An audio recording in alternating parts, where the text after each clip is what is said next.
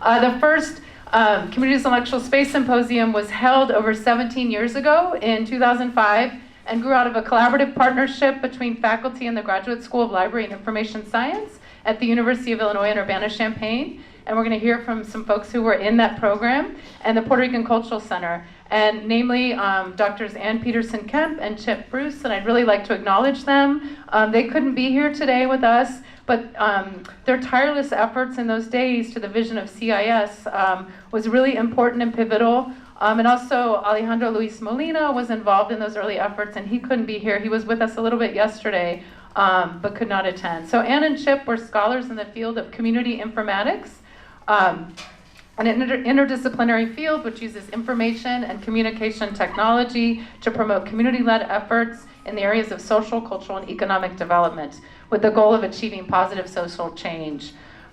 They began by instructing classes in the community, bringing their students to learn from and with the community and develop projects that could address meaningful needs. From that emerged the CIS Symposium, which intended to bring people from all walks of life, and this is a quotation from the Symposium program, bring people from all walks of life together to develop critical, socially engaged intelligence, which enables individuals to understand and participate effectively in the affairs of their community to achieve a common good. It was usually convened around the Puerto Rican People's Day Parade in June, and the event brought together academic scholars, community leaders, and residents, teachers, artists, youth, in engaged dialogue dedicated to themes such as critical pedagogy, community building as curriculum, and Antonia Darrar, who's one of our plenary, was the keynote speaker for that, and the aesthetics of resistance also.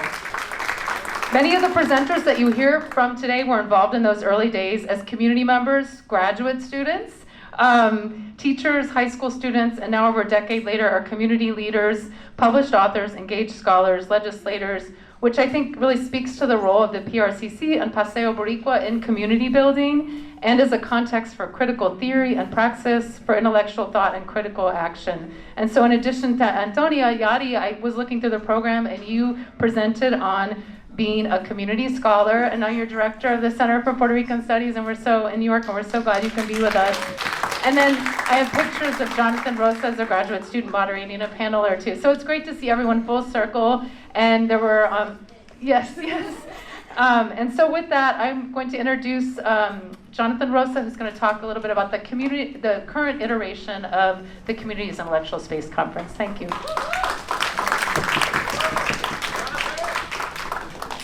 Thank you, Laura. I have to say, Laura has been an incredible collaborator. We've been planning this event for a couple of years now, working with the various center initiatives and programs, and it's wonderful to be able to be together this weekend.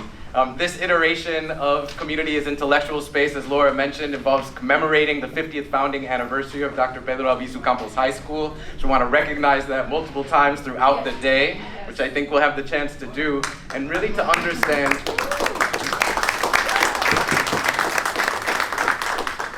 to really understand the unique nature of so much of the work here, which has involved creating our own approaches to sustaining collective well-being, understanding the need not just to present quick fixes or simple solutions to profound societal problems, but rather to work together to create alternative institutions that can protect us, that can sustain us, and allow us to respond to the challenges that we're facing in so many different aspects of our everyday lives.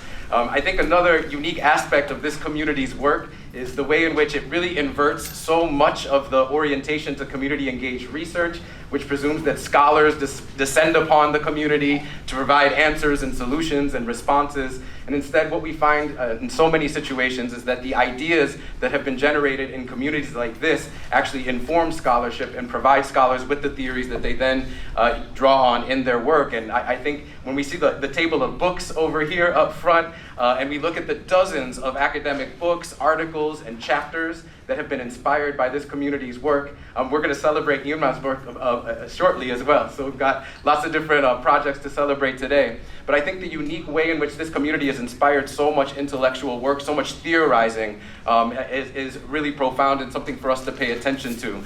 So we hope to have the chance to bring attention to so much of that work today. With that said, I think we want to get right into our keynote conversation. So I'll go ahead and introduce our keynote speakers and then ask them to join me on stage. So first, I want to introduce Dr. Yarimar Bonilla. Dr. Bonilla is director of the Center for Puerto Rican Studies and professor of Africana, Puerto Rican, and Latino Studies at Hunter College, as well as professor of anthropology at the Graduate Center of the City University of New York. An award-winning scholar and prominent public intellectual, Dr. Bonilla has contributed to The New Yorker, The Nation, and The Washington Post. She writes a monthly column called En Vaivén for Puerto Rico's newspaper, El Nuevo Día, and has appeared on National Public Radio and Democracy Now! She's author of the books Non-Sovereign Futures, French Caribbean Politics in the Wake of Disenchantment, Aftershocks of Disaster, Puerto Rico Before and After the Storm, and Trio Remixed. Her digital projects include Visualizing Sovereignty, animated video of Caribbean political history, and the Puerto Rico Syllabus Project. Our second keynote is Dr. Antonia Dalder. She's Professor Emerita of Loyola Marymount University, where for more than a decade she held the Levy Presidential Endowed Chair of Ethics and Moral Leadership. She is an award-winning author and editor of more than 20 books in the field. For nearly 40 years, Antonia has worked tirelessly to counter social and material inequalities in schools and society. Her critical scholarship and activism over the years has consistently focused on racism, political economy, and questions of social justice. Through her decolonizing scholarship on the body, ethics, and methodology, she's contributed to rethinking questions of empowerment and liberation in the lives of oppressed populations. Beyond academia, she is a poet and visual artist. Her lived experience growing up in poverty, her struggles as a single mother, her battles within the academy, and her love of life are essential to her commitment to fighting for a better world. Please join me in welcoming our keynote speaker. It's wonderful to be in conversation with you. I thought one way that we could get started would be for each of you to talk a little bit about the relationship between your scholarship, your academic work, and your engagement with communities like this one specifically over the years, because each of you has spent a great deal of time here, and your community engaged work more broadly. So yeah, it would be helpful for us to just kind of have a little bit more context for your relationship with this space. So Antonio, would you get us started? Okay. So this is on, right?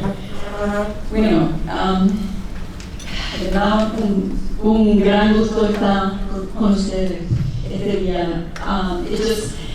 I am so happy. This is the first time that I presented in a while. I've really gone through a hell of a year and was in a major car accident. Still suffering from a concussion, so I got my notes to make sure that I don't ramble too much. Pero estar en este espacio is like a super incredible moment always for me, because the PRCC since its founding has been an absolute, light for the Puerto Rican community and diaspora. For many of us who have been working in other communities, and then those of us who enter academia, to know that that PRCC was at it, adelante, moviendo, pregando, oliendo, was a real sense of having our back, in a way that sometimes we don't think about it. People think that the university has a back. That is just bullshit. We're talking more about that. It does not have our back. It does everything it can to squelch our spirits, to squelch our knowledge, to take away our wisdom. And so for me, coming here is always like reigniting, speaking and seeing so many incredibly strong women working, the men who have continued over years, people who have been incarcerated and continue to be here to be a light for us, to remind us what it's like to deal with the tyranny of the United States that continues, that sometimes people seem to forget in the middle of entertainment and social media. And so being here is just like coming home. The first time I was here was, back in the 90s, when the whole crazy thing of Clemente happened, when the little opportunity that PRCC was able to do to the councils to get some power back for our communities, and suddenly to have everything turned around as if somehow, they were terrorists, Es una locura. It's the craziness that we find in our communities whenever we're involved in struggle. And to be able to come and hear the testimonies of people, to be involved in writing about, what is the plan, where do we go from here, and then to be here today and see how much of that moment was realized. I mean, that to me is like gold. Es el oro que tenemos en las comunidades that sometimes we forget. I'm going to stop there and give it to Yadi, because Yadi grew up in this community, and I know that she has a lot of great stuff to say. Thank you, Antonia. Thank you, so nice to be here and see so many beautiful faces. So this is, I have to apologize, I'm like deeply in my feelings, was already in my feelings with everything going on in Puerto Rico, even before Fiona, it being the anniversary of Maria, and then Fiona, and then being back here. It's actually a lot.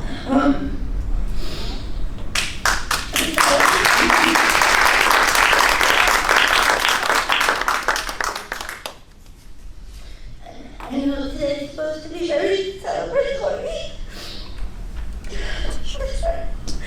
But this has been a place of healing for me, for a lot of us. But to talk about healing also means to recognize the wounds and the trauma that we suffer as a people, as a community. I'm sorry, I'm really sorry. I'm sorry. And Antonia here, she's dealing with her effects of her concussion. We're all here dealing with so many issues, personal and societal, and there's always the humor, there's always, the fight with the annoying deal, the cousin not acting right in the middle of the hurricane. So, there is all that, and that's part of why community is so important. I've been a little bit alone in New York, isolated to do academic work, which is what academics tend to do, to isolate themselves in the ivory tower.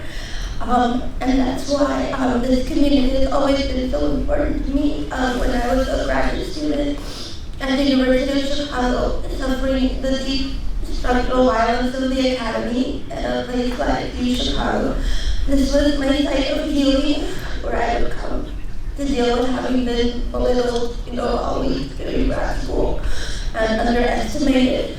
And so this was the site where I came to remind myself why I was doing that, what I wanted to do, why I was putting myself through that, and also to gain a lot of wisdom here. So it's hard for me to say how has this place influenced me intellectually and politically, because it's just fundamental to who I am and to what I've been able to do. So I'll just, I think for now, that's it.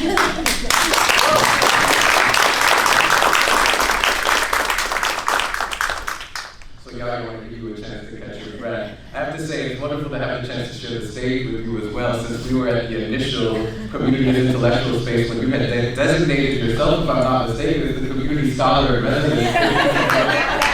You were our first fellow.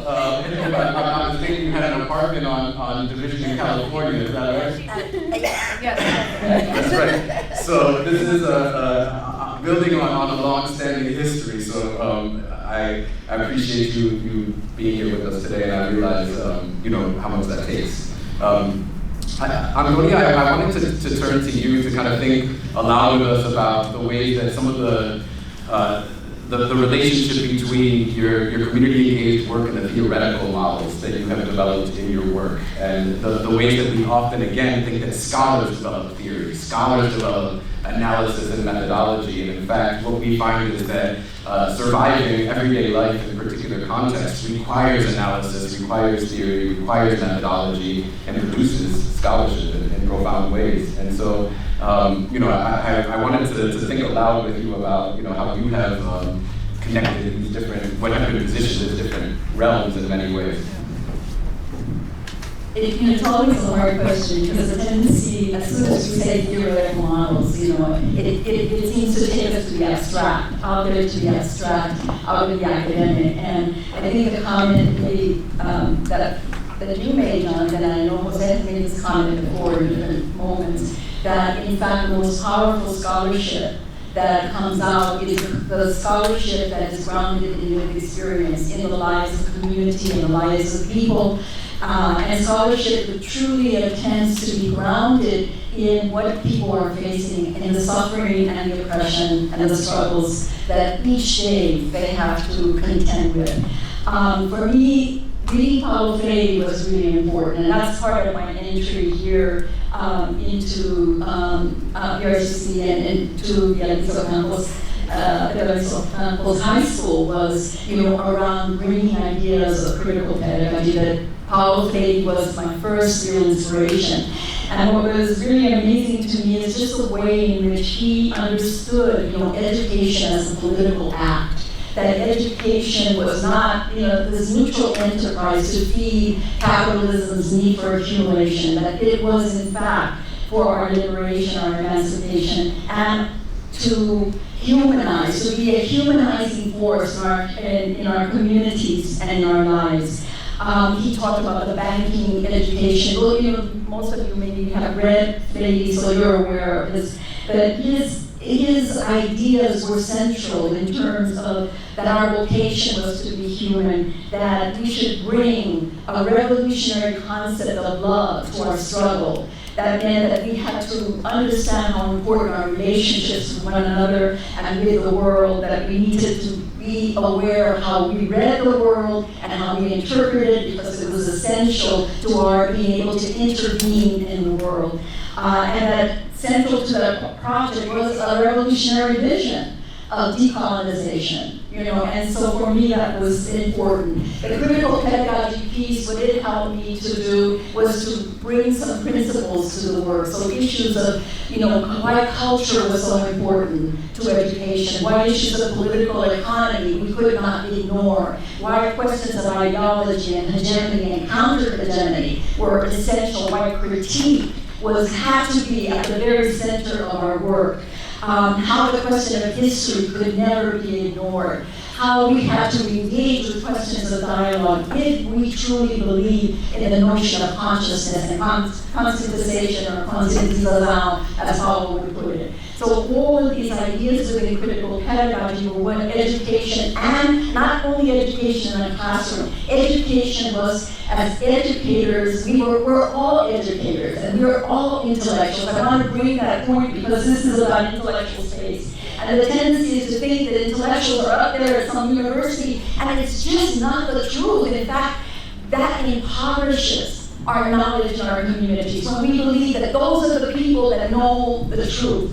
And I'm a person in that academy, and I can tell you that my work was about fighting like hell to try to break through many of those ideas that were absolutely oppressive ideas. People talking about people on welfare who didn't know one damn thing about what it was like to live on welfare. And I remember being in a meeting, and everyone is going around, and they happen to all be men.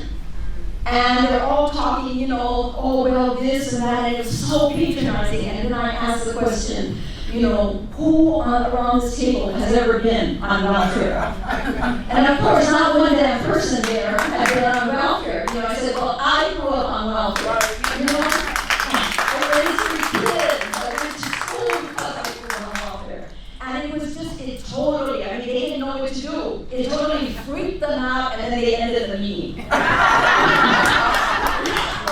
So these issues, have been important. They're not just theoretical issues. So the issue about critical pedagogy then wasn't enough, because I had to think about it within what I call my cultural spaces. And that wasn't only in terms of culture. That was about that our political reality creates a culture in which we struggle. And it also creates a culture in which we survive. And that we have to understand that this was central to our work as educators. To ignore that was absolutely impossible. To look at the politics of language. We often talk about racism, and people don't, historically, we start wherever we're going to start. That racism begins as a linguistic racialization in Rome. It was the language you spoke was the reason why people were oppressed and excluded. And so that continues until this day. The language we speak, or if we speak with an accent or como sea, that has a lot to do about how we're considered to be, whether we're considered to be intelligent or not, or whether we should sit at the same table or not.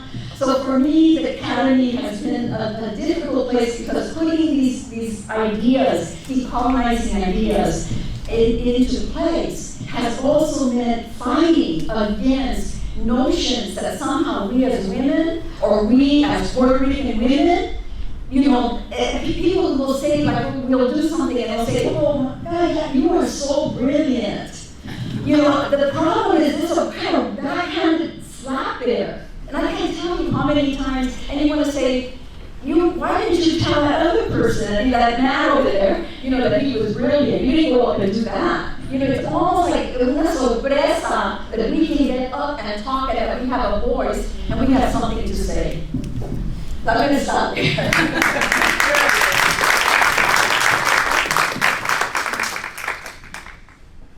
So the question of intellectual ideas that emerged for me that I engaged with in this community, I'm sure there's a lot that I could say, but I'll just go with the one that comes first to mind. Is sitting in the old it's high school, in the basement, we have the big meeting, and we need to comandar de Michael's text. So I don't know how if that was a sustained thing or if I didn't happen to be here at the time when that was happening, but to me as a grad student, switching from the seminar room, reading the very dry and detached academic text about political conditions that lead to uprisings or whatever, and switching to that to reading texts by people engaged in uprisings and in really thinking about how do we change this world for ourselves, and how do we analyze what's happening in this political movement that we're in. I think those conversations were the ones that, it's not that it taught me, it's that it showed me in real life how everyone is theorizing their world, how there's not this distinction between the doers and the theorists, or people who are living and the people who are theorizing. Everyone is assessing the world around them and trying to develop theories about what the hell is going on. And how can we make it different? How can we make it better? So I think that, with the kind of concept of anthropology, which is my background, which in theory suggests that there are multiple ways of viewing the world, multiple ways of being in the world, ways that we don't necessarily know and understand, but that are not right or wrong, but just rooted in a different reality.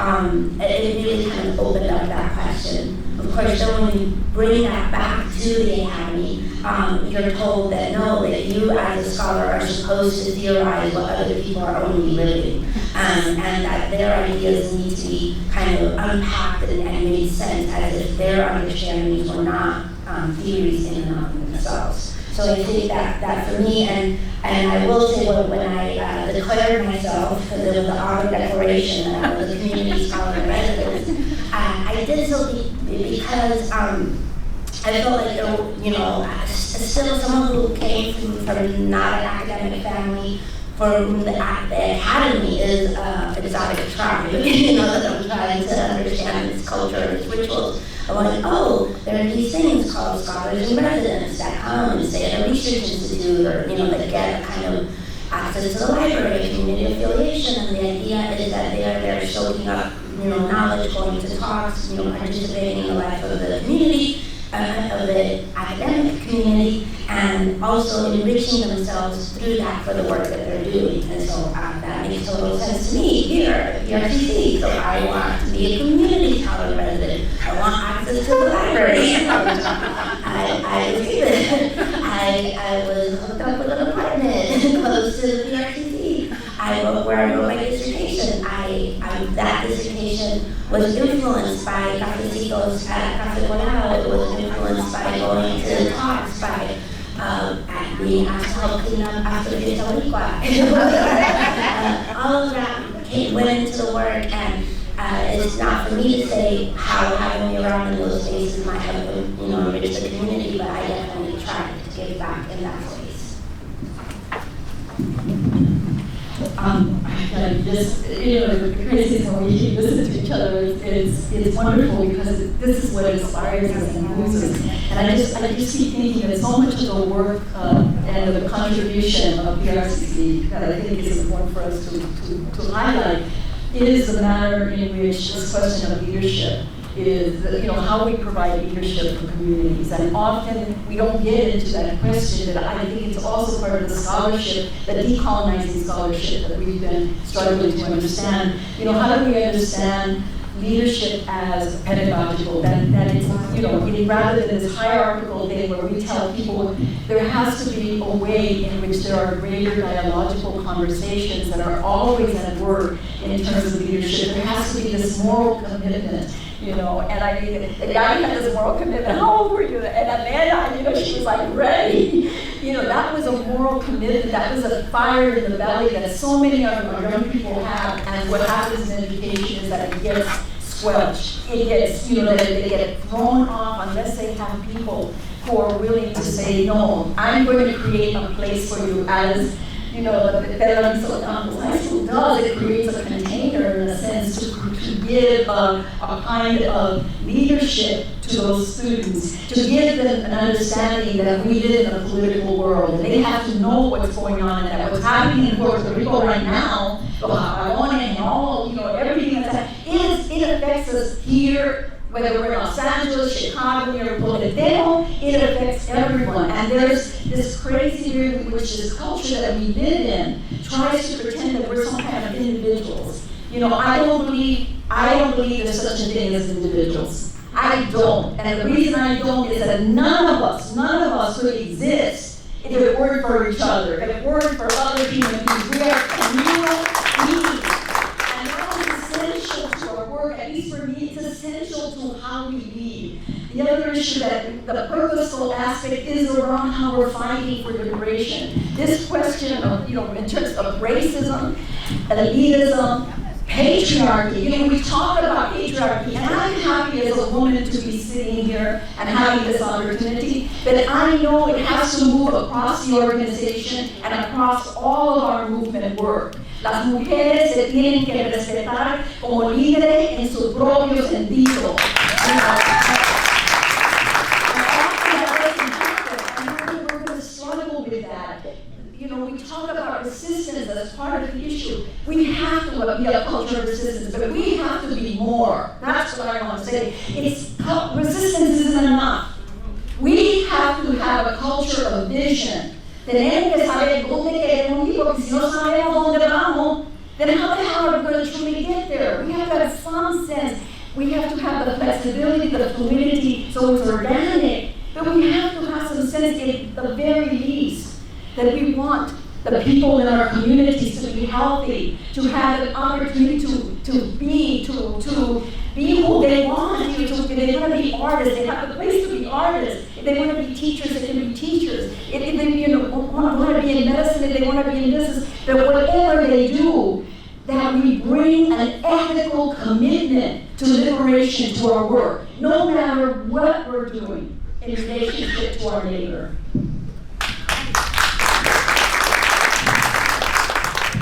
Antonia, as I listened to your talk, I'm brought back to my initial encounters with your work when I was an undergraduate student majoring in education, and I first encountered your writings on critical pedagogy, on the racialization of language, which inspired so much of my work over the years. And part of what has always struck me about your work is the way that you didn't just seek to reproduce Paulo Freire, you sought to reconceptualize Paulo Freire based on the realities that you were facing, that you were making sense of, and that the communities that you were working with were making sense of. And I appreciated your capacity to reframe, to rethink, and to kind of push ideas in different directions to reach different audiences. And that was the question that I wanted to pose to both of you. So, as we transition a bit, Yadi, I know that you have played with different genres in your work, have sought to reach different audiences. Your columns, your documentaries, the Aftershocks of Disaster is a very experimental volume in so many ways in terms of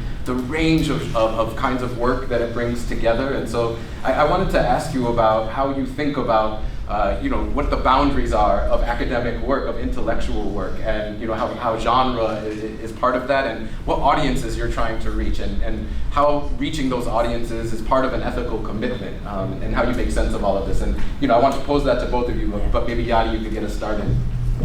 Sure.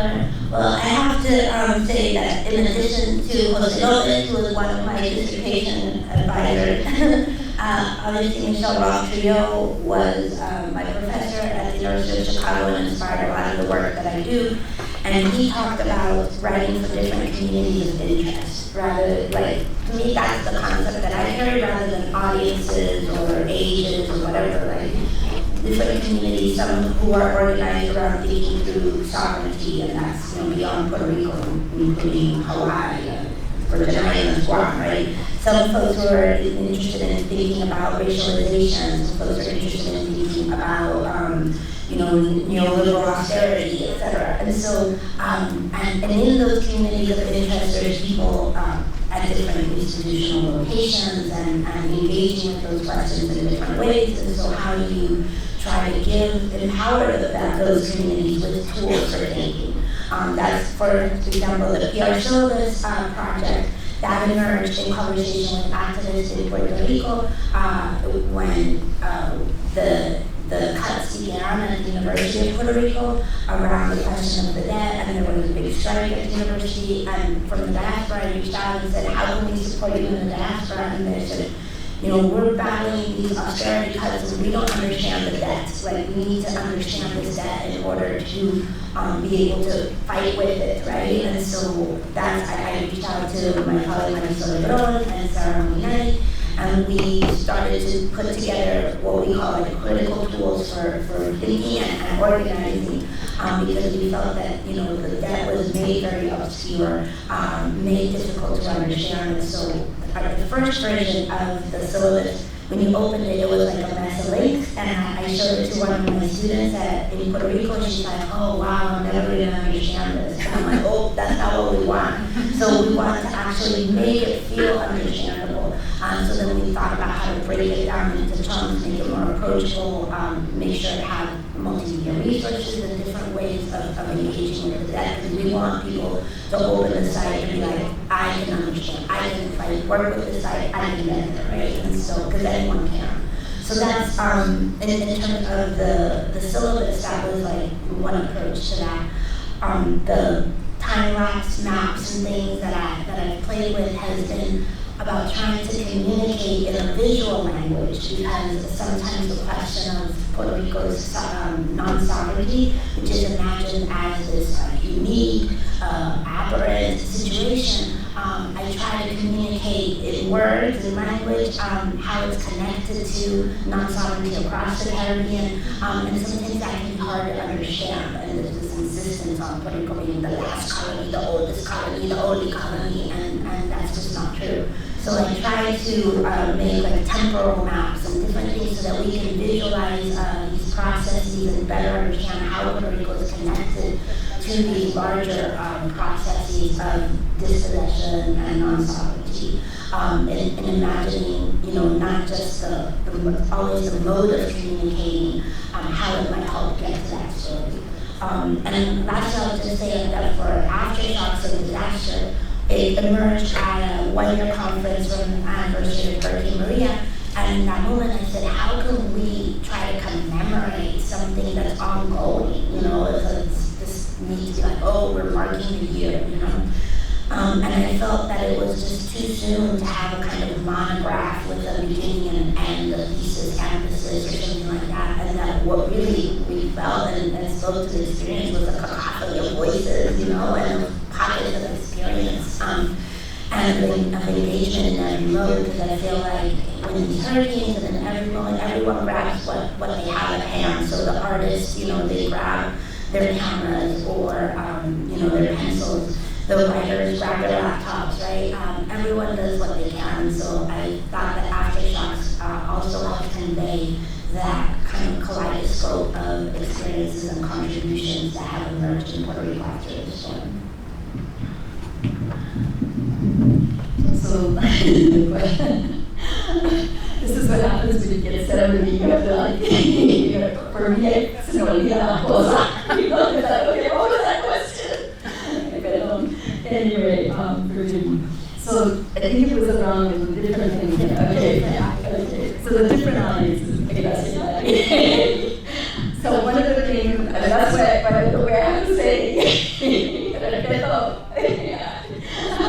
because you can go on with dates like this. I don't know how to do that. You can get it out, right?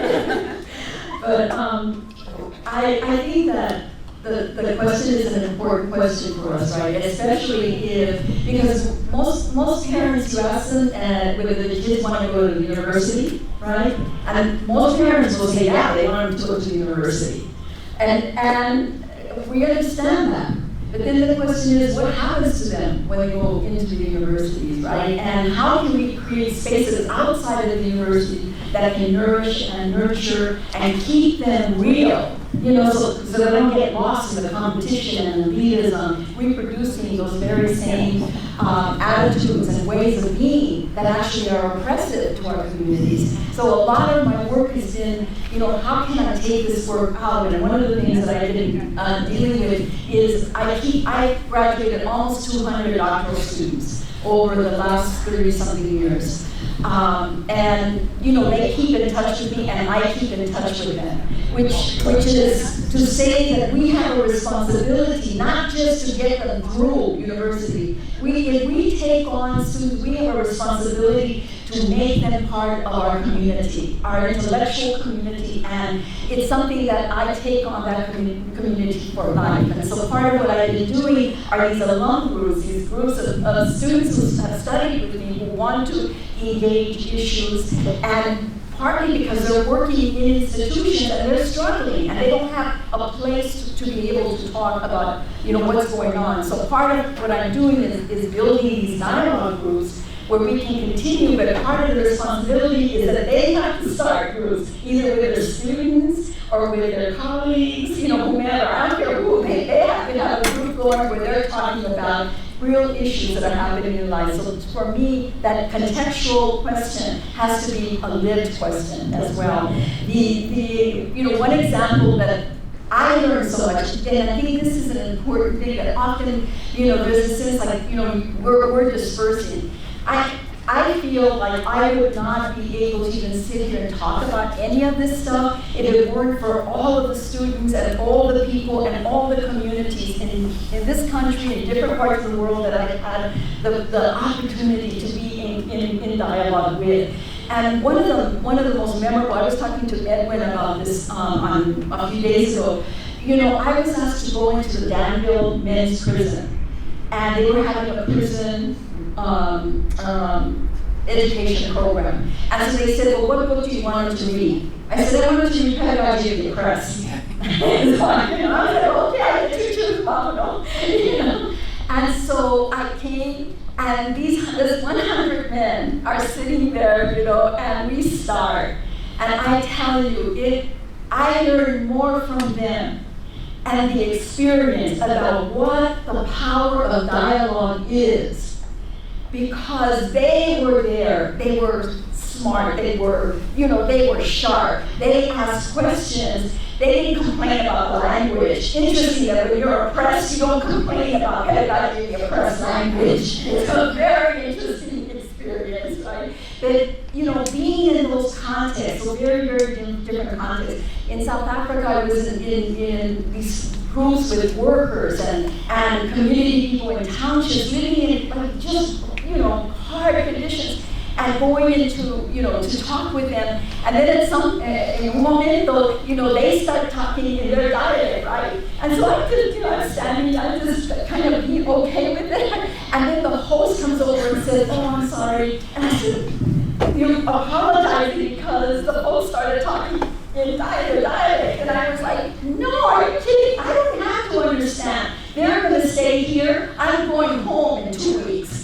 You know, it's like really positioning ourselves honestly and truly, not as authorities, but being there to be in solidarity. So this work that we do, whether we do use the media, when I was at UIUC, I did a film that actually was an award-winning film. It was crazy. I never would have thought 20-minute documentary on the pervasiveness of oppression on the university. And it was done with students, and it was done with community members. And that's where we found out that the Klan was active in Urbana. You know, they were burning crosses in Urbana, and most people living here didn't even know that that was a reality, that had happened, that there used to be a Pan-Hellenic, you know, a group that was actually run by Klan members.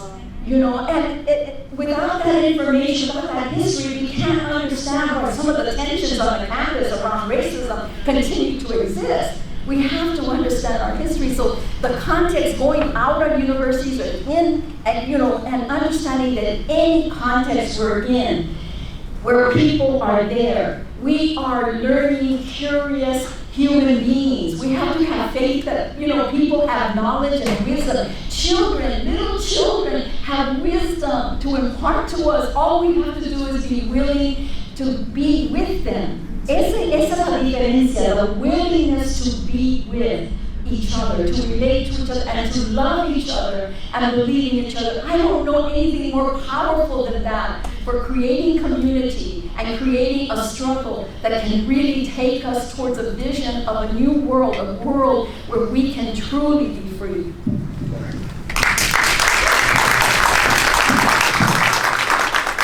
So I want to make sure that we have time for questions from the audience. You know, I have one more question if there are no questions from the audience, but I assume there are questions from the audience, so I want to leave as much time as possible, and I can make my way around with the microphone.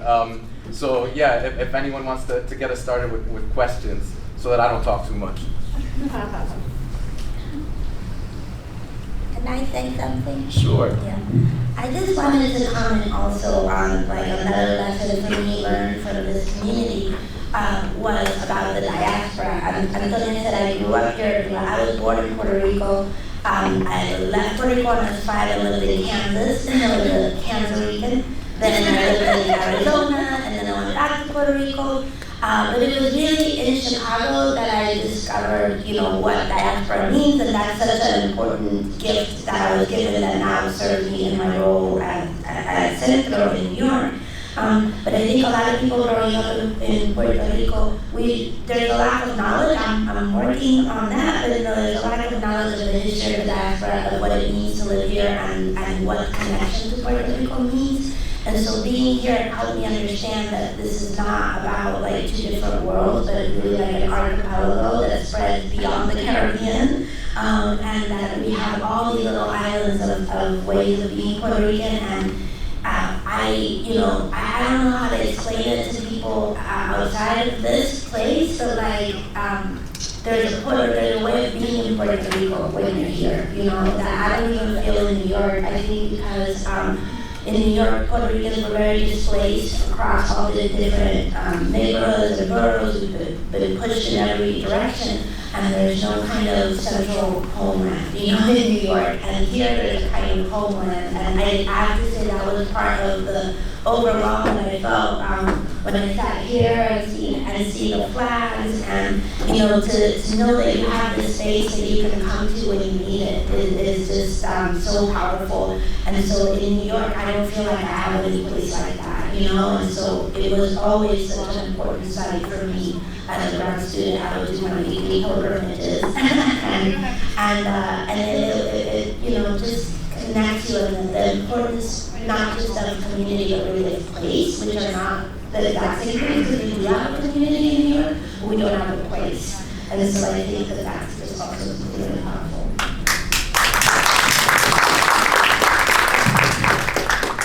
So I'm curious whether anyone has questions for our speakers.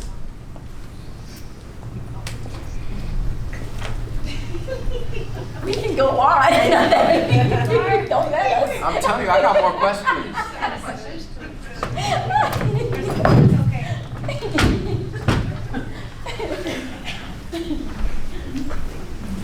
Okay, guys, I'll go first. No, it's I was a trustee of the University of Illinois system, and as a trustee, the only reason I learned about the Ku Klux Klan on campus was because someone from the community, a couple, people from different communities let me know about it. And not only that, but sent me literature that was being planted in the library books. The only reason I was able to expunge the records of the students in 1992 who protested against racism and were arrested by the police was because somebody told me. So how do you see the faculty getting those messages to the trustees who are the ones in charge with, among other things, with giving educational direction, to the institution in the big sense? Because I had to work overtime, stay up until 11:30 at night, doing my own intelligence, fact-finding, how did my comments, I made these comments as a trustee. Did you ever hear about it? So how you would, in your experience, what ideas do you have for that? Because I think that's important. Otherwise, we can't get people to serve on boards and help democratize the institution and help the institution develop policies that are based on experiences that are genuine and authentic.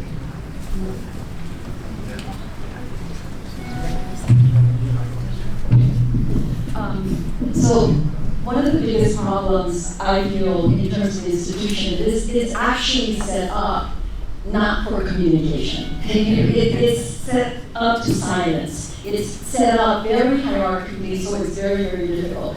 But, the faculty themselves are really not that active. And one of my frustrations when I came to URBC is that there's people teaching Marxism, and there's people teaching Latino studies, and there's people teaching, courses that you would think would be more leftist in orientation, or at least progressive, for heaven's sakes. But ask them to come out to join students when they were protesting was impossible. I mean, it was like they didn't have time. It was almost like it was an annoyance to them. And it was, to me, it was an abandonment of their duty as people who are writing and using the histories of people who struggled for them to get tenure and to write their books and all of this, but not be involved in communities. And so the issue continues. So there has to be some way of changing the communication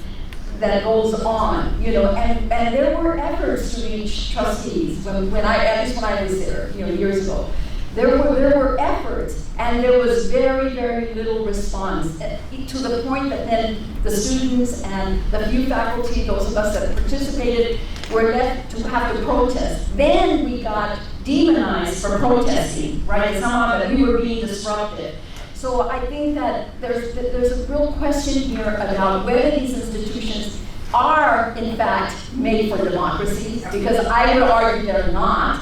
And part of our struggle then is how do we create counter-hegemonic or democratic pockets or spaces for us to have the kinds of conversations that are necessary, that are often so squelched within classrooms or within the different meetings that go on within these institutions. I'm sitting here trying to think what to say about Kiwi, very aware that I'm on the mic. So I'll just say that and part of why I love being a Kiwi is because I say that it's like La Yuki in New York. So with all the good and bad, so it has the best students, the students I want to be, in dialogue with and mentoring and supporting. But it has all, it has the kind of you meet the best alumni, the people who the community that they like to celebrate it very much as a site of upward mobile, you know, but you do need like amazing people that were able to like springboard into, you know, becoming the leaders of the Latino community, of different ethnic communities in New York. But it's also incredibly weighed down by bureaucracy. The professors are working under very tough, you know, conditions of austerity in both EPR and HME. And at times, you know, a lot of dreams, you know, about how we could rebuild or how we could like transform ethnic studies and these different things, they, you know, I feel like it's hard to implement them at times, and it can be discouraging to see, for example, you know, Centro emerged 50 years ago also through community struggle as part of a larger ecosystem of Puerto Rican studies departments that are now either gone or severely underfunded. So it's, you know, and there are moments like after the death of George Floyd and these different moments where you hear a lot of institutional commitment, but then, you know, you don't see the transformations in the way that one would want. Off the live stream, I can say more. I think we have time for maybe one or two more questions. If anyone else has anything they'd like to ask, sure.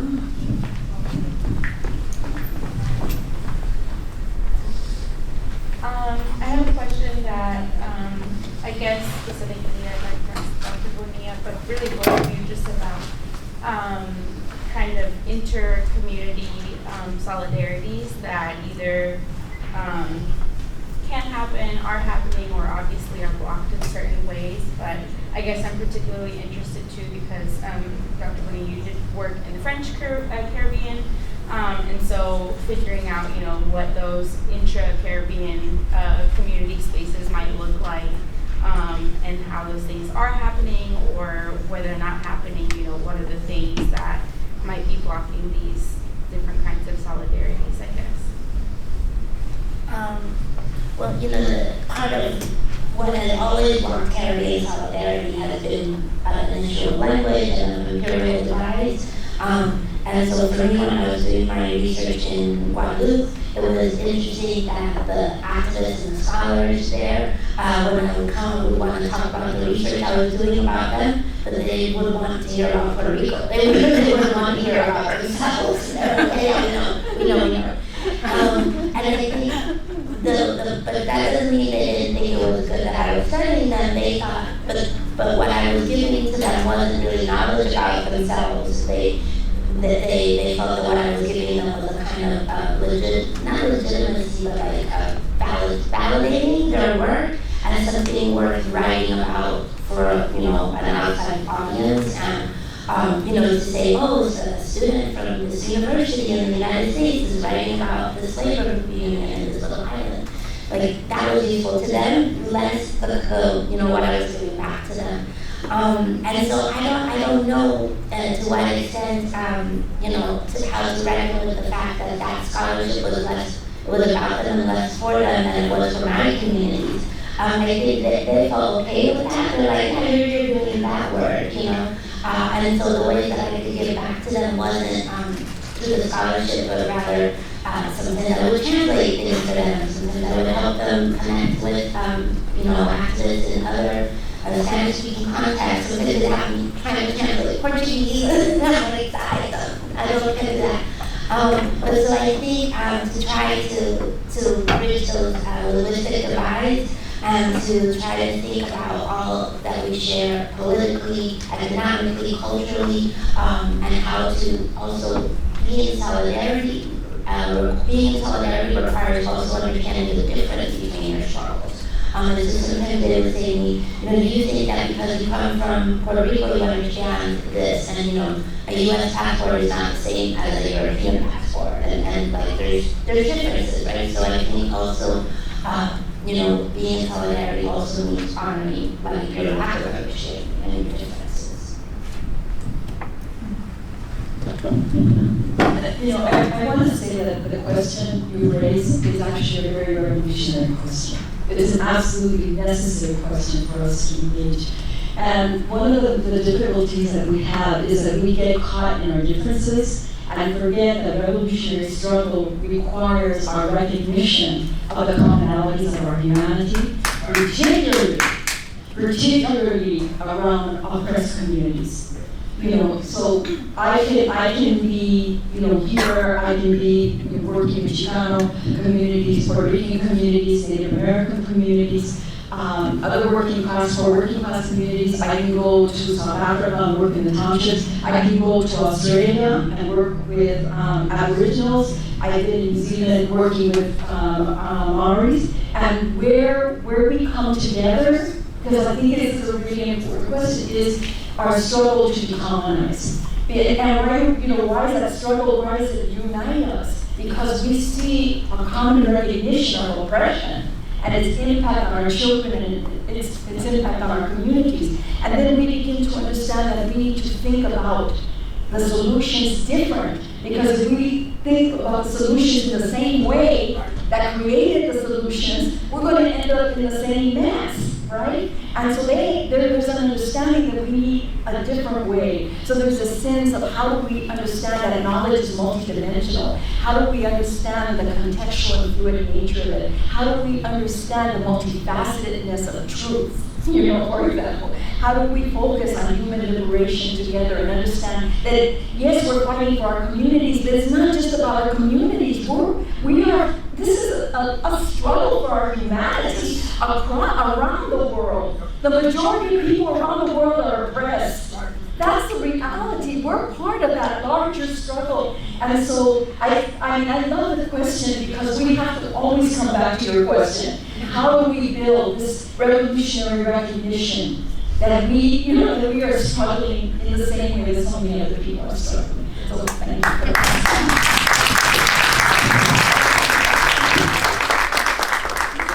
Unfortunately, we actually have to wrap it up. I wanted to thank Antonia. How am I going to stop? When I look around the room, I get to go down, it's at the Puerto Rican, you can't shut up. I love it. We're going to have our voice. I'm looking around the room, and I'm 70. I don't want to call you out, but there's a number of people that are more than 70, and there's folks that are getting close to there. And so I've been thinking a lot about the issue of elderhood. What does it mean to be an elder in revolutionary communities? We have to think about that. We have to think about, what are we going to leave? Are we going to leave young people without a vacuum of leadership because we haven't created the spaces for truly, expanding the sense of leadership? And what is our role as elders? How do we support young people? Young people, if it weren't for them, vamos al carajo. Seriously, because they're still, they're like, wait a minute, what about this? And they see the contradictions, where some people become so domesticated, right, in the course of growing old, and they remind us, like, what about this? And so I just want to say that we need to think about this more. Those of us we have to move out of the way. I retired. Why I retired? Because there needs to be a younger person there, and I need to figure out what is my role now, a meaningful role for us. Let's go back to cultura. La cultura donde teníamos un lugar, in indigenous communities, like yayas, the grandmothers, especially the grandmothers, by the way, they had an important role. We have an important role in terms of supporting the struggle, but we cannot think that it's the same role that we played when we were 20 years old, or 30 years old, or 40 years old, or 50 years old. We got to move over, we got to support people, and we got to create opportunities for more leadership, more communal leadership to arise and to take on this struggle.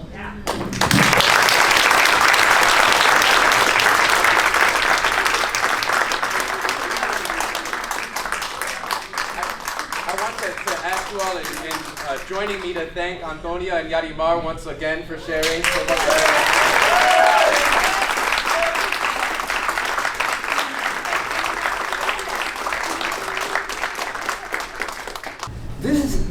This was a community, a very, very, very difficult community. This was a place where Puerto Ricans, especially Puerto Rican youth, were being mistreated. This is a community that had, okay, thank you, my daughter. It helps. So when we decided, or when it was decided to start dealing with issues that were very, very crucial to the Puerto Rican community, I can jump into something that is this particular building. There is a high school a little bit north of here, which used to be Tule High School. My brother and I studied at Tule High School.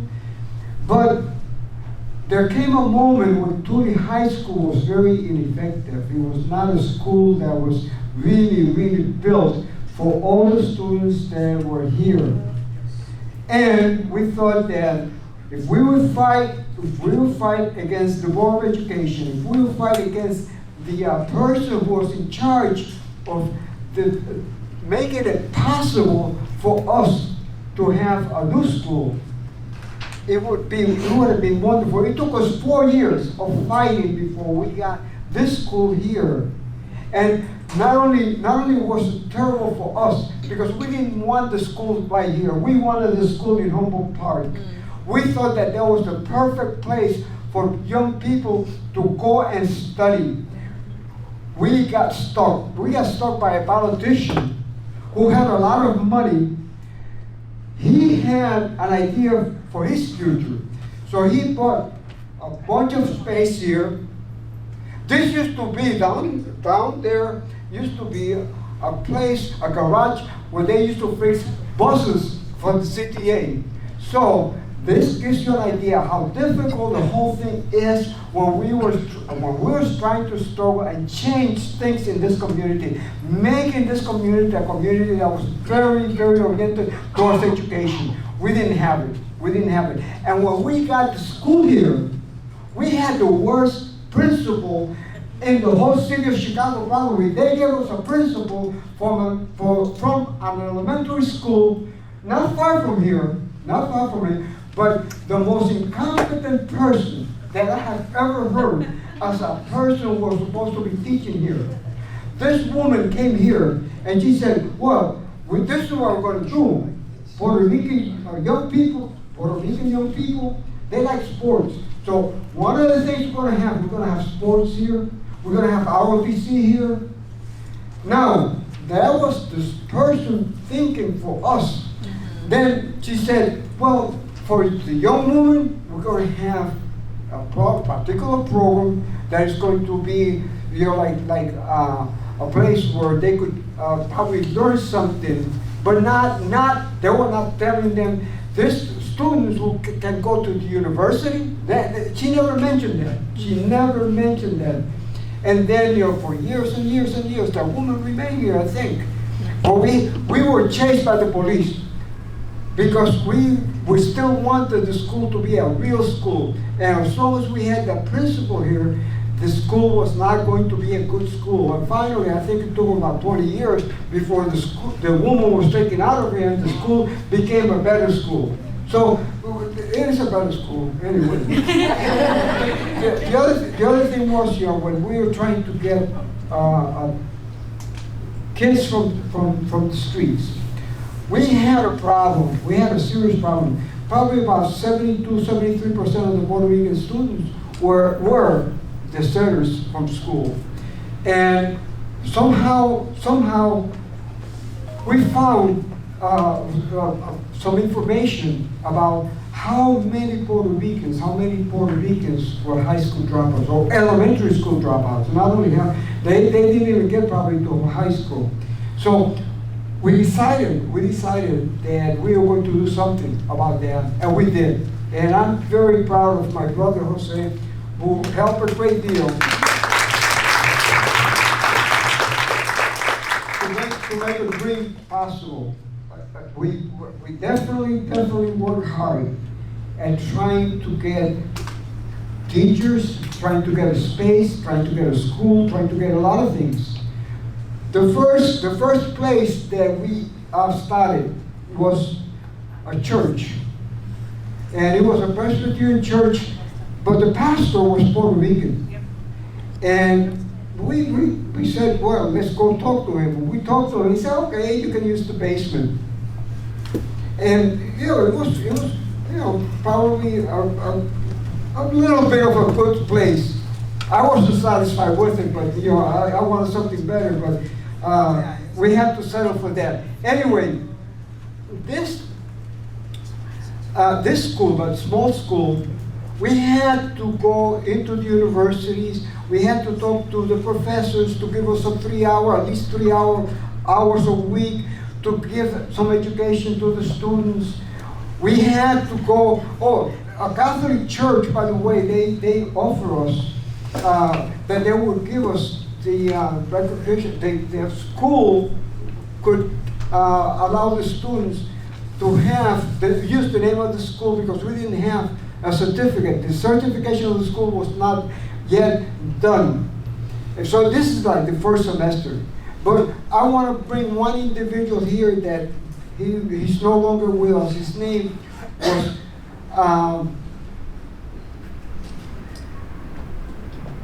damn. That's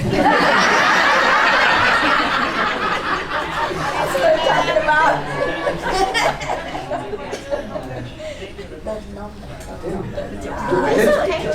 Jim Blau. His name was Jim Blau. Oh, good.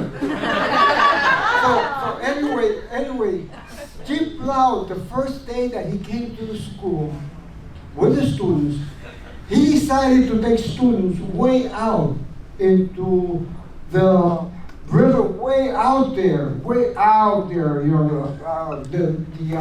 river that goes from way north to the south. I even forget the name of the river. That's how bad the situation was. Anyway, he took a group of students, and what he wanted to do with the students was to teach them how the earth is built, how the layers are there, how they can see and look at the layers and see how beautiful that piece of land, and the river too, because the river was there. Anyway, it was real beautiful.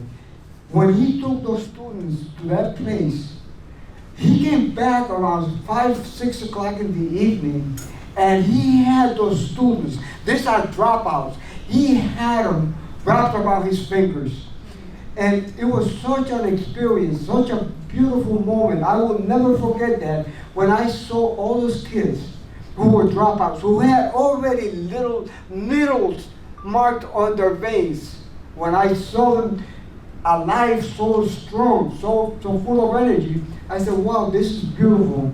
And it was beautiful for about six months, because one day the principal came after we had done all the work and we had students in there and they were doing good.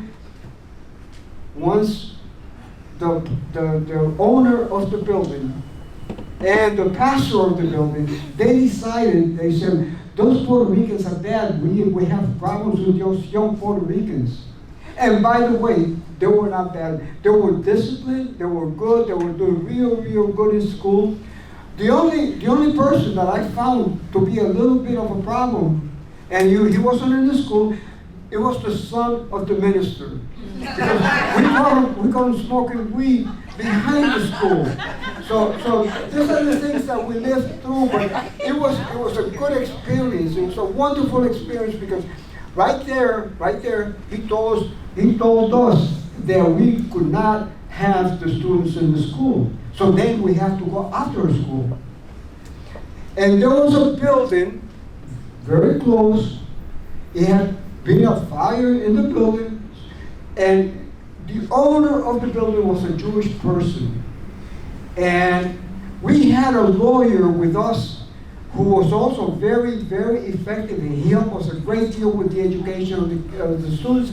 To build a school, he helped us a great deal.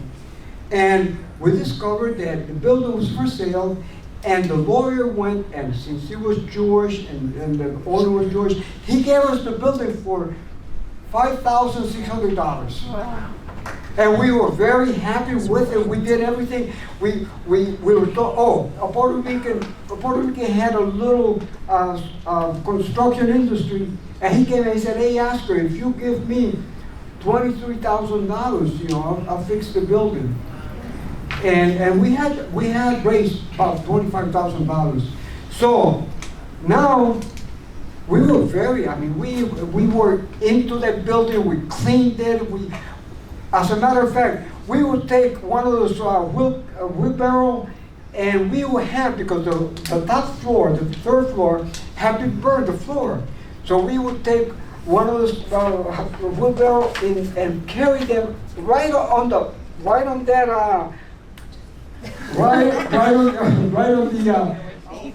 this piece of wood. But we definitely did the work, and it was once it took us about probably 6 weeks, 7 weeks, and we had that building immaculate, beautiful. Now there was a Puerto Rican lady who was a sheriff, and she went around the whole community telling the people in the community not to allow for the school to get a certificate. And all of a sudden, everybody went against us. Now we had the building, we had the school, but we couldn't use the building. So we ended up right on the, well, I cannot see it from here, but there's a church, you know, like probably about half a mile from here. And that church, we went to talk to the main person in the church, and he told us, yes, I will allow you to use the school, but you gotta raise $1,200 a month. So every month, for every month, we had to come up with $1,200, but we did. And one of the best things that I can talk to you about was about an individual student who, he was a university student already, and we had gone to the universities, and we had told the students at the university, hey, listen, you will have to help us, because we help to open up the doors of the university, so you will be the tutors for the young people. And it was really, really, really, really nice. And then every month we have to do something. We have to wash cars, we have to do this, do that, but every month we'll come up with the $1,200. And the school lasted until 1975. In 1975, Walgreens had a building, and Walgreens wanted to sell the building, so we bought the building from Walgreens, and we built a school there. That school was so beautiful when we finished it that we were extremely, extremely proud of the school. And that school was completely, I mean, I'm talking about a real school. And something happens always. We had the school, we had the students, we had the name of the school, we had everything. And I wasn't here any longer. I had been pushed out. I'm going to use from 1975 until 1983. I'm going to bring this in real fast because something happened in 1983. In 1983, the FBI came into that building, took everything that was inside, all the computers, everything that was inside the school that they thought that they could take, and they thought that they were going to close the school. And it just happened because we had a terrorist school. It was a terrorist school. I guarantee every single person here that there was not a single student there who had been exposed to any activity that was considered terrorist. But you see, it was me who they were after at that particular moment. So it just happened. You know, they just thought that they could close the school, but the school was not closed. And then the next step that I'd like to bring in here about the school not being closed, and in 1985,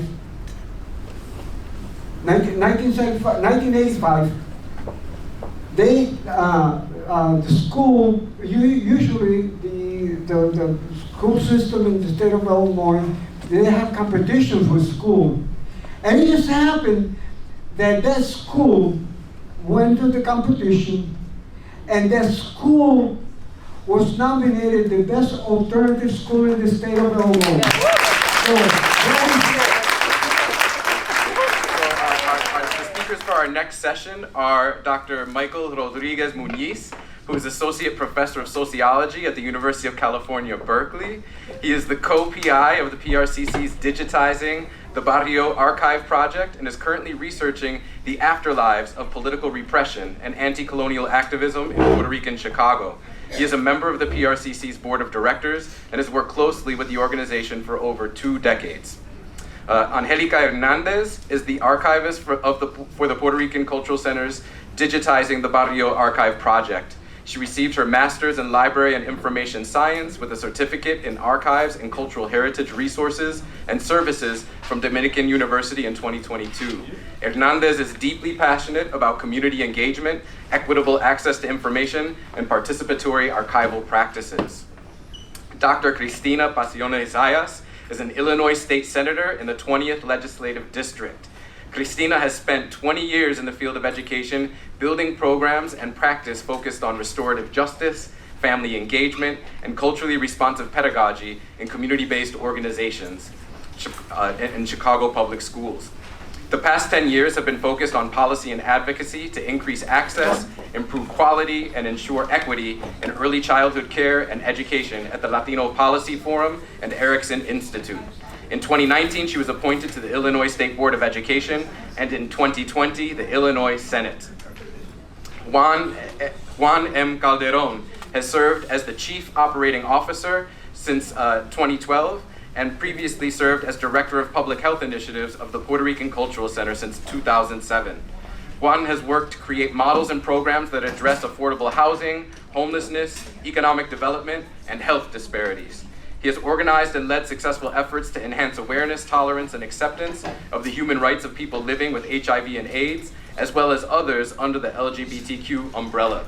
Mr. Calderon is an activist and a community leader who advises local legislators. He is passionately active in policy efforts in the Chicago City Council and the Illinois General Assembly. Mr. Calderon led advocacy efforts to establish SB 1833 cultural designated districts to create Puerto Rico Town. Please join me in welcoming our next group of panelists. So some of you that were on the tour yesterday were able to see the space, but we're going to be talking today about this new project, Digitizing the Barrio. It's an ambitious project, but it's also one that's very much a work in progress. We think of it as what critical archivists think of as both a kind of slow and also urgent archive. And so we're going to talk about the origins of the archive and kind of like where we see the project going, connected to that issue of sustainability, which is the theme for today's panel. So a lot has already been said about the history of the Puerto Rican Cultural Center, so we're not going to spend a lot of time on it, but obviously there's 50 years of history of community building, of resistance, of anti-colonial work, of building alternatives and parallel institutions, programs and projects that folks that were on the tour yesterday were able to see, and you can also see in the packet. And so here we are, you know, around the 50th anniversary of Pedro Albizu Campos, but also the Puerto Rican Cultural Center.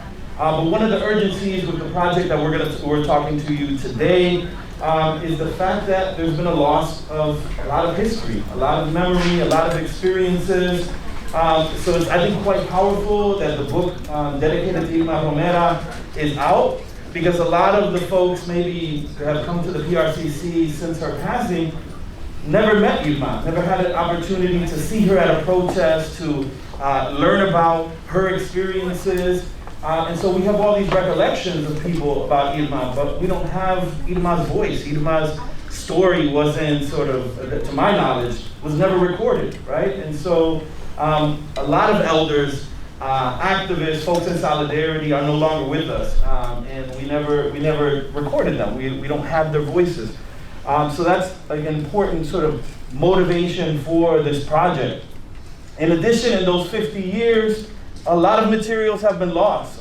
You know, when we started thinking about this project, Jose spoke to us about basements that were flooded with documents, letters, correspondence, all kinds of things that no longer exist as a result of floods or fires or people accidentally throwing them out, moving from building to building. And of course, this takes place in a context of gentrification, right? So we've seen in the community over the last several decades, murals that were important to the community's history, demolished buildings that are no longer there, all of those things impacting the community's history. And so again, another reason why there's an urgency for not only the Puerto Rican Cultural Center, for the community at large to invest in preserving its history. In case you're wondering, the little star is where the archive is currently located. So before we get into the actual project itself, it's also important to know that the PRCC and its collaborators, both scholars and community archivists, have tried on various occasions to preserve some of this history. So in this occasion here, one example that we have is work that Margaret Powers did to collaborate with her classroom at the Illinois Institute of Technology in 2012 and 2013. And so the idea was to digitize, document, and distribute, drawing on materials that you can see in one of the slides. If you're able to see, I apologize that this is not the best setup for everyone to see the presentation. And so the goal of that project, that Margaret, who's also part of this project, was attempt to organize the collection and ultimately digitize and distribute it online for the general public, the community, and beyond. But as we talked to Margaret about those experiences, she talked about the challenges that project entailed. So they developed a plan that some of you can see here, but she said it ultimately didn't really work out because none of the students in the class that she was working with were from the community or had much knowledge about the community. They were only invested in preserving and doing this project as part of a class, not as a longer-term commitment to preserving the history. They tended to be more interested in the technical aspects of it rather than the political, historical aspects of preserving. And so as we were beginning to think of the project that initially became the Puerto Rican Chicago Archive Project in 2018, is to begin thinking about, okay, how might we develop a project that actually, we can carry it to fruition, that we can actually develop it, unlike the various other projects, important projects in the past, but that haven't really taken ground. So immediately when we started having conversations with Jose, other members of the Puerto Rican Cultural Center board, there was a lot of excitement.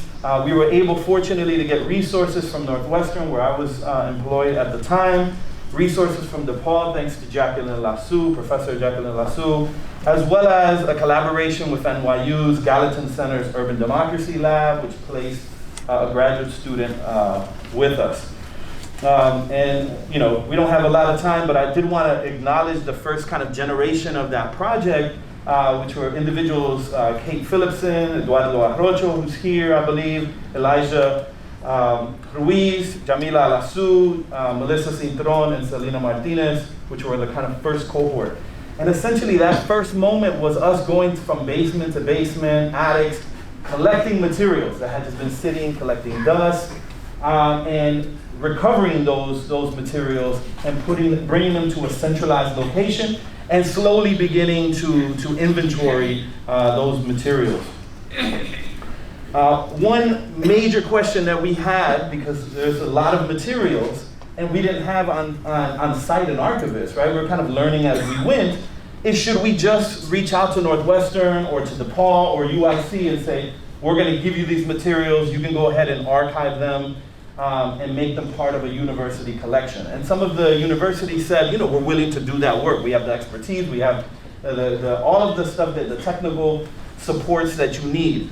And we had a discussion about that, and we said, no, we're not going to do that, because what we want to do is, even if it's slow, even if it takes time, even if it's more difficult, we want to build the archive from the ground up. And that's what we've been doing. Obviously, the pandemic, kind of slowed down our progress, but that was the motivation. And we wanted something to be grounded in the community, community-led, community-based, and that we would build, that capacity going forward. This is the end of my portion, and now that was the first phase of our work, and now we've entered the second phase, which Angelica is gonna discuss.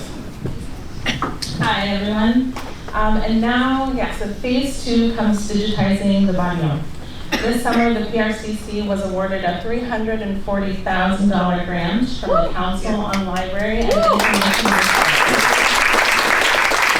Which was made possible by funding from the Andrew W. Mellon Foundation. So this grant is also a part of CLEAR's Digitizing Hidden Special Collections and Archives, Amplifying Unheard Voices program, which seeks to deepen public understanding of the histories and experiences of communities who have insufficiently been recognized.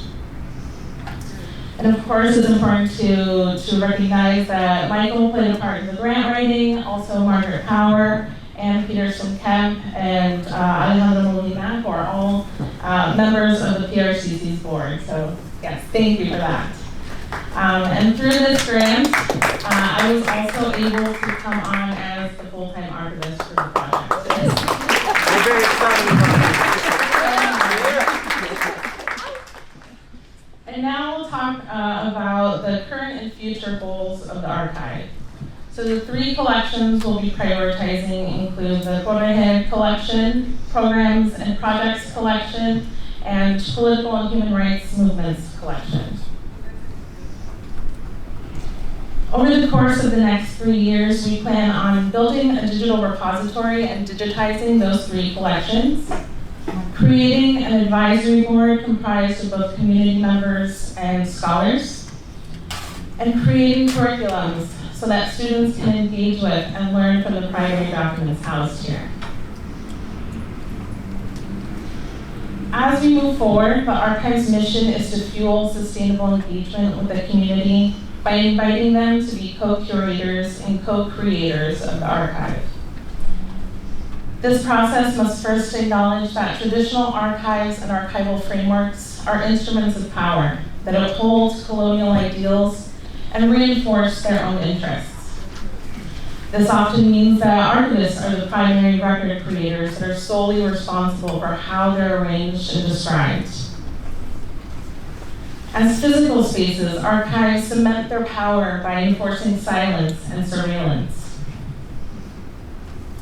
But they are social constructs that should be questioned and can be reshaped with community partners. Defining these instruments of power means prioritizing the emotions, stories, cultural values, and political ideologies of the community. Part of the necessary work includes sharing skills, tools, and techniques to help activate the next generation of community archivists. Together, we hope to share responsibility, collectively envision outcomes, and have open discussions that challenge archives as we know them. While we have a lot of work to do, we aim to build a versatile and multi-use space that can be transformed for whatever the community needs. The PRCC archive has the potential to not only be a site of reflection, but of action, where the past can be the foundation for current and future activism. As we look to the future, we envision programming to include personal archiving workshops, where community members can learn basic concepts and have access to digitization technology to help manage and preserve their own collections. One of the archive's primary objectives is to counteract the silences in archival records regarding the Puerto Rican community here in Chicago. We would provide instruction on interview techniques and equipment, and then these oral histories can be made available to the archive so the community can learn from it and honor. As mentioned, educational programming including curriculums, class projects, community service opportunities would help strengthen our relationship with Alviso Campos and Clemente High School and help students learn about the history of their community. Through these programs, the archive hopes to put the PRCC's principles of self-determination, self-actualization, and self-reliance into practice. By providing this space, skills, and tools, we hope that the community will use the archive as an active site of decolonial history making, rather than solely for preservation. Our purpose is to establish an archive that inspires activism and mobilization, as well as a place where radical possibilities can be rooted in history and take shape. Thank you. I'm going to just share a few stories and reflections. You know, I've been, I feel like, involved in this work since birth. You know, I come from two community organizers who met in Logan Square at the Logan Square Boys and Girls Club, and very much deeply connected to the movement of community building and community transformation led by folks who are indigenous to our community. And I think what's really important about these type of symposia is that it memorializes and it iterates community as the locus of knowledge versus that master narrative that you must leave the community in order to thrive. But you know, as many of these presentations and discussions from yesterday and from today kind of lift up, is that that narrative, that master narrative, is a function of what I call the three-headed monster. And that three-headed monster is white supremacy, capitalism, and patriarchy. That's why, you know, spaces that are cultivated right here in the heart of the Puerto Rican community is truly an exercise of self-determination, of unlearning, and transformation at the individual, the interpersonal, the institutional, and the structural levels. And so in this, you know, kind of exercise of community building and transformation and self-determination, I want to just share a few stories about like unpacking the lessons, the functions, the vision of community, and particularly how I've come up and come through them, and expect to continue to pass them on. So as I mentioned with my parents, you know, growing up in the context of the Boys and Girls Club and community organizing, I learned very young that community is family. I'm an only child, but I never felt alone. we had hundreds of people coming in and out of our house. I was dropped off and picked up at the Logan Square Boys and Girls Club from school. And I think one of the most transformational moments in my early years is when I was 7 years old. My mom just suddenly became physically disabled. She was paralyzed from the neck down at first, and then from the waist down, and to this day we still don't even know how that happened. It just kind of came out of nowhere. But I think, you know, some people will say, oh my God, that has to be traumatic, and yes, it was definitely a shift for our family, but I think the moment that is like burned in my memory is, you know, when that happened in 1986, the community came together and did probably, you know, a boleta, right? We now call them, you know, crowdfunding, right? And raised $50,000 for my family. And what that demonstrated to me is that the same community my family poured into poured right back into us. And it told us that we're not alone, we have a web of support, and we're gonna be okay, right? And so that then leads to, that was a teachable moment for me, right? Community is teacher, your first teacher. This is where you find so many lessons that happen. This is what was essentially coming up in that space and spending a lot of time here, and of course, you know, all the organic lessons you get from Jose. It led me to then start to really study and unpack what happened right here at Roberto Clemente Community Academy in the late 80s and early 90s. And many of you all are familiar with the amazing work that was very cutting edge from an educational standpoint, but very threatening to that three-headed monster.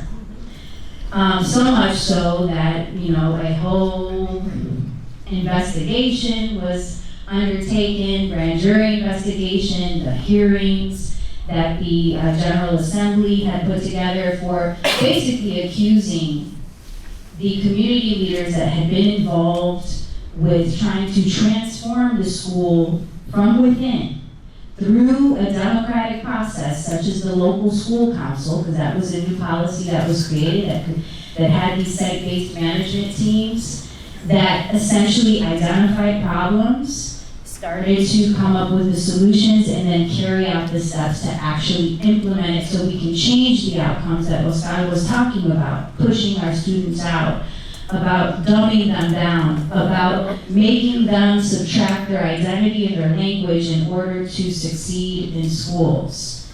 And so that was all criminalized, that was all dragged through the media through this smear campaign, but it became the subject of my dissertation. I was very interested in helping to re-story that narrative.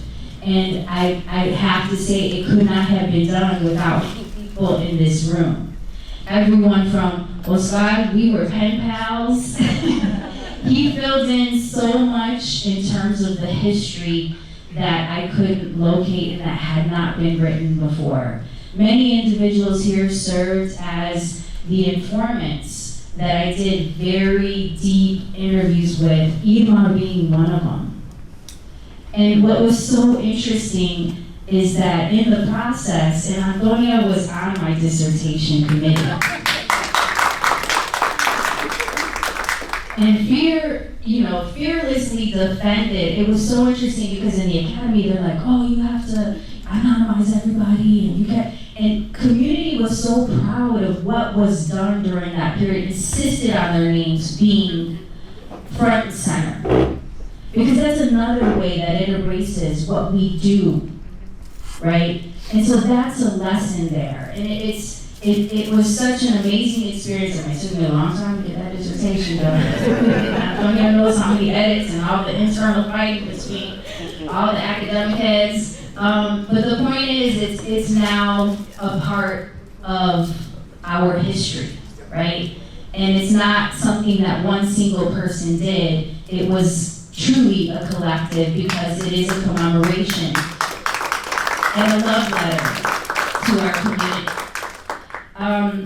The other piece I want to lift up that also happened right here in this school is the emergence on a more public and bigger level of the community as a campus initiative. This was something that I know Jose told me, this is back in the 70s, this was the view, the whole community was going to be a campus of learning, right? But then the Chicago Public Schools decided to create these community action councils. And we already were together because we had the plan, we had the vision. Now the Community Action Council was just going to be one of the vehicles in which we were able to do that work. And that work has been led by Marvin. I still don't see Marvin here. I feel like I'm being like Jose calling him out.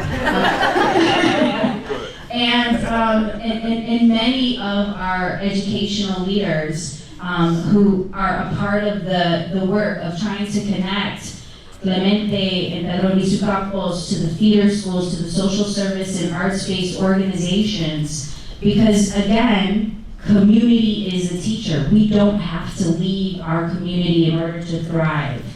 And then it brings me to, I actually got to work in Clemente through the Culture of Calm initiative. Another real interesting story with the Chicago Public Schools and we got 1,000 CEOs that have come through the system. But this was one of their pet projects, and the idea was you would invest in schools that historically had challenges with attendance, with behavior, with academic outcomes, and they wanted to have like an individual coordinator that would help assist with, changing that tide, right? Well, I got hired into that position. Again, they didn't know what they were doing. And what did I do? I connected with the community and made sure that everything that we did that was previously criminalized and undermined, we brought right back into this institution. And that's why, you saw changes in terms of perception. You saw changes in terms of how students felt seen and validated and like they belonged in this space. and therefore connected to community. This is where community can be healing. That's the other piece. And I think the last story is really about community being that connection, that representation of the collective, from our ancestors all the way through our descendants. And so now, you know, in the work that I'm doing in the Senate, right before I got into the Senate, we had been working, I was co-chairing the Puerto Rican agenda with Jesse Fuentes, and you know, we had been working on this concept of creating these state designated cultural districts. Again, another idea that emerged right from this community. And the idea there was to equip communities with tools to be able to anchor itself, recognize the historic and unique contributions, but a tool to basically counteract and eradicate gentrification, but using culture as the fuel to do that. And not necessarily culture so much in the ornate and kind of superficial, but really anchoring and redefining culture as an economic driver of progress that is organic and endemic within the community. So, Bill was introduced before I got there, didn't kind of go too far, but as soon as I got there, that was one of the first bills I introduced, and we worked it. During the pandemic, we were told, oh, you're not gonna be able to do many bills. You're not gonna be able to do this because we're in a pandemic. And I said, no. In fact, we need to do more because we're in a pandemic. But the work would not have been done. I just call myself the quarterback, right? You know, the community was coaching me.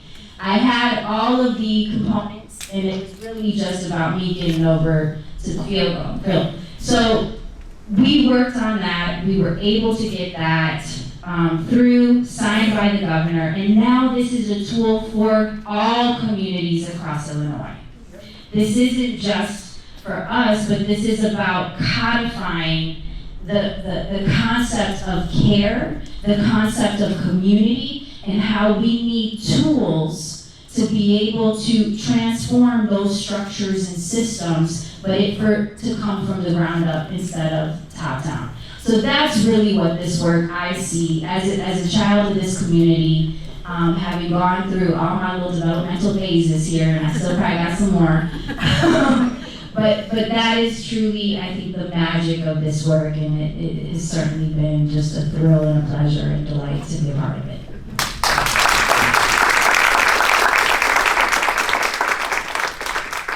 Thank you, Christina. Our final speaker in this session is Juan Calderon. Buenos dias, good morning, everyone. Just to share a little bit about myself. So, my father, viene de Luquillo, Puerto Rico. My great-grandmother settled in Lakeview on Clifton and Diversity, and we were gentrified as a working-class family to Humboldt Park, Logan Square. We were literally at the edge in between Kedzie and Wabansia. And I was raised there for many years, and went to our child care center at 2 years old with my twin brother, and eventually graduated from alternative high school, of which Jose became a very big mentor of mine. And at age 21, I think that we all had that, as a gay man, we all had that thought about relocating to New York to be able to achieve progress. And I was challenged at that time by someone who became like a parent to me and a mentor, Jose, to stay in this community and to continue to build our public health program. So in 2007, I started at Vida Sida, and Vida Sida had, as one of our public health initiatives programs, had been denied funding to continue to provide prevention services, to be able to work with what Jose, which what we call now this maroon society that we have here, right? And working with the most marginalized population that we have in this community, which was the LGBTQ youth that were experiencing largely homelessness at that time, homophobia and transphobia, and working with individuals with substance abuse and etc. So from that, we've been evolving. Vida Sida at that point, under my leadership, we initiated a pageant, and we became, and through that pageant, we began to work more closely with our demographics. We began to expand our work over the years to be more targeted with violence, with preventative services for substance abuse and narcotics. And we initiated more prevention programming that was able to reach those that were injection drug users that were arriving from Puerto Rico in given times over the last period of 10 years. And there were multiple articles, but specifically target and work with this marginalized group in this community that did not have any other space. And so with that, over the year, we opened and created, through the efforts of then State Representative Cynthia Soto and State Representative Maria Antonia Berrios, who's on our board, and a group of us, we led the effort of opening El Rescate to address the homelessness problem of our community. And over the years, as I've grown, and se me cae el pelo, and my hair's turning white, my hair's thinning, we've been evolving and growing our programs. I think that in growing these specific programs that serve marginalized individuals to stay in this community as we are confronting gentrification and displacement, largely family and relatives of mine that have not been able to recover, from substance abuse or from joining a gang or from being able to look and see the future that they have. And people that are my age, my high school, people I graduated with in high school at Pedro Luis Campos, but before that I went to Steinmetz. I mean, I think that these are the people that we work with in public health. And so I share that to share that that's my comienzo, right? Being invested, being involved in public health, expanding into looking at different models that will work with our gente, in this community.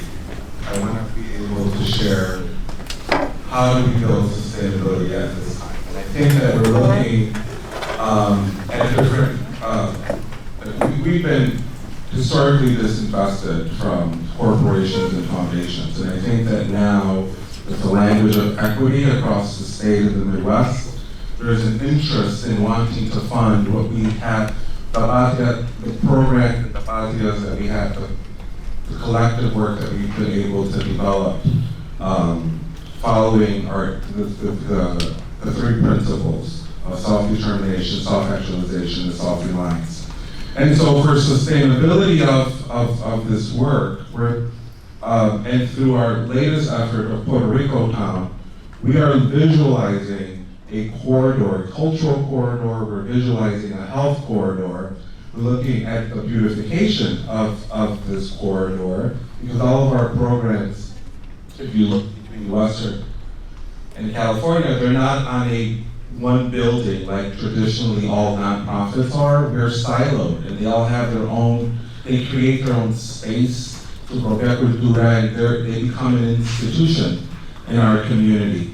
So I share that to share that we're exploring at this time different models of continuing to evolve some of the work that we're doing, from moving from just providing services to direct impact to our community, to nuestra gente. And one of the things that we recently were awarded from the Chicago Community Trust was $900,000 to build infrastructure to create, to address housing, and to begin to expand our housing portfolio.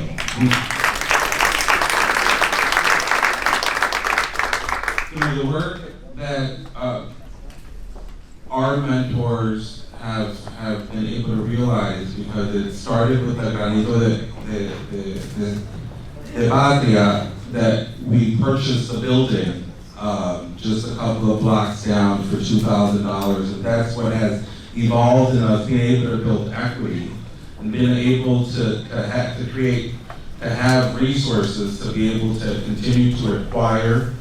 We started with the model of El Rescate, which is what I originally started to share of transitional housing. And now as we explore, we're exploring cooperativas, we're exploring, there's been work in this community that has been done on home ownership, but we have to think about native Chicagoans being able to afford living in this community, and we have to think about the repopulation of our gente into this community. And through that, we're looking at models of home ownership and building generational wealth, and so on and so forth. So I wanted to share that as one of the angles that we're looking at as an income generator, generational wealth generator for nuestra gente, which is home ownership at this time, alongside the corridor, as a sustainable model that we are going to continue to explore and redefine and embed in our programs. Gracias.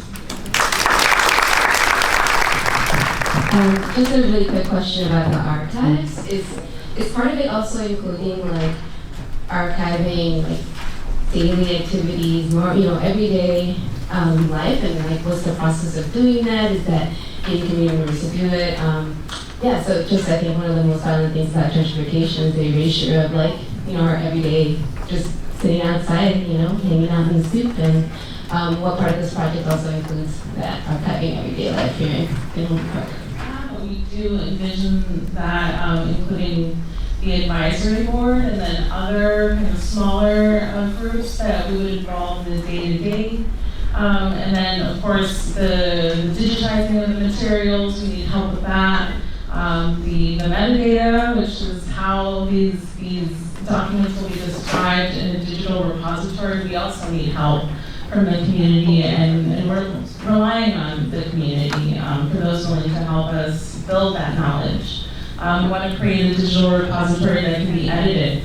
It's not going to be, it's what it says and that's what it is. It's going to incorporate stories and it can be amended, and hopefully over the course of 3 years we can do that. So this is a question for Mr. Calderon. You talked about home ownership and projects to try to ensure that wealth stays here. What can people that are Puerto Rican but now live in Humboldt Park, how can we help? I think that your advocacy would be valuable. Is any recommendations of people that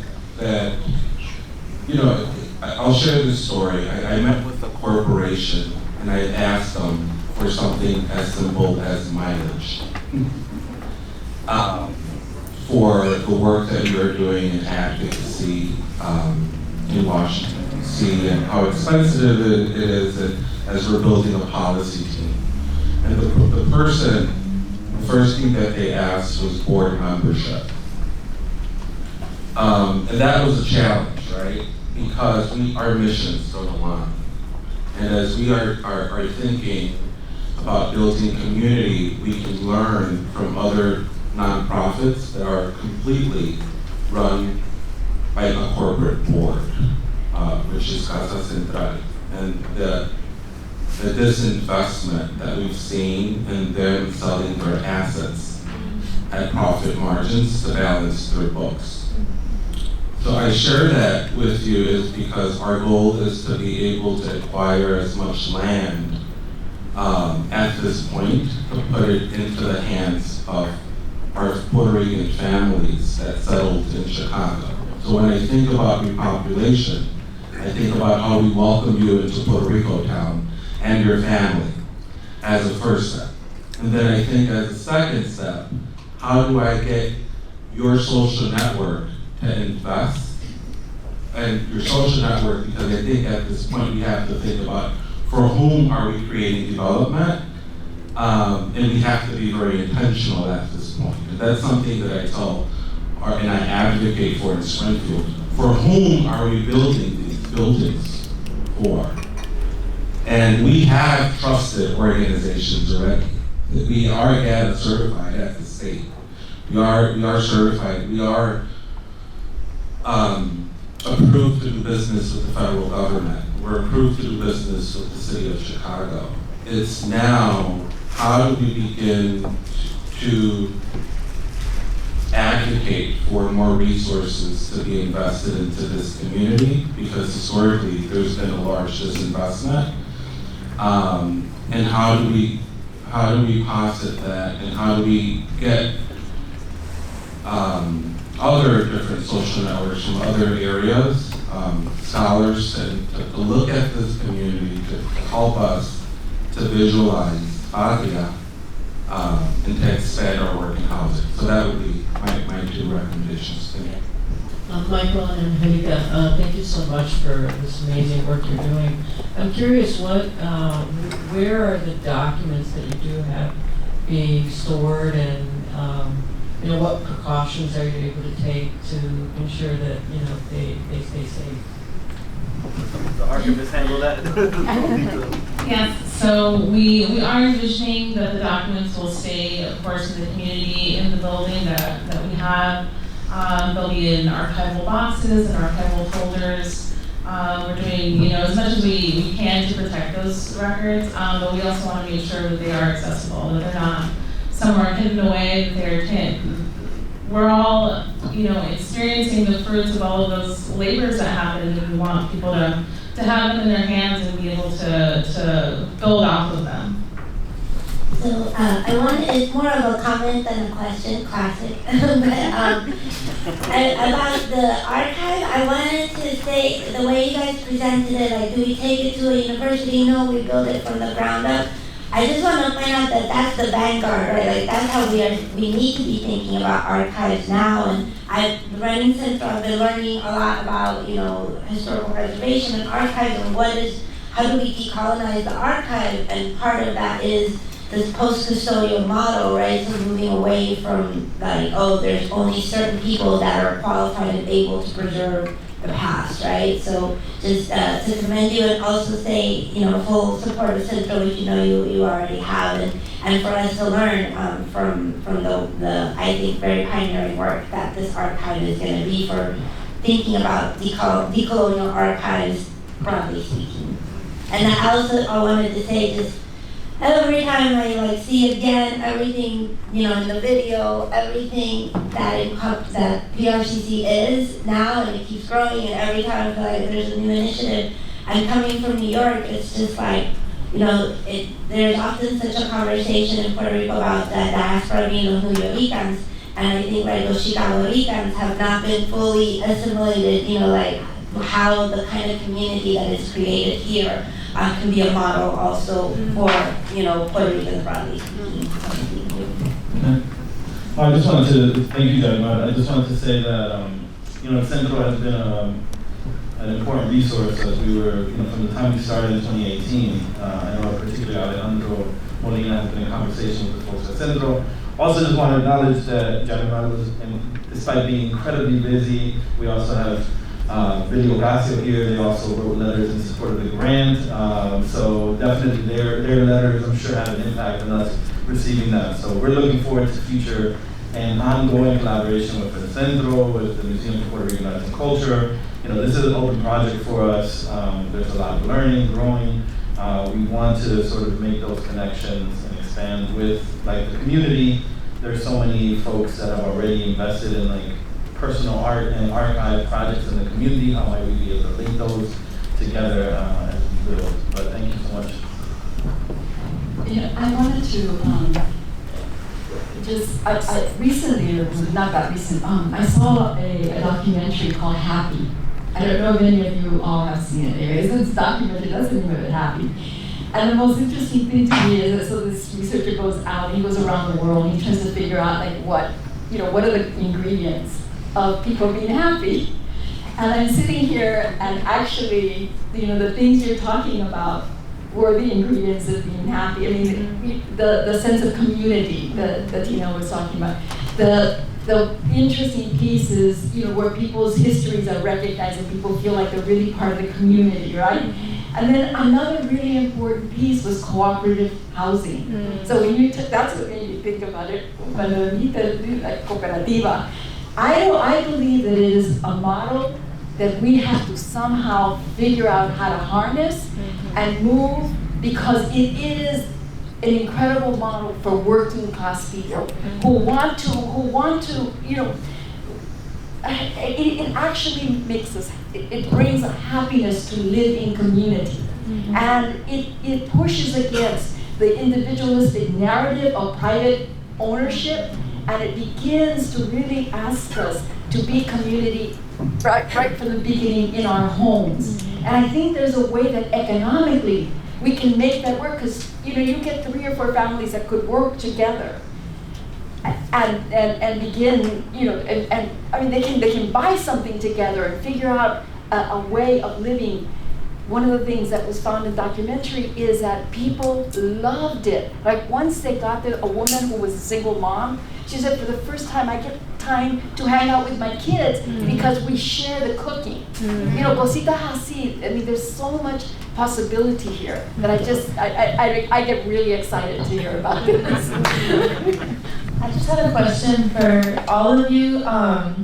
I think that one thing that we don't often get to see with the work of the Puerto Rican Cultural Center is how much we're actually engaged all the time with Puerto Rico on the island and how much our work is connected. We think about Paseo Boricua all the time, and we do work here, and we're here all the time. But I think to me, one of the most inspiring things of all the work that you all do, because I get to hear like little snippets, and I was talking with Michael a couple days ago about how to connect archival work with Puerto Rico, ideas about that. And it might be, still in the beginning stages, but I was wondering if you all could touch on that, because I think in this moment, I've been thinking a lot about, Hurricane Fiona and the work of how we connect what we're doing here to Puerto Rico, and it's already happening. I think that it's important to realize that when we're talking about this community and decolonial praxis, we're always connecting to the island, and that's, I think, one of our strong suits. So I was wondering if you all could touch a little bit. I know there was ideas of Puerto Rico Town connecting with the island, the archive, and so I was wondering if you all could share a little bit about your visions for what that would look like in the future. I think, with the work that we did 5 years ago, it was really anchored in, this is not savior work. We are not going to reproduce the colonial, power dynamic. What is really important for us at that moment, because, while we're in the middle of like heartbreak, because literally we're trying to locate family, we're trying to locate friends, how do we leverage what we do have here in the service of and with our friends, family, and communities on the island, and to take direction. Because again, with that principle that Jose always is referencing in terms of self-determination, self-actualization, and self-reliance, it's not for us to kind of like swoop in and say, this is what we know you all need. It's let us put our coins together and let us put that in your hands, and what else do you need? Like what else can we leverage stateside to support? Because this is an opportunity, I think, to model what self-determination can operate like on the island with, in collaboration, right? And so that's one thing. I think one of the also like big lessons that through those past 5 years, and also I just think with the work of what happens during Bandera with bringing in a delegation from different pueblos, is the relationship building, right? We all have our own personal relationships with family members and friends, but we are also fostering connections and relationships with the folks that are coming through the delegations. So much so, like, you know, aside from me checking in on family and friends on the island, I'm now checking in on the people that I've made friendships with as a result of this work and saying, okay, what's going on? What do you need? How can we support? And that's how we continue to stay grounded. That's how we continue to build community across the diaspora. Because in many ways, if you're a member of the younger generation, you may not have as much of a deep connection, right? And it's usually through the conduit of your parents or your tias or whatever. But it's important that we actually foster those relationships in meaningful ways. And then I just wanted to build on Antonia's, just really quick, the Cooperativa model. So we're working on a piece of legislation to do a task force on community land trusts. This is another tool that we can use to anchor community control of, you know, land. And so basically what it is that there would be a community board that would purchase a property.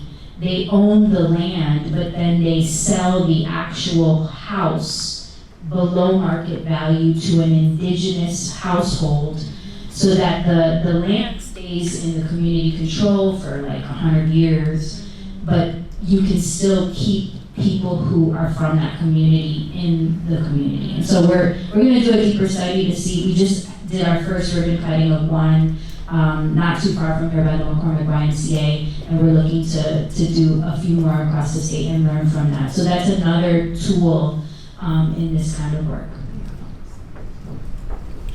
Yeah, in terms of some of what we have initiated for Puerto Rican Cultural Center, reference to Fiona, I was at DC, we participated in, with Hispanic Federation. They had a press conference in DC while our executive director, Jose, at the Puerto Rican Agenda, led with all of our elected officials here a press conference on Tuesday, this past Tuesday.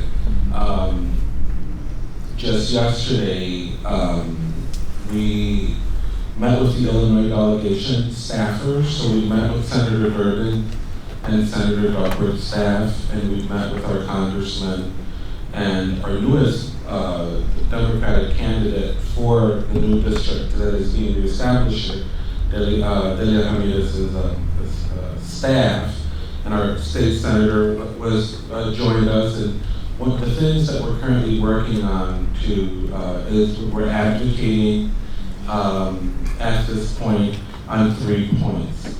The first one is we are asking to reprogram millions of dollars of unused Maria dollars, of Hurricane Maria dollars, to be used for Fiona. FEMA is up for contract renewal. We're asking for the cancellation of FEMA. And we are asking for there to be an open investigation, and we have called on to our Attorney General to follow suit with the New York Attorney General.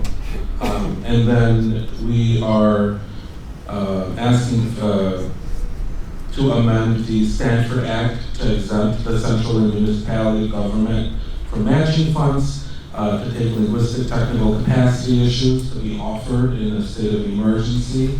A lot of our municipalities don't know how to report or how to submit reports on a state emergency to some of the federal agencies, so we're asking for direct capacity building.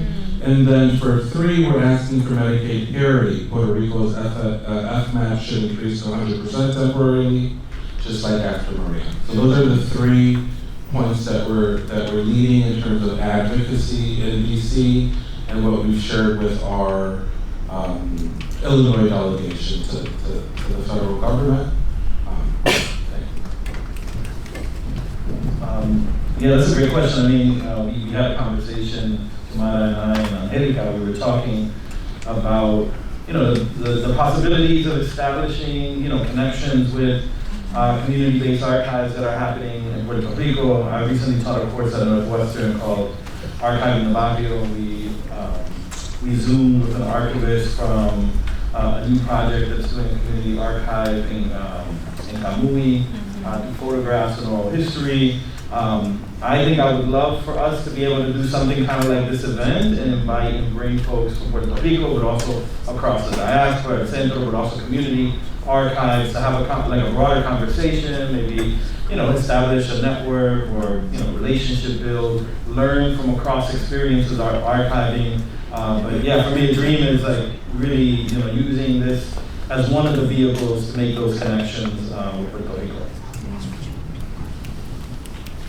Muy buenos días. La verdad que es un placer haber estado escogido esta mañana y dedicársela a este evento.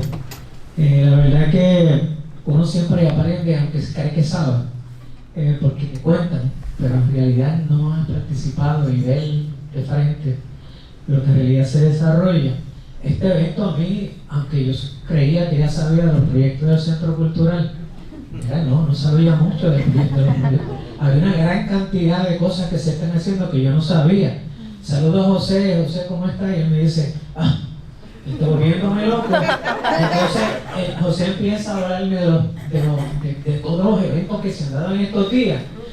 Y yo pues tuve que volviéndote loco. Es que si no es así, tú dejas de ser José. Lo que te mantiene así joven es el hecho de que tú no puedes quedarte quieto, tú tienes que seguir desarrollando independientemente de lo difícil. Aunque nosotros digamos, la verdad es que José en esta se fue demasiado, pero cuando tú cruzas la semana, le salió chévere lo que nosotros creíamos que era imposible. O sea, yo no sé dónde en este barrio vamos a tener que coger el sitio donde se le va a poner la estatua de José, más lejos.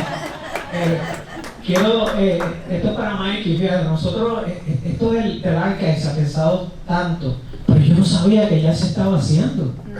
Esto yo, mira, lo felicito.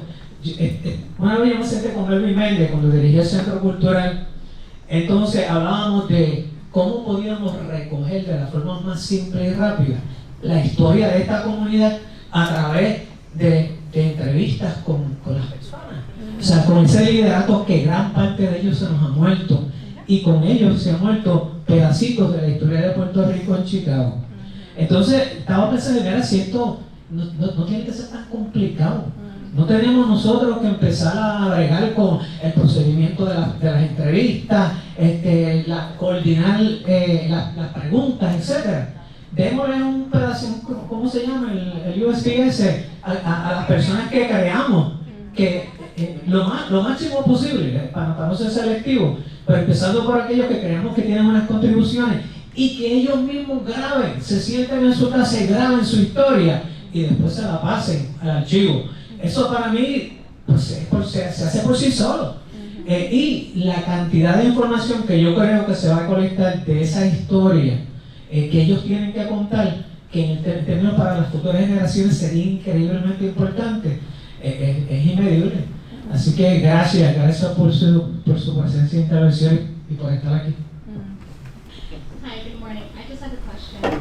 You all elaborated on, the community pouring into you all, and specifically Juan, you said Jose was your mentor. And other than requesting funds and all that, what are you guys doing to mentor our youth? Because I think about it when I was a child and as a teenager, and my friends, we never had mentors. We had to figure it out, and as trailblazers, being the first ones to graduate college, we wish we had that mentorship. So again, what are you all doing to become mentors, and not just to a community, maybe like one-on-one? All right, I love that question, thank you. So in this role, I launched a youth council because one of the things I definitely wanted to model for just how potentially we can do elected office differently is to have a co-governance model. And so I immediately established what we call policy roundtables. And these policy roundtables are composed of individuals who either live or work within the district I represent. Some of that includes Humboldt Park. And it basically is for folks to advise me on what should be the people's legislative agenda. And each table has a different topic: education, health, housing, violence prevention environment, small business workforce. There's a whole bunch of lenses I asked them to look at each of those topics with, but then I also launched separately a youth council so that they could have their own space. They could build community amongst each other. I can specifically kind of spend some time with them in one, kind of demystifying all this policy craziness.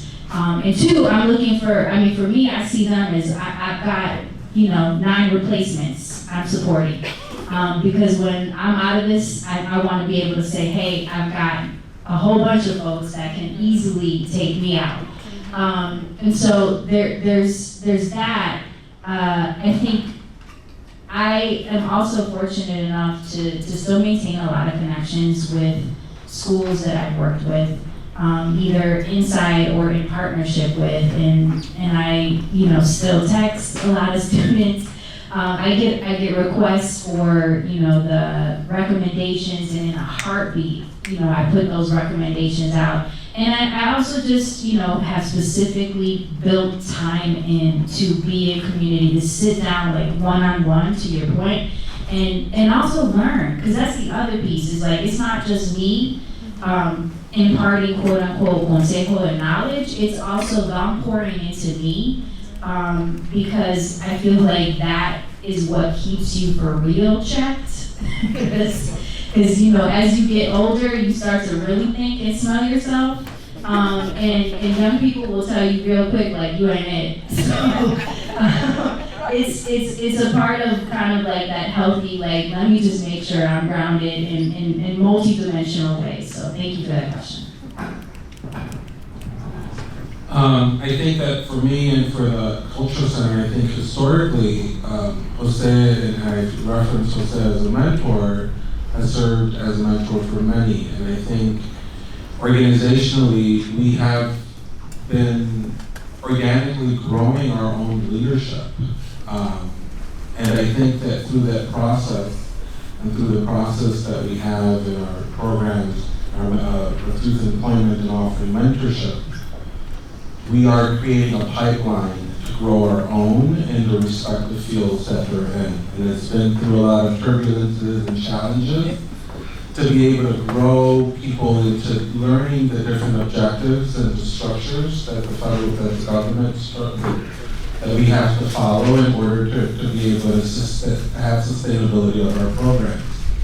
And so that's what I would believe. I think that historically we've been able to grow our own into different fields. In public health, just this past 3 years, our staff we've become a recruiting mechanism for SAMHSA, for CDC, and for the city of Chicago and the state of Illinois.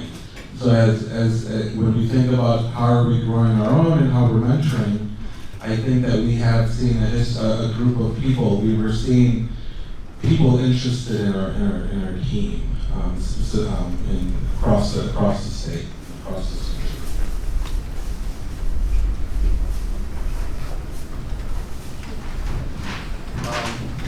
Yeah, I think the mentorship, even in this room, that I've benefited incredibly from so many folks, both in academic sort of spaces, but also community spaces. So mentorship is vital. I'm hoping that the archive for us really becomes that like living space. We're not envisioning it as just like an archive for researchers, right? Researchers may draw on it, but it's really to have that space of like dialogue, community, and collectivity. And I think that in my own experience, it's been those collective spaces. There's a lot you can get from mentorship, but that kind of peer mentorship, and I'm thinking here of work like 20 years ago, down to the archive around Batey. It was that kind of like shared learning, having those spaces, that interface, that dialogue, that debate, those struggles, I think are really important. The intergenerational piece is important, but also that kind of like one-to-one peer, let's figure this out. Every generation, has to, what's the Fanon quote, out of relative obscurity, find its mission. And so I think as for the PRCC going forward, it's both, strengthening those channels of mentorship, but also ensuring that there are profound and to some extent autonomous spaces and collectivities that can be formed to grow that leadership. as well. So I really want to take the time to introduce Marvin Garcia. When I asked him for a bio, he said, I wear many hats. And so I think that is the understatement, right? He is the executive director of Dr. Luis Campos High School, the director of the Community as a Campus Education Initiative that he's going to talk about today, and was formerly the principal for many years. The chair of the East Humboldt Park Community Action Council for Chicago Public Schools, a trustee at Northeastern Illinois University. He has a master's in educational leadership from Northeastern Illinois University, a master's in adult education from National Louis University, and most importantly, he's been a resident of Humboldt Park for 48 years. So we're so happy, and I also want to mention that he's not feeling well, so we're especially grateful that he came here to speak to us. Thank you. Thank you, Laura. Thank you, Jonathan. Thank you for everybody that decided to stay and wanted to hear me speak after my name came up so many times today and I was MIA. But here I am. I apologize for not being here. I decided to go to New York City because I'm a big Yankee fan. And while I was out there, I contracted COVID, and then I'm negative. And so I got this lingering cough, so it may attack me during my presentation. But again, this is a revival. Community as intellectual space has been dormant for a bit, and I'm happy to be back with the conference and make a presentation on something that's very important to me, because it was maybe like 12 years ago in this building, we were making some decisions on how we were going to stop the Chicago public schools from turning this school around. And what was so important then is, if you go 3 blocks east, there was an elementary school called Anderson Elementary. This is where my daughter graduated from.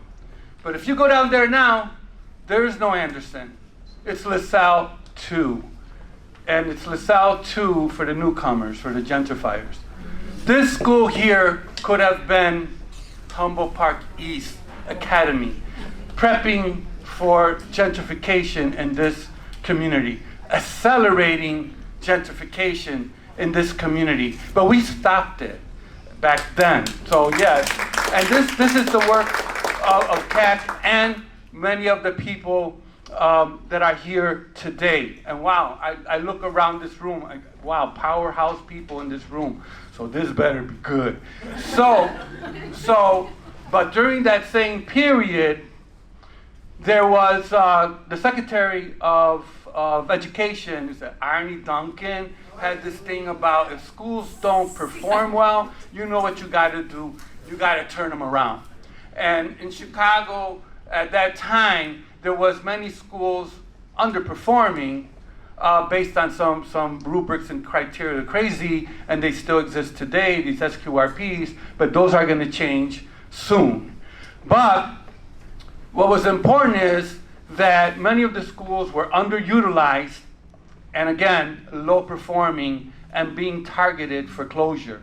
And many of you who are here in Chicago, maybe some of you outside of Chicago, know there were 49 schools that were closed at that time.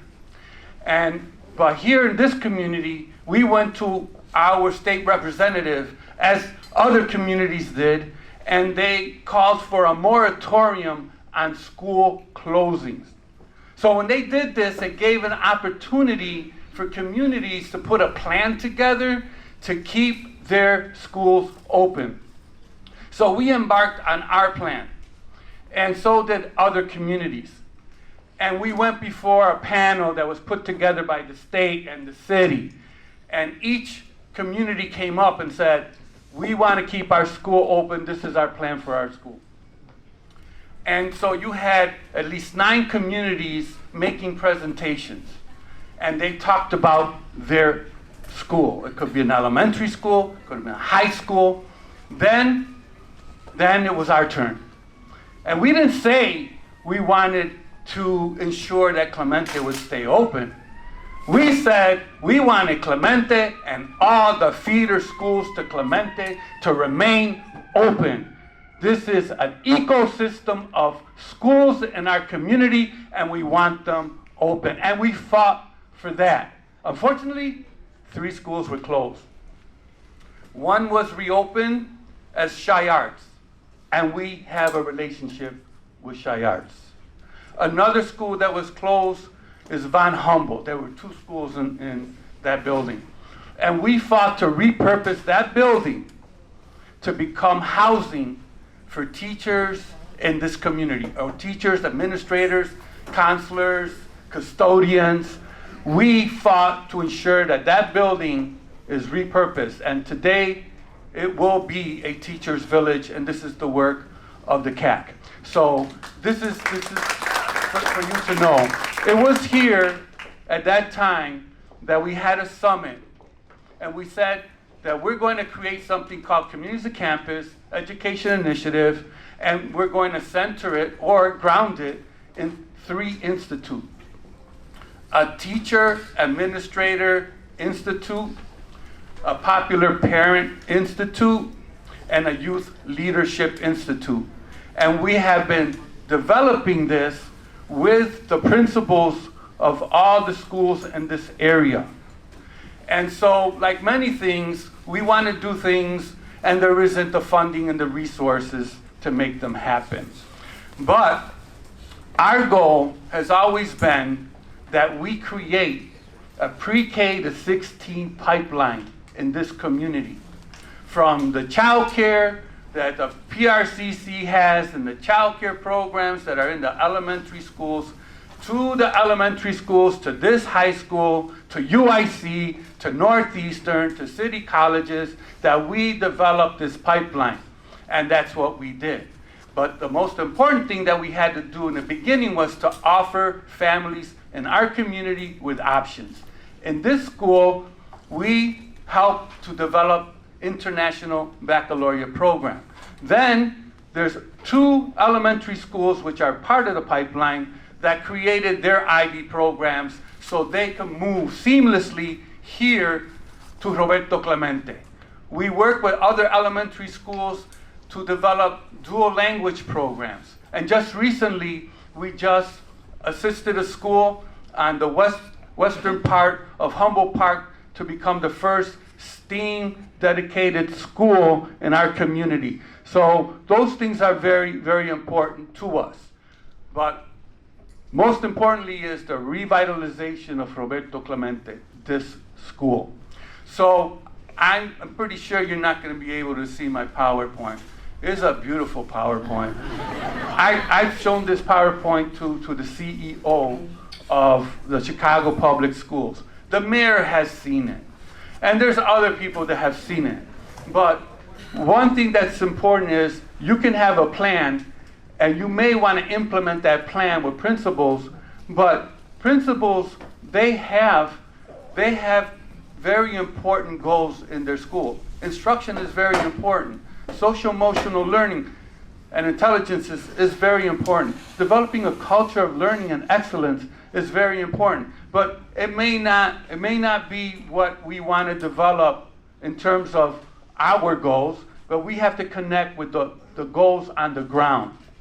So, a few things that people may take for granted that you may see in suburban schools and other districts that are well-funded.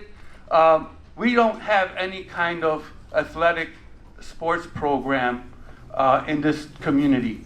So we created one with elementary schools. So we now have a middle school sports program year-round because the principals, when we met, they said, we want this. The families want this. They need this. The other piece that is very important that we developed is an urban agriculture program.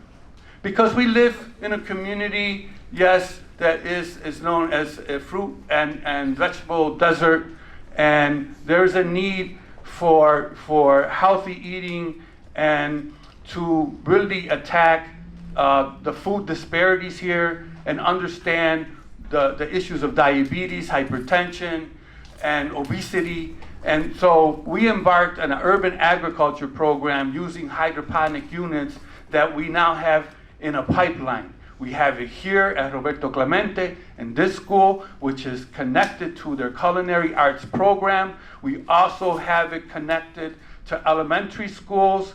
While they're doing their gardens, they have a hydroponic unit. And so we have also connected it with businesses where, in fact, what we grow, we can now take to the businesses on Division Street.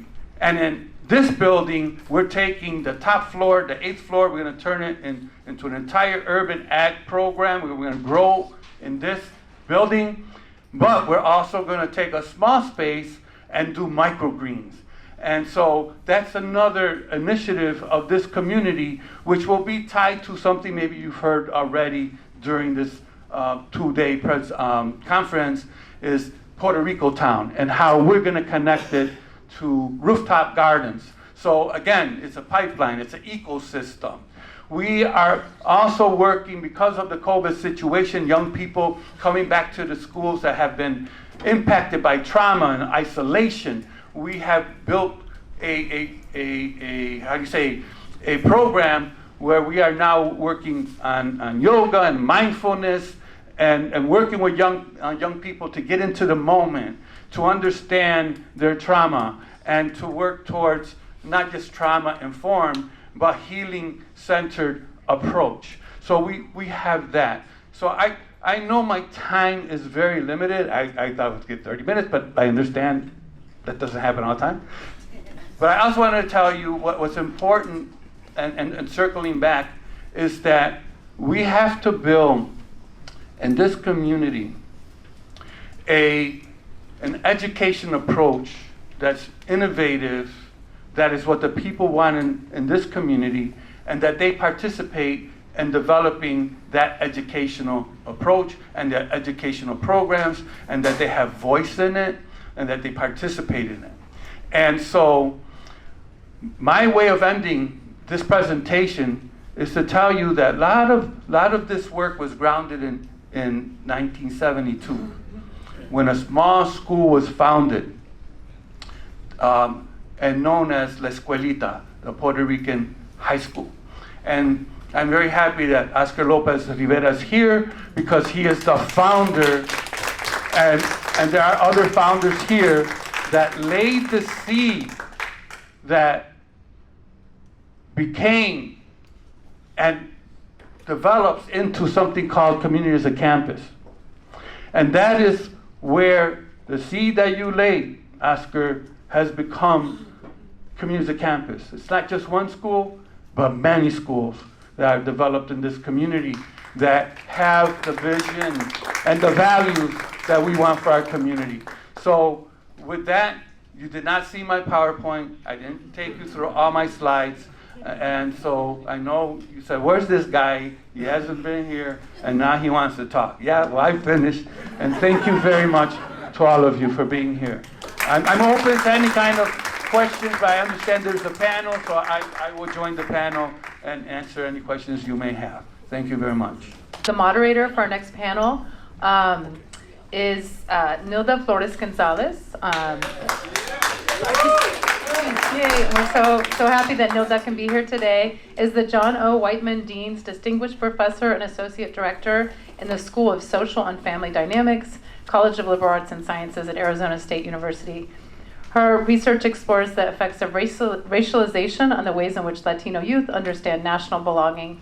Professor Flores Gonzalez is the author of Citizens But Not Americans, Race and Belonging Among Latino Millennials, and School Kids, Street Kids, Identity Development Latino Students, and co-editor of Marcha, Latino Chicago in the Immigrant Rights Movement, and Immigrant Women Workers in the Neoliberal Era, also co-editor of that. Okay, well, good afternoon. I really I appreciate that Jonathan and Laura asked me to come home, right? And it is moments like this that I realize how much I miss Chicago. Not the weather, I live in a place now where there's sunshine every single day. very hot too, but away from the winter. So, but it's nice to be back and to see dear friends and people who have made an impact in my life. And Jose, it's been incredible. So I want to introduce our panelists, and they each will talk for about 15 minutes, and then we'll open it up for questions from the audience.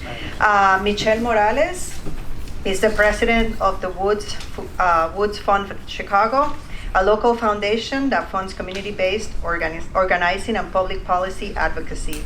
Michelle's background has focused on youth positive development and alternative education, where she has been vocal advocate of educational justice. She started her career teaching at Dr. Pedro Albizu Campos Puerto Rican High School and organized for 16 years in Chicago's Puerto Rican community.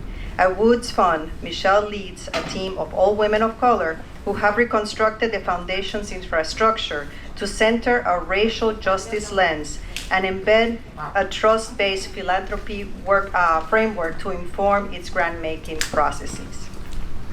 Another panelist is Dr. Jonathan Rosa, who's associate professor in the Graduate School of Education, Center for Comparative Studies in Race and Ethnicity, and by courtesy in the departments of Anthropology, Linguistics, and Comparative Literature at Stanford University. You're quite busy. Professor Rosa is also director of Stanford's program in Chicanx Latinx Studies and co-director of the Center for Global Ethnography, as well as president of the Association of Latino and Latinx Anthropologists of the American Anthropological Association. He's the author of the award-winning book based on his research in Chicago, Looking Like a Language, Sounding Like a Race, Racial Linguistics, Ideologies, and the Learning of Latinidad, published in 2019 by Oxford. And he's co-author of the volume Language and Social Justice in Practice, published in 2019 by Routledge. Our final panelist is Jessie Fuentes, who is the Director of Policy and Youth Advocacy at the Puerto Rican Cultural Center. She's a graduate of Dr. Pedro Albizu Campos High School. She holds an MED in Educational Leadership from Northeastern Illinois University. She was founding member of Bate Urbano and served as Dean of Student Affairs at Dr. Pedro Albizu Campos High School. She's also co-chair of the Puerto Rican Agenda. So I'm really honored to be part of this panel. As Anita had stated, I worked at the high school from 1997 to 2002. I was a science teacher, a counselor, mentor, and then from 2000 to 2002, the assistant principal. And it was my first job straight out of college from DePaul University. Marvin was my boss. So this is hilarious. So I wanted to talk about how education rooted in identity is so transformative.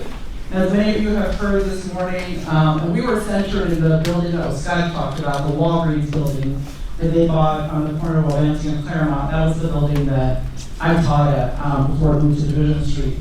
But the high school, as we all have heard, was a high school that purposely rooted itself and centered in the identity, the culture, the history of Puerto Ricans. Puerto Ricans in Chicago, Puerto Ricans in the diaspora, Puerto Ricans on the island. Just to give a little bit of background of myself, I am first generation U.S. Puerto Rican, but did not learn about my history actually until I took a class my sophomore year at DePaul University. I'm a military grad, so I was raised on military bases throughout the United States, but never had the opportunity to really learn about or be immersed in the Puerto Rican community until Humboldt Park. And so the high school was not only transformative for young people, but it was also transformative for those of us who taught there in terms of entrenching ourselves in our own history and our own culture. And so, it became sort of that inflection point in my own development as a leader and as a person in terms of who I finally kind of knew who I was as a Puerto Rican woman. And prior to that, you often hear people say, I'm this, but I don't know why I'm proud of it. Well, I was Puerto Rican, but I had no idea why I was proud of being Puerto Rican.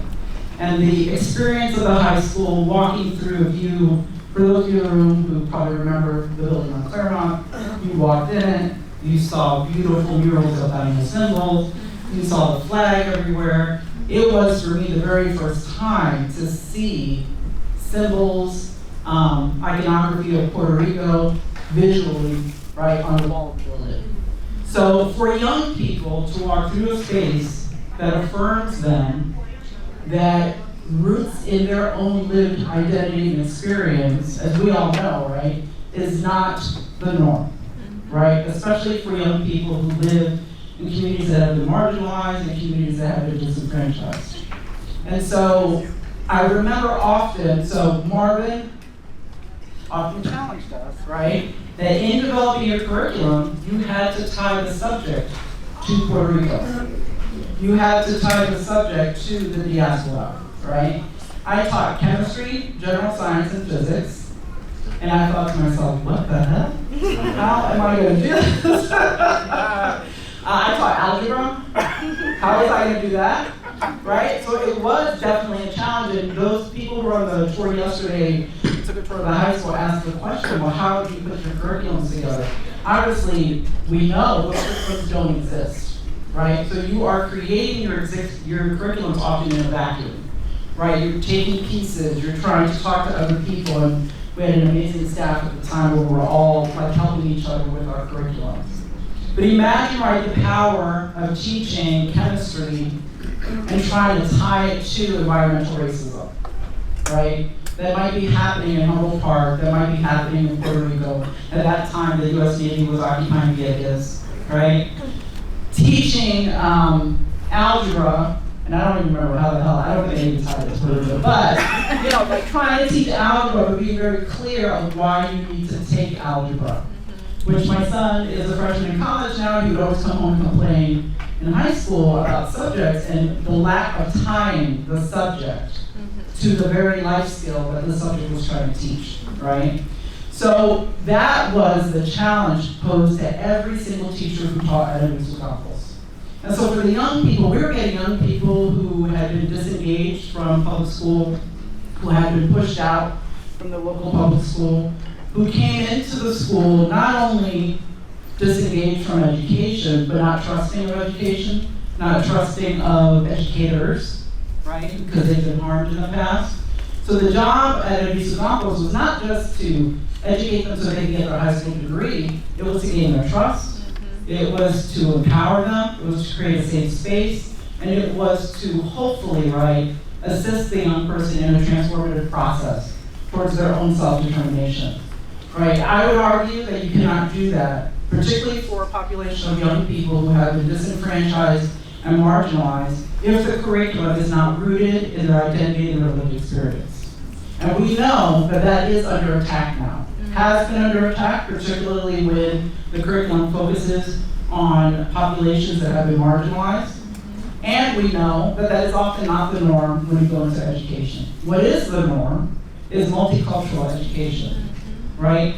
That at its core whitewashes all of the lived experiences of the folks who have been marginalized and oppressed, right? And there's an argument that folks will say to you, well, if you're teaching to Puerto Ricans only about themselves, aren't you creating a divisive climate?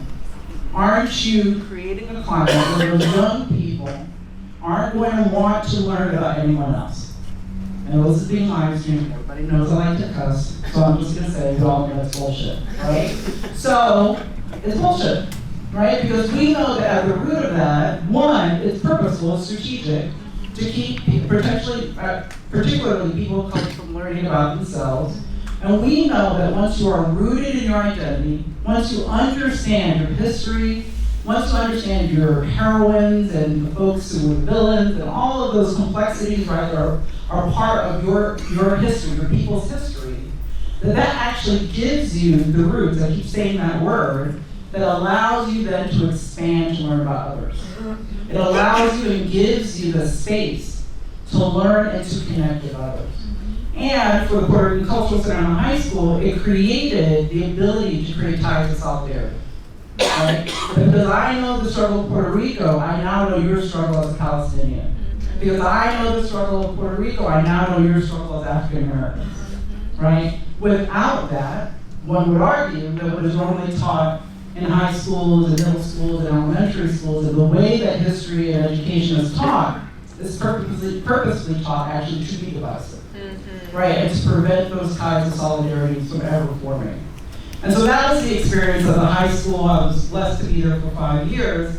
And we would see young people leave the high school with their heads held higher, right? The critique of the high school always was, why are you teaching them about their culture?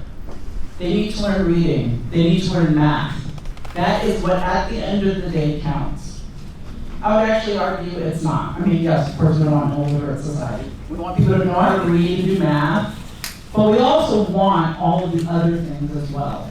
And when education strips off, then it just to literacy and numeracy, and that's it, right? And that was the fight we always used to have with the educational forces that would come in, audit the school, and whatever. They would always say something about, why are you teaching in this way? Why are you teaching why are you teaching on the Puerto Rican history? Your students need to get their math and reading scores up, right? And we always struggled with that because what was missing from the narrative were young people that might have been out of school for 1 to 2 years, who actually were not only potentially behind, but even probably more so because of the lack of education that we're receiving in the previous institutions, right? So we were playing a catch-up game and then some.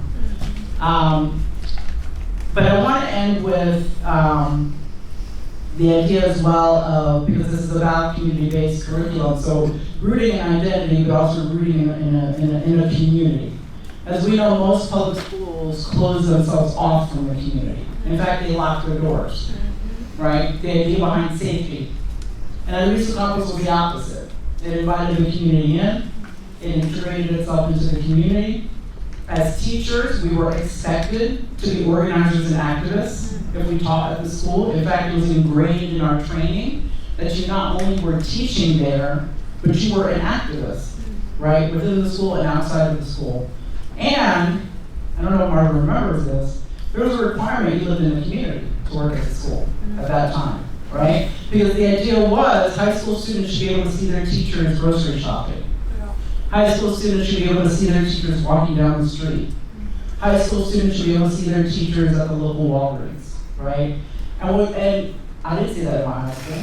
And normally we don't, because teachers come in from other communities to teach at a school in a community. And Marvin would say, you need to know if a student is falling asleep in the first period, and you ask them why, and they say, well, because I was up because of gunshots last night, or whatever was happening in the community, you should be able to say, oh, that's right, I heard that too.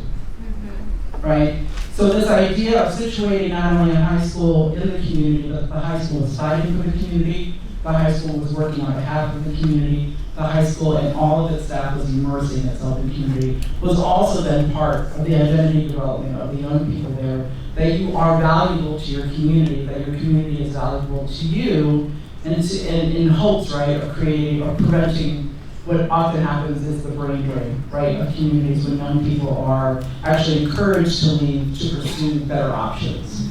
So I'll end there, because Jesse probably has the whole perspective.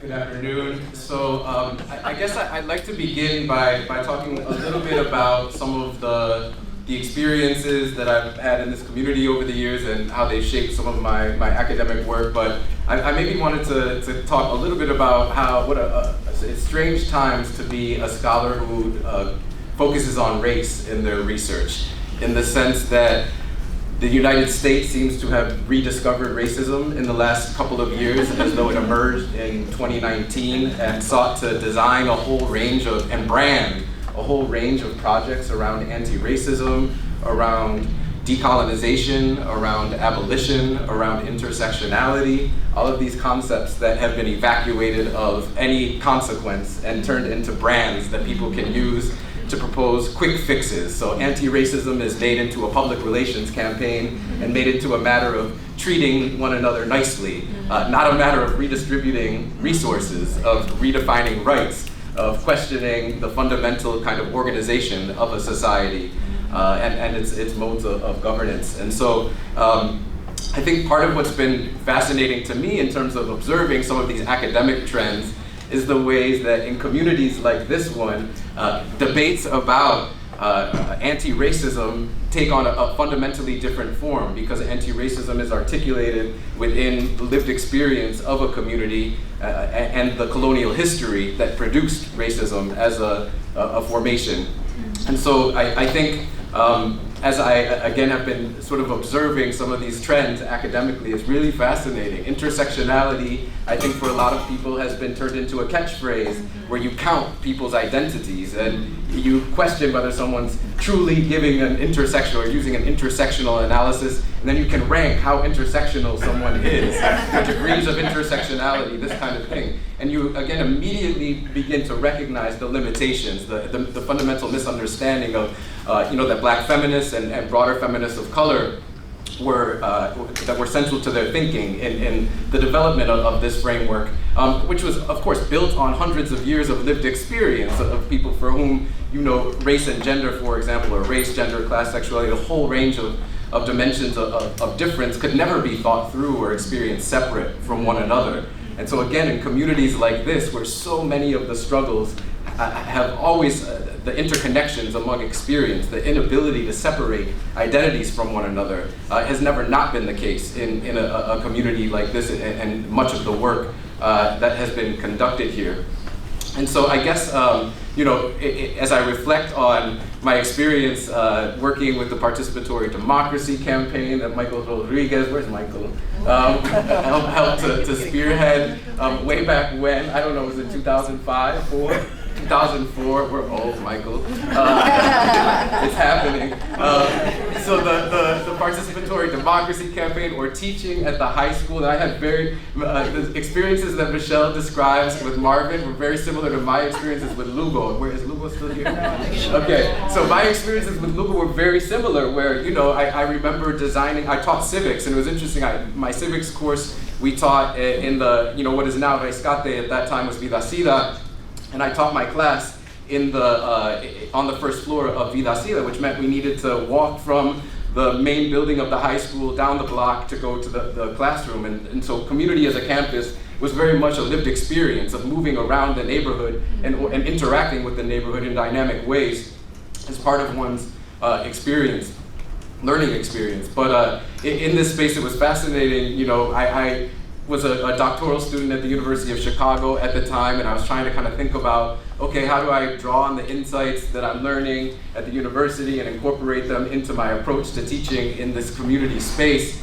And I remember designing one lesson on stereotypes in my civics class, and it bombed. It was horrible. I brought in all of these magazines, sort of popular cultural representations of music and movies, TV, that kind of thing, and I thought, let me kind of figure out what the students are experiencing, try to build on that, and then use that to think through stereotypes, deconstructing stereotypes. Anyways, it completely bombed.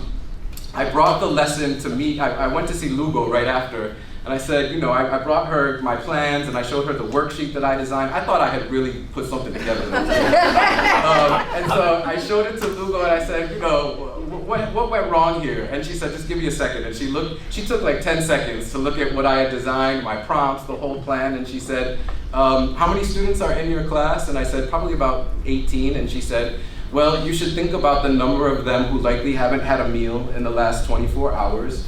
You should remember the living circumstances that are central to their everyday lives, what their home lives look like. You should know that many of these students likely have experienced abuse within the last 24 to 48 hours of some form or another. And I'm curious about how those experiences were incorporated into the design of this lesson. So I started to cower slowly as Lugo uttered every single word of her sort of assessment of the design of my lesson. But it was this kind of experience that really transformed my orientation to what curriculum is as a phenomenon, to what lesson plans are, to what subject areas are.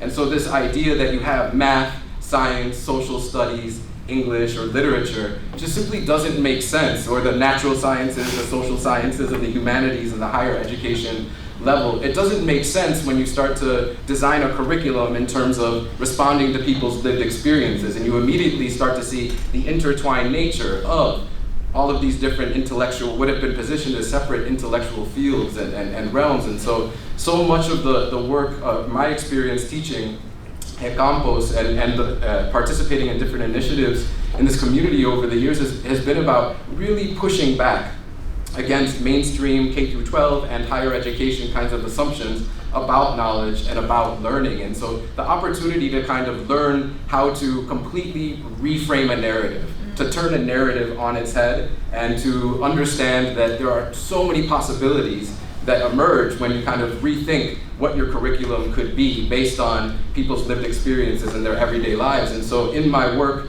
in the teacher education program at Stanford, and previously my very first university teaching was at NEIU, actually, in their teacher education program. And so much of what I tried to incorporate into my work with pre-service teachers is really thinking about how to develop an ethnographic perspective on education, which is to say how to begin from the lived experiences of the communities that you're serving and building your curriculum out of those lived experiences. And so the first step in all of my teacher education courses is humility, epistemic humility, really learning what you don't know and starting from there. And rather than starting from what you have to teach someone or what you have to place into them, and Antonia mentioned the banking model earlier, the Freirean sort of critique of the banking model of education. And so we are trying to do a lot of work across a range of spaces to think about the possibilities of redefining teacher education on much broader scales, not just in one community or in one university context, but to rather think about if our K-12 schools were designed in terms of responding to contemporary societal challenges. As an anthropologist, for example, it's my duty to recognize that we are facing mass extinction. We are experiencing mass extinction. That what has happened over the last 200 years in terms of industrialization and the kinds of ways that we have organized societies are so toxic and violent that we haven't even begun to understand what is at stake in redesigning how we approach and organize learning in everyday life in different spaces. And so I think that when we think about organizing or redefining, reframing curriculum, this is nothing less than redefining the possibility of our collective survival and really trying to redefine what knowledges we need to protect one another, what systems have made us vulnerable in really patterned, systematic ways. And kind of recognizing that redefining knowledge is an opportunity in redefining learning in our everyday classroom spaces and encounters, not just in schools, but really thinking about how learning is happening across a range of contexts. That there's tremendous promise that exists there. Another kind of dimension of my work, and I should say I'm not keeping track of myself on time. I time everybody else. Do I have like 2 minutes or something? I'll take two or three more minutes. All right, 5. That's cool. Just a couple more points. I think so much of the work that I've been up to also is really pushing back against what we think of as, what we think counts as academic. In my own work as a linguistic anthropologist, so much of my engagement with schools is focused on students who are designated as English learners. Notice I don't say English learners because that's an institutional category, and I don't name people as institutional labels. I'm interested in focusing on how people who use English to navigate their everyday lives are still framed as English learners based on stereotypes about race and class. And often the assumption is that these kids, if they would just learn English, then they would suddenly gain access to a living wage, access to affordable housing, access to healthy food, access to transportation, access to electoral representation, all of the different kind of fundamental needs that we have. And it turns out those are not linguistic problems, but that's the story that we sell so many communities. If they would just adhere to these kind of normative orientations to learning, then they would access or experience success. And so part of the assessment of what's going on with English language learning is the suggestion that, oh, these kids who use English but still can't pass the reclassification assessment for proficiency, which would label them proficient users of English such that they would no longer be placed in remedial classrooms.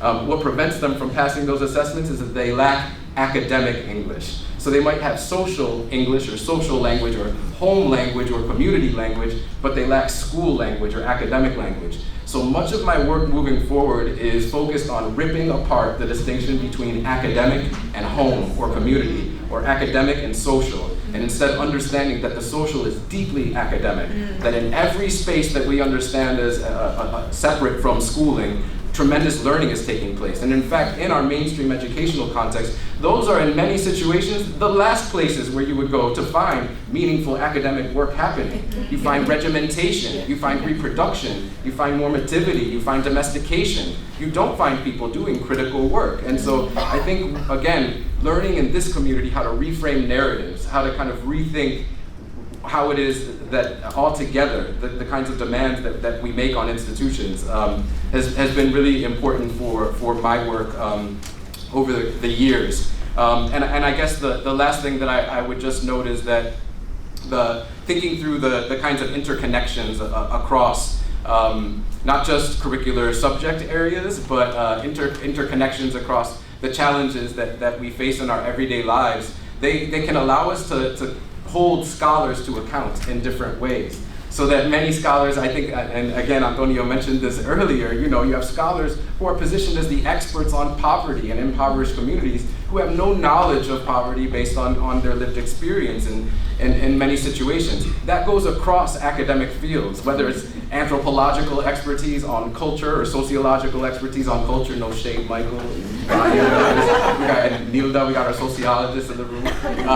So various kinds of normative, again, intellectual disciplinary projects often define their expertise by drawing a boundary, by drawing a border, and suggesting that culture is separate from biology and science and ecologies. And in fact, I think part of what's inspiring about so much of the work in this community is the intertwined nature of housing, of health, of education, of food, and this is, I think, what Marvin was speaking to as well. And so I think holding people to account in new ways and not letting them off the hook based on an arbitrary boundary that they have kind of stipulated or defined to sort of to not have to be experts about certain topics and to get to say you can stipulate policy on poverty without actually having any knowledge of the lived experience of poverty. I think there's tremendous potential to make different kinds of demands of mainstream institutions to answer to some of the experiences that they have for so long tried to impose their perspectives on. So what I've learned over the years in this community in terms of trying to respond to some of these challenges has benefited me tremendously, and to have the opportunity to share that with my students across spaces is something that I cherish, and I'm grateful for that. So thank you to this community.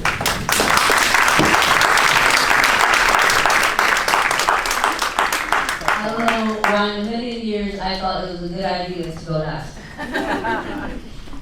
First, I want to say I would not be sitting here if it were not for my encounter with a school like Dr. Pedro Augusto Campos, Puerto Rican High School. And so there's a lot of people to thank and an institution to be grateful for. But I want to start with talking about who I was prior to encountering Dr. Pedro Augusto Campos High School. I'm a daughter of a mother for most of my life who suffered from drug addiction. I'm a daughter of a father who spent an overwhelming majority of my life incarcerated. I'm a daughter of a community that continuously faces displacement. I have quite literally lived on every side of Humboldt Park because gentrification would not allow for my family to sit still. I am a daughter of parents who are conditioned to grapple with their trauma by being perpetrators of violence, and to being conditioned to grapple with my emotions, my anger, and my pain in those same type of forms. I attended Carl Schurz High School because Clemente was not the school of choice for families in this community. And it was hard to exist in spaces in which curriculum, teachers, and a school setting were selective about who deserved liberation through curriculum. And if we're not talking about liberation for everyone, well then we're not talking about liberation at all. and I'm a product of that school system, right? I was expelled from church at the age of 16 for getting into a physical encounter with another individual who poked fun at my mother's drug addiction. I didn't have the tools to be able to grapple with that anger. I didn't have the consciousness to understand that individual too might have been in pain, right? And unfortunately, young people of color, Latino people from our communities are conditioned to grapple with trauma in that way. And so I encountered Dr. Pedro Augusto Campos, Puerto Rican high school. My little sister was a youth employee at the daycare that used to be situated on the first floor of the building on Division Street. And I was always academically inclined, but never had the social emotional skills to be able to survive in typical institutions, in our standard, quote unquote, institutions. And I remember taking an interview at Augusto Campos, and I took this interview, and some of you may remember Carlos Contreras. He's actually in town here. Yeah. Carlos Contreras interviewed me, and for the first time, I was not being judged for who I was, how I was dressed, who my parents were,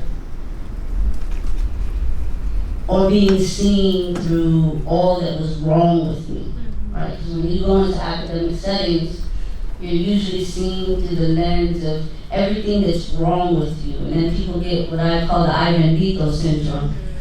Right? Ay bendito, it's a man, right?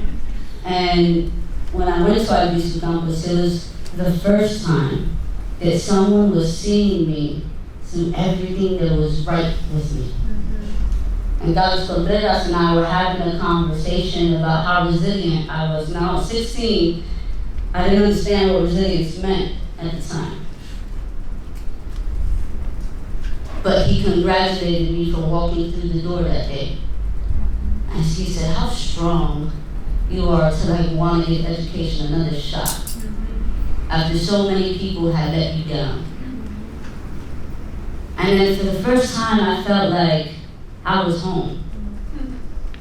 Like I had existed in a space with an individual I had never met in my life.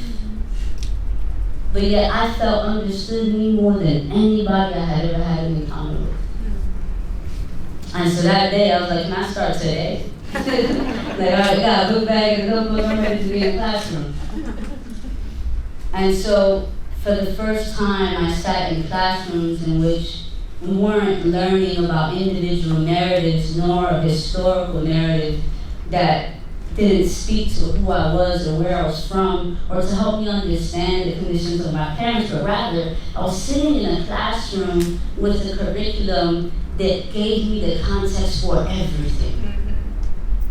I learned about the colonial relationship between Puerto Rico and the United States.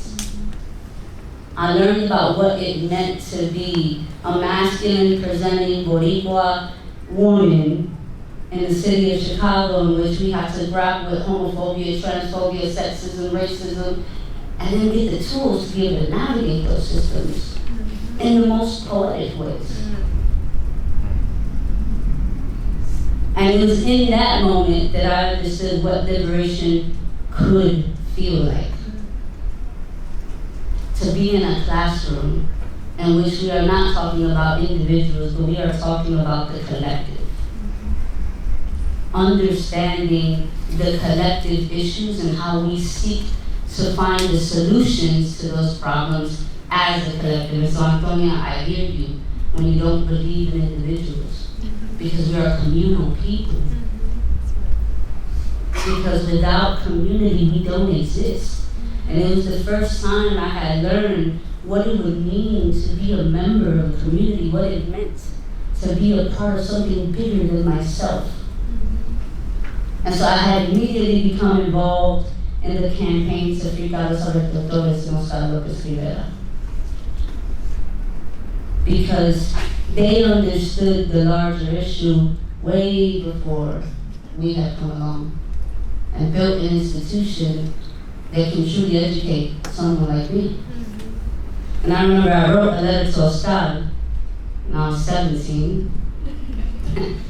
And I never thought I would get a letter back. Because, you know, to think of someone like Oscar at the age that I was, fighting for political prisoners. One, when you join a campaign that feels so large, you never think you're gonna see the result, right? But more importantly, that it would become such an intimate relationship with someone that you're fighting for that you had never met.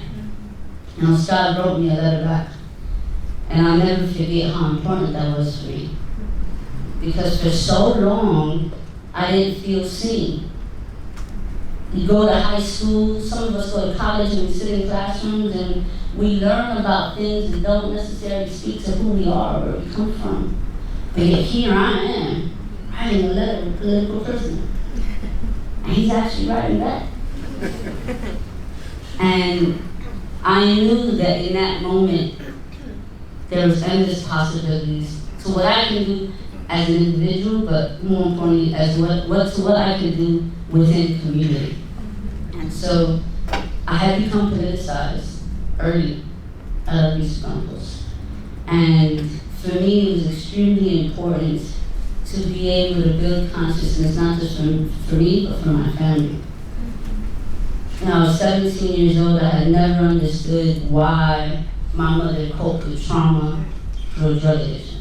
And it wasn't until I learned about our colonial experiences and the psychological consequences it has on us that for the first time I understood her.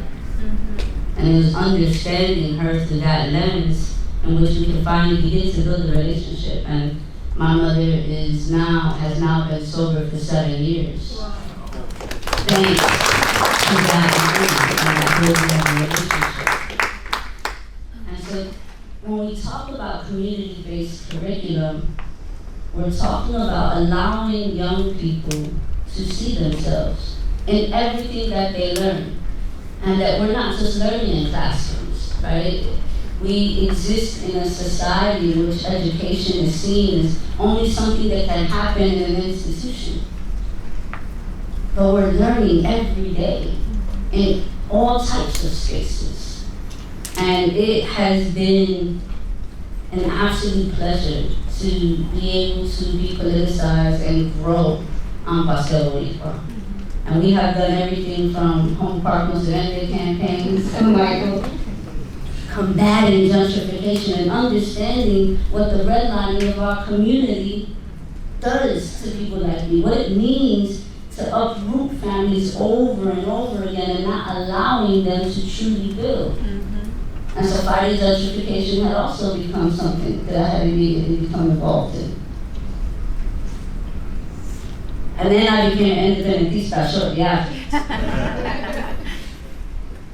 Because again, if we're not talking about real liberation, then what are we talking about?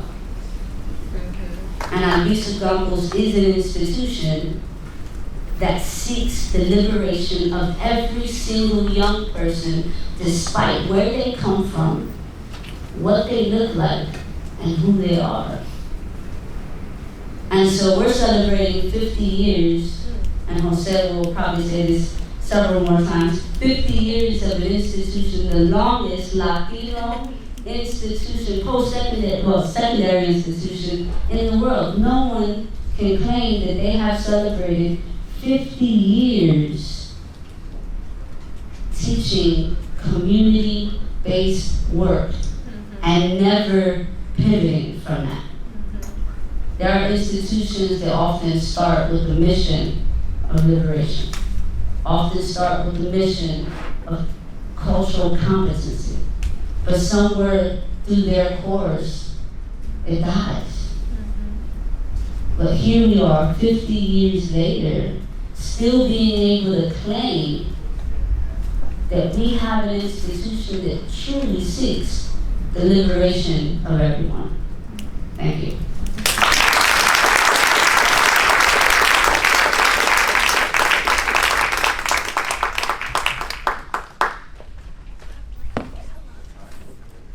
They were perfect in time. A little short, actually. I just wanted to make a comment because in 50 years, I've been here for 30 of those years, so I have seen all of you grow, right? Michael, I've seen all of you from being college students, high school students. And one of the things that I think the best testament to this is not, is this idea of community as intellectual space, is that, sort of to address your how this has been successful. This is the success. You have been able to create leadership. Yes. That it has not only been transformative in our lives, because it has touched everybody that is here because this work has touched you, right? It has transformed you, has transformed your life and the work that you do. But it also continues, and this is the hope for the future, because we have people like Jesse that's gonna continue this work, right? So I think that the main success of this project has been the building of leadership and passing the baton to young people that are going to continue this fight. So I have been honored to see all of you, Michelle, your transformation from being at the school to now heading an organization, Jonathan, now at Stanford and doing academic work, and Jesse from high school to now directing a program. I mean, these are major achievements, and it speaks to the importance and the success of this project. So with that, I want to invite people who may have questions or comments to please stand up.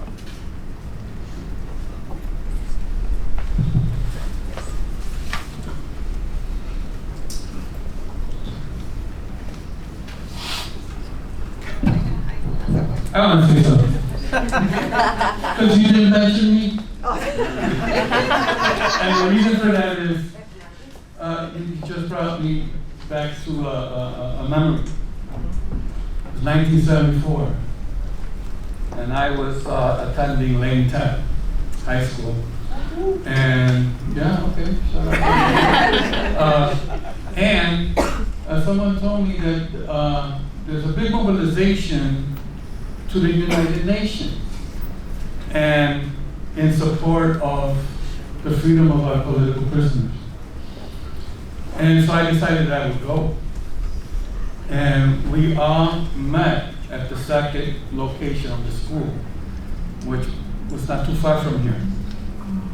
And there was my first introduction to the school. And we left that October. We went to Madison Square Garden, and on the way, there was a lot of actions, very important actions, that jolted the government that controls Puerto Rico. And that was a period of enlightenment, that the struggle was one that had forced the colonizers to understand that we will support and struggle for our political prisoners and also for the freedom of our country. And this, of our homeland, this really impacted me and really changed my direction in life. That it wasn't about success being going to Lane Tech, going to college. The success now took a different pattern, a different way, and that is success meant that my community will be strengthened, that we will work for independence for our people, and that we would have a healthy situation, because we live in such an unhealthy, period. But the way to become healthy is through a process of struggle. So I've been impacted by school since that time. So I've been, I guess, involved in school for 48 years. And I've seen a lot. I've seen when FBI came to the school and just took over the school. I saw when we won the National Exemplary School Award in 1986. And then they took it away because they said that we teach the philosophy of terrorism. And I remember going to different places to speak about the school. And one of the places was a church, Operation Push. And they asked me to speak about the school, the award, and why we had a curriculum of liberation for Puerto Rico. And I got up, I spoke, it was great. I sat down, and next thing, Rosa Parks shows up. And Rosa Parks shows up and gives me the biggest hug and tells me, you must continue to struggle. You must continue to struggle. It's like Don Juan Antonio Correja, La Lucha Vida Toda. And so, being here and celebrating the 50th anniversary of the school is very impactful for me, because I spent so many years as a volunteer, as a teacher, as a director, as a board member, as an executive director. So, what I'd like to say is that the school deserves a celebration, a major celebration, and this is what we're working on. And I ask all of you to join us on October 21st and participate in our gala. And in my PowerPoint, my last slide was going to be like a QR code, so you have to buy tickets. But I added to my PowerPoint. But I just wanted to share that with everybody because of so much that has been said by Michelle, by Jonathan, and of course, everything that you have done and where you're going in terms of your future leadership, Jesse, and hopefully you can be that person in our community to take it to the next level. So, we're going to end it. That was a good talk. I didn't even share that.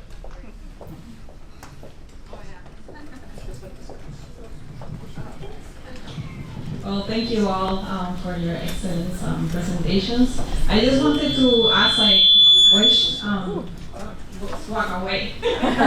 Which strategies are you using to grow your own in terms of teachers specifically? And also, we know that teachers don't earn that much. So, what specifically in terms of affordable housing are you doing for teachers? I want to take that one. Yes. I don't need a microphone. I do? Yeah. Okay, all right. So, two things. Within Communities of Campus, we work with 17 schools, and we work closely with Grow Your Own Illinois. But we had this big initiative called NowRap, a national teaching initiative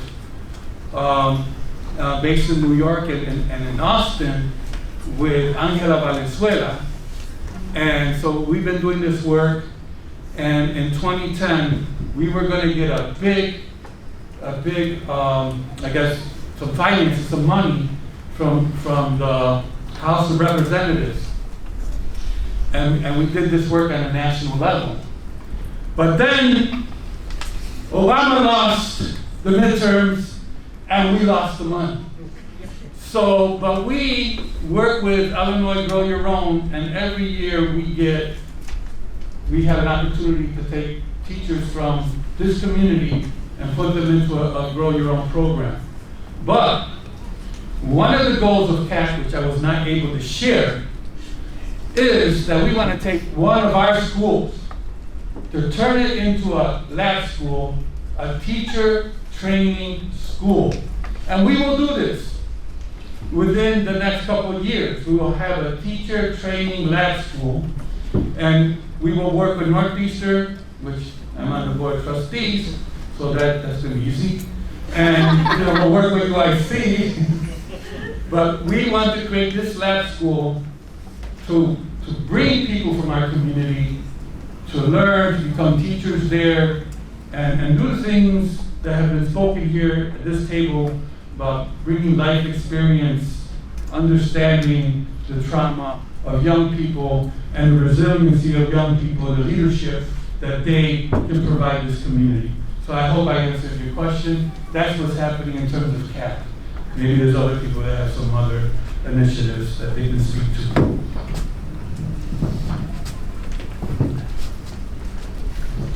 Hi. Voy a hablar en español porque se me hace más fácil para mí. Mi nombre es Clarisa López. Ya todos saben que soy la hija de Oscar López Rivera, uno de los fundadores de la escuela en 1972. Mi papá nos habló sobre la visión que ellos vieron y la necesidad en aquel momento. He didn't talk about the necessity of the building a school with a bilingual curriculum at the moment. 50 years later, with a lot of changes, I'm a proud hija. Mi pregunta es, ¿qué ustedes ven para los próximos 50 años? Que ya mi papá va a cumplir 80 años. What you see in the more 50 years? I hope Pedro Albizu campus at Trinity High School is more, years to celebrate and to come. But what he visioned 50 years ago, and this will be maybe for Michelle, I would like to hear her, and a little bit of Marvin. Of course, yes, he was a student there, but I would like to see how you see the school, how you see Pedro Albizu Campos High School in Puerto Rico town, how you see the needs of our youth. Are we accomplish them? Are we giving them the tools that they need as a Latino, African American, Puerto Ricans to succeed in the world? That's what I would like to see. Thank you.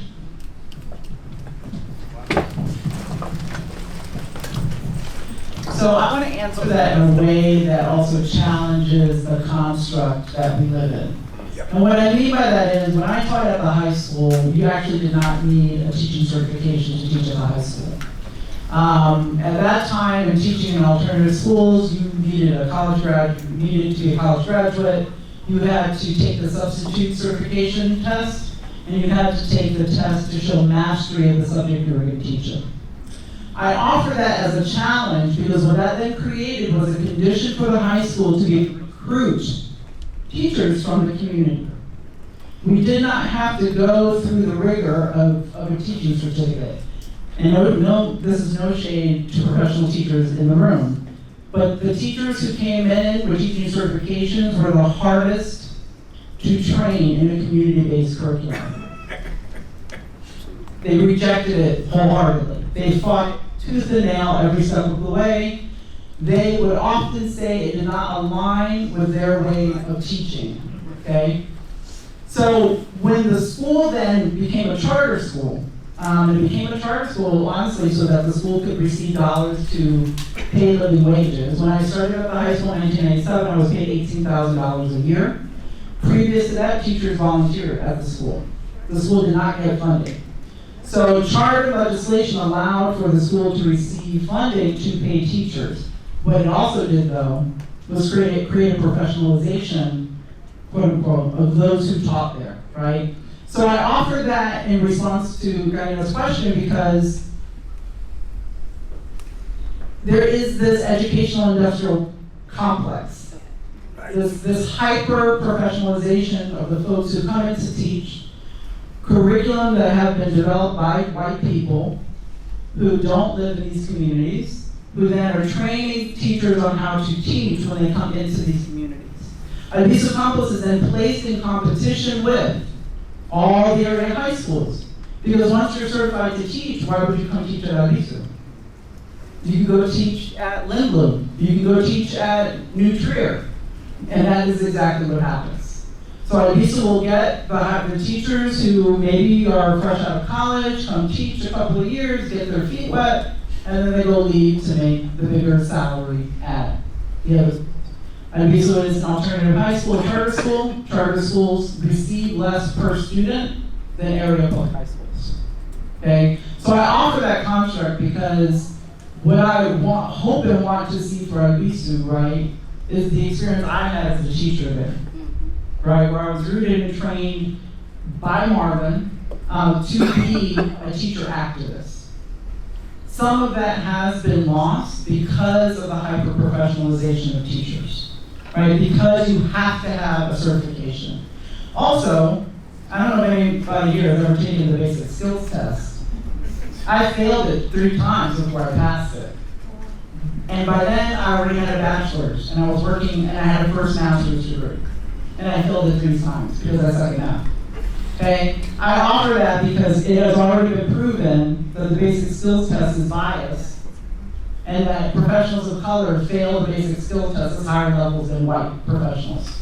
That is why you don't see that many teachers of color in education, right? And there's this whole movement to try to redo the basic skills test. So, what I hope to see is, the high school is up against quite a bit in some ways in terms of what's become this institution of education and how it has unfortunately creeped into the whole charter system and all of that.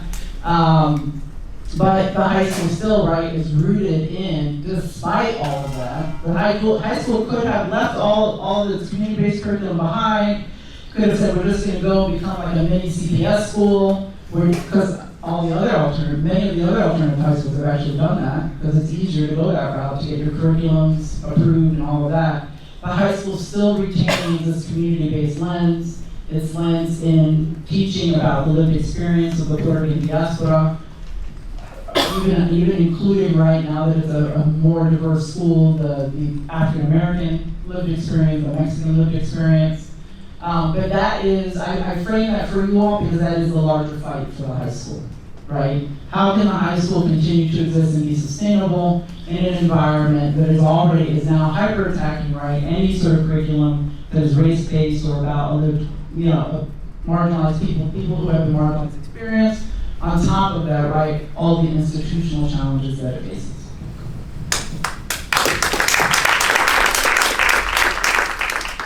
Yeah, so we're talking about teachers. And so I would like for everybody here who has taught in the school, because I see a testimony over there, and I see some people over here.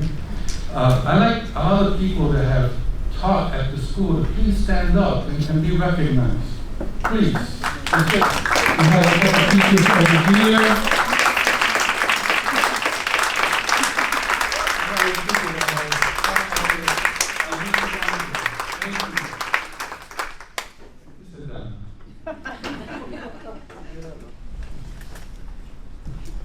Jose, you didn't stand up. Oh, Jose, stand up. So just real quick to add to Clarice's question around the next 50 years. That's for the last session today, so don't use your... No, I won't give it all. Don't give it all. I won't give it all away. No, I gotta come back. Is to also be able to institutionalize our founders. We have the privilege today to have some of our founders here still with us. That won't be the case 50 years from now, unless they become robotic, which cannot be possible. It is how do we sustain historical memory, which we know in communities like ours continuously becomes difficult. It's hard to sustain historical memory.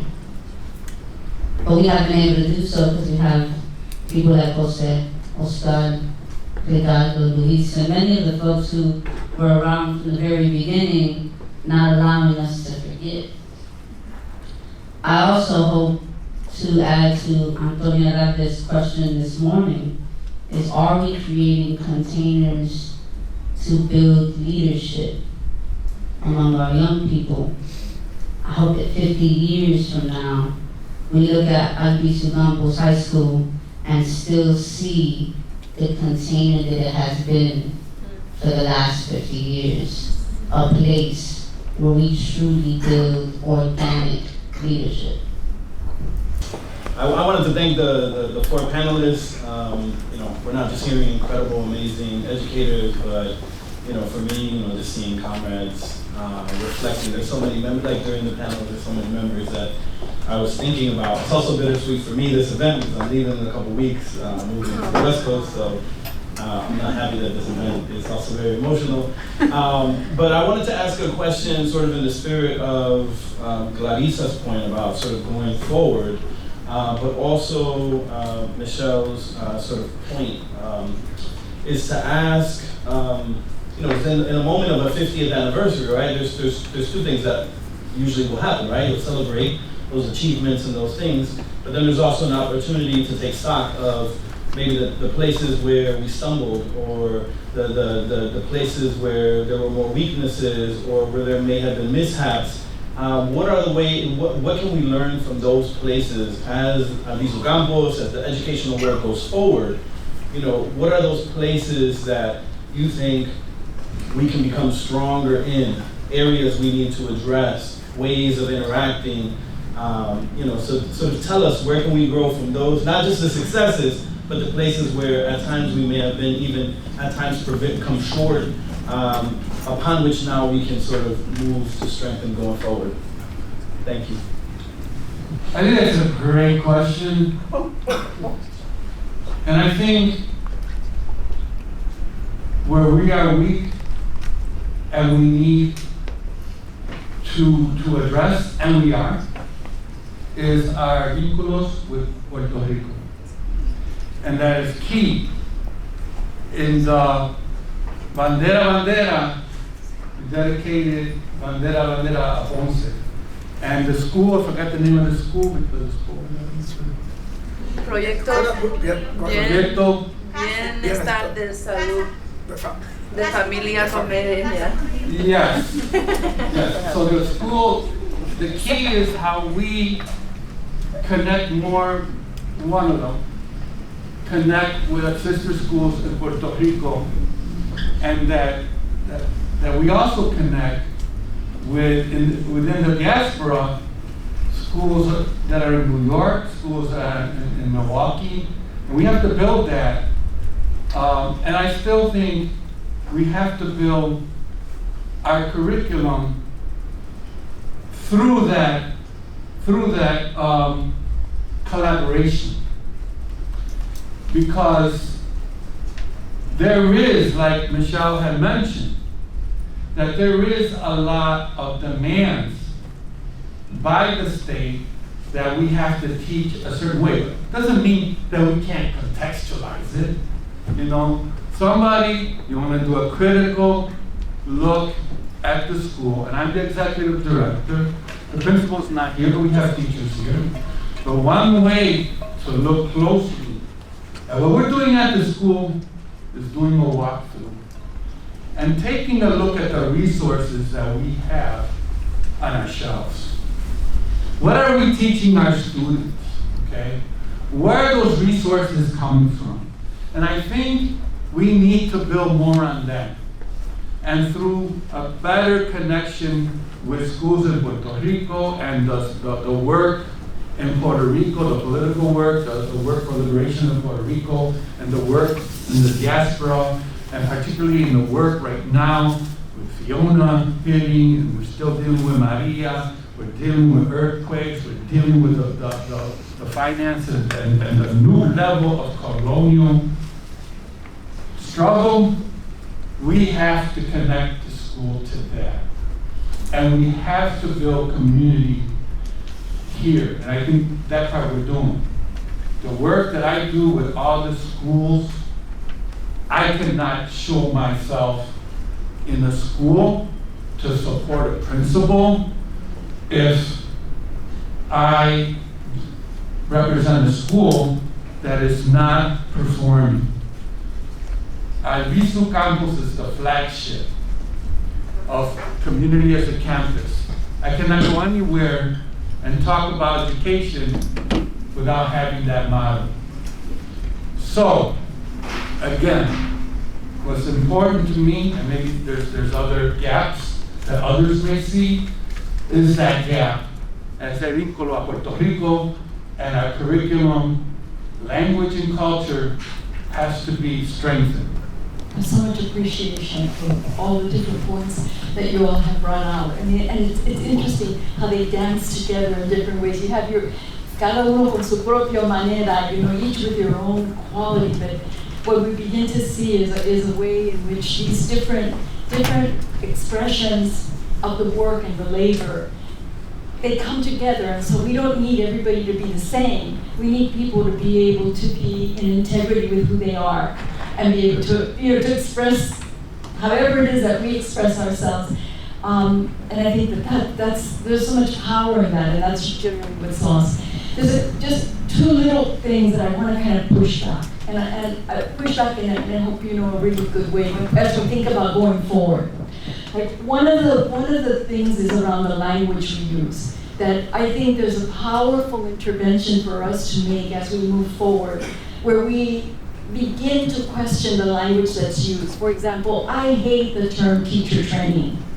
I hate this notion of training, that anybody is trained. There's something about that is so damn dehumanizing, and it's so much part of the colonial, project to train us so that we can kind of fit in. And I know that part of the struggle here, or the contribution, is we have to deal with the language of the institutions, but we're also trying to transform those institutions. So if, in fact, there's an opportunity to create, a teacher education program, then I hope that we talk about teacher formation.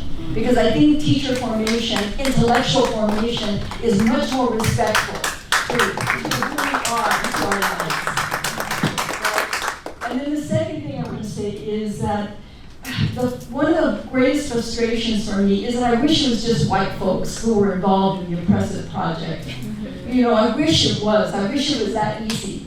But the truth of the matter is that some of the folks writing the curriculum at state levels are not white folks. They're folks of color who, have taken a different, let's say, they've taken a different venue, right? And so the only reason I say that it's important for us to keep that, and it goes back to something that Jose, you said, I think, yesterday, but this de-essentializing of identities, and including white identities, because some of the work that's been done here, the reason it was done was because of white allies, political allies, who stood up and were willing to accept incredible criticism from their own, communities, or from others who didn't understand what the hell are you doing, why are you doing that, why are you putting so much energy into that. So what I'm saying is that because we are about human liberation, then part of our struggle is about what is our political consciousness that we carry forward? How do we recognize each other beyond the color of our skin? Because otherwise then we end up falling into the same trap and oppressing in the same ways that we have. So as we move forward in the next 50 years, for me, it's like I hope that our work helps to push that kind of opening and pushing back on these institutions as we begin to say there is another way to think about the question of education, about how teachers, the formation of teachers, how we teach students and how we learn with them, and how we understand each other as a human community with our differences and our commonalities working together for each other.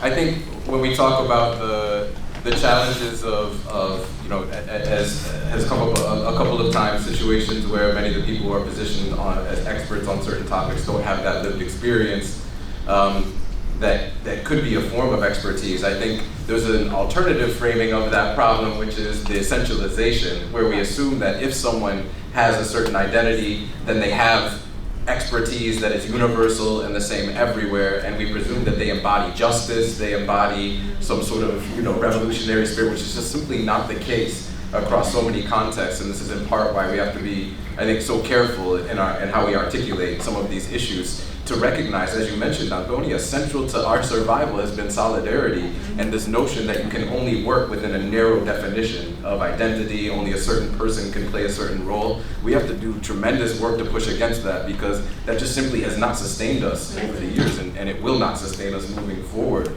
I think another point that's connected to this, when you talk about the ways that some of the people who are designing these curricula might be on paper are people, but aren't necessarily committed to this. They don't share political commitments. Again, this is what I was trying to speak to at the beginning of my comments. In some ways, the only thing scarier to me than the conservative sort of rejection of race and colonialism as a focus of analysis altogether is the liberal orientation to race and colonialism that sort of divorces these concepts from really people's lived experiences, and then and turns them into glossy diversity, equity, and inclusion.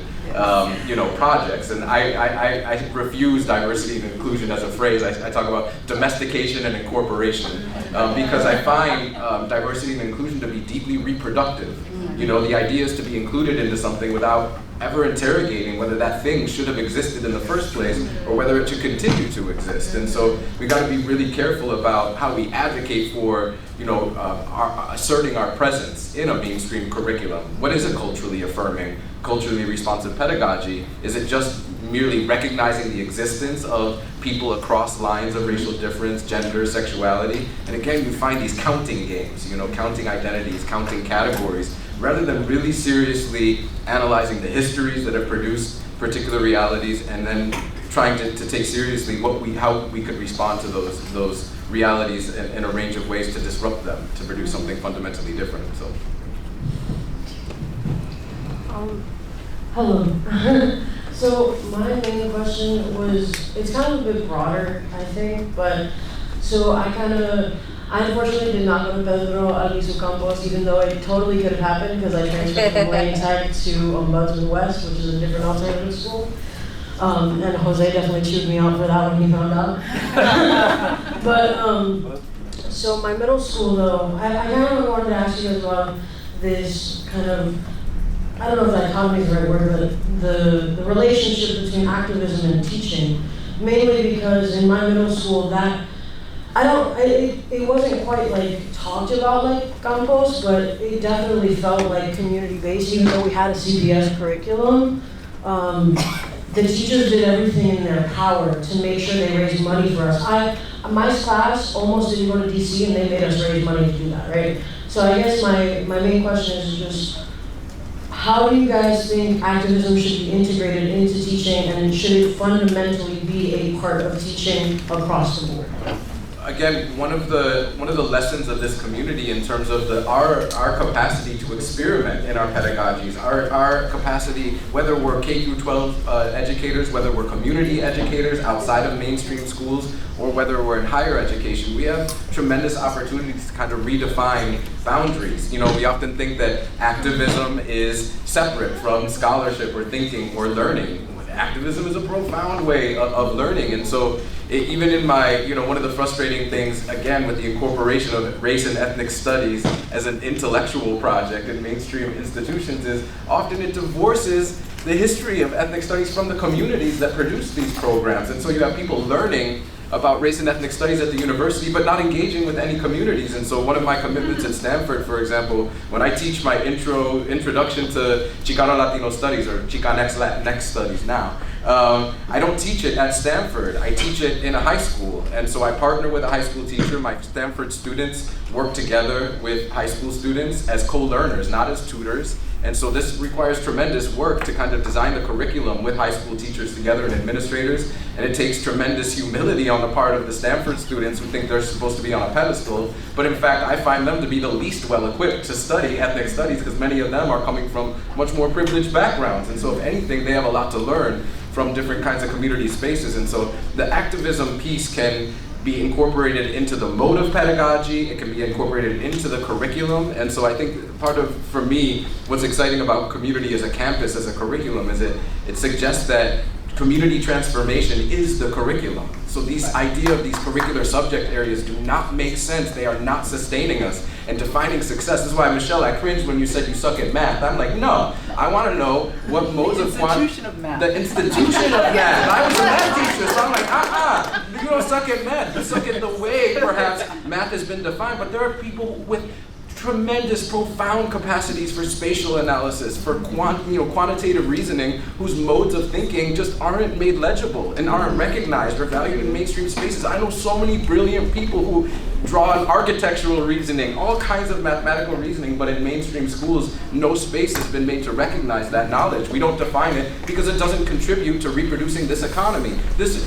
Reproducing this economy will not sustain us, and so if anything, the activist work is very mundane on some level as well. So we can think of activism as a recognizable project, doing protests, particular kinds of activities.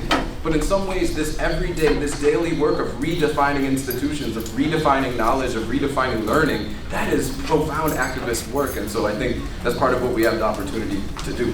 So my name is Laura Ruth Johnson. You've met me throughout the day and yesterday, and I'm an associate professor at Northern Illinois University, and I will be moderating the final panel, which is Rethinking University Community Partnerships. And I'll start by introducing our panelists. Yes, and then they will present, and there will be some time for questions at the end.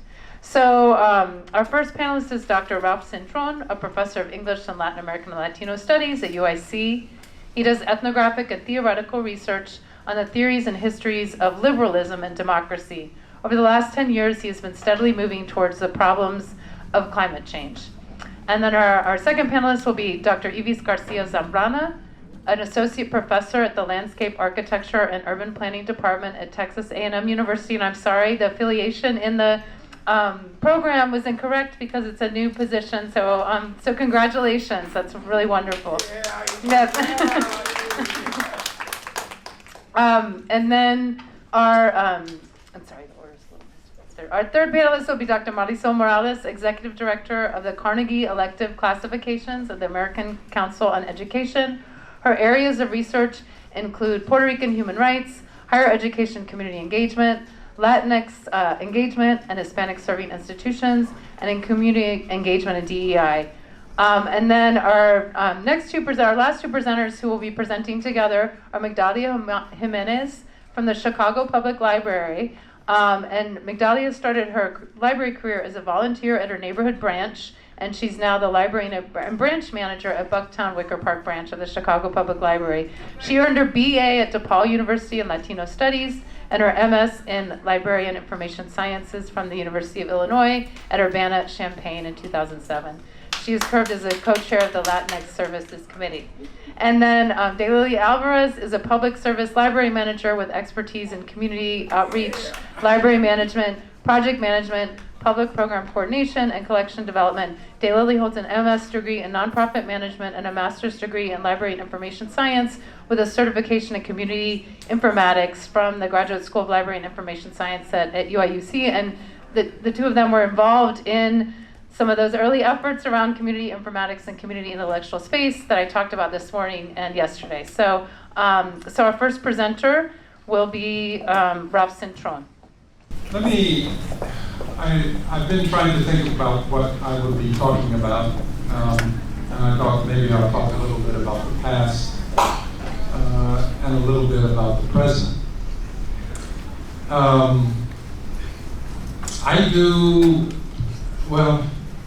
Listening to everybody, I probably do the research, write about, read about stuff that is really odd. I do ethnographic work, that's not odd. Many of you, I think, do ethnographic work, particularly, as people say, to live out in a community is to do ethnographic work. That's what you do when you live life. So I do that. But it's the other thing that I do that's just really odd, given this context. And that's rhetoric, rhetorical theory. And what that means is that my mind is partly stuck in 2,000 years ago among people who are sometimes called the ancient Greeks and so on. I'm one of the people who broke the mold in terms of changing rhetorical theory because I moved more and more towards ethnographic work. But I still love rhetorical theory. And the reason I love it is because rhetoric has always been about arguments, the sort of arguments that occur around us on a daily basis. But when I started working in the field, what I started to do was to think about street gangs. And street gangs, I started thinking more and more about street gangs. I was doing ethnographic work with street gangs. I was talking to them. I was going to jails. I was trying to find out what the motivations were. So the more I did that kind of work, I began to realize that there was a world of, let's call it silence. Silence that was incredibly pervasive inside communities. Now we could call silence oppression. So oppression was so pervasive that there was a kind of silence in terms of understanding what was happening within these communities. And so that relationship between silence and speaking became incredibly important to me. The relationship between silence and stories became incredibly important to me. So as I talked and learned and started to figure out things more and more, I realized how the people I was talking to did not have very many ways to, shall we say, speak to the world in some fashion. And so that's where a lot of the set of problems began to emerge and the frustrations. And we started talking more and more about, one of the favorite terms was lack of respect. And we started talking about how respect, or the lack of it, felt like humiliation. And we started thinking, and this, I was doing this with the other street gang members, we were just simply saying, okay, let's talk about humiliation, let's talk about respect. To what extent does these were all ideas which were beginning to emerge among, the ideas were emerging from the people I was talking to. And we started using terms like systemic humiliation, kind of a fancy word, I guess. But what we meant was that there was something, a structure that was inside the society that made feelings, that made lives, that made everything seem kind of worthless or hopeless or difficult. And the more we talked, we started figuring out ways. So, what is graffiti? And that became the self in some fashion or another. But it was a complicated self because it was in a language that was not legible to many people, legible to other street gang members, but not legible to many people. Anyway, it was through all of these kinds of experiences that I really began to understand how people want to talk. And people want to tell stories about themselves. And that these stories and all of this talk is actually incredibly, incredibly deep. And I understood very quickly that there is a kind of imperative to arrive at justice in some fashion.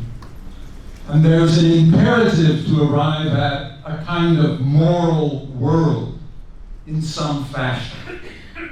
And how do you get there if what you feel is silence everywhere? How do you get there? And that became kind of the big, big struggle. So I wanted to start with that story to simply say that the university, my training, let's say, in I'm kind of embarrassed to say it, but classical rhetorical theory from the age of the Greeks at first did not seem relevant to what I wanted to do.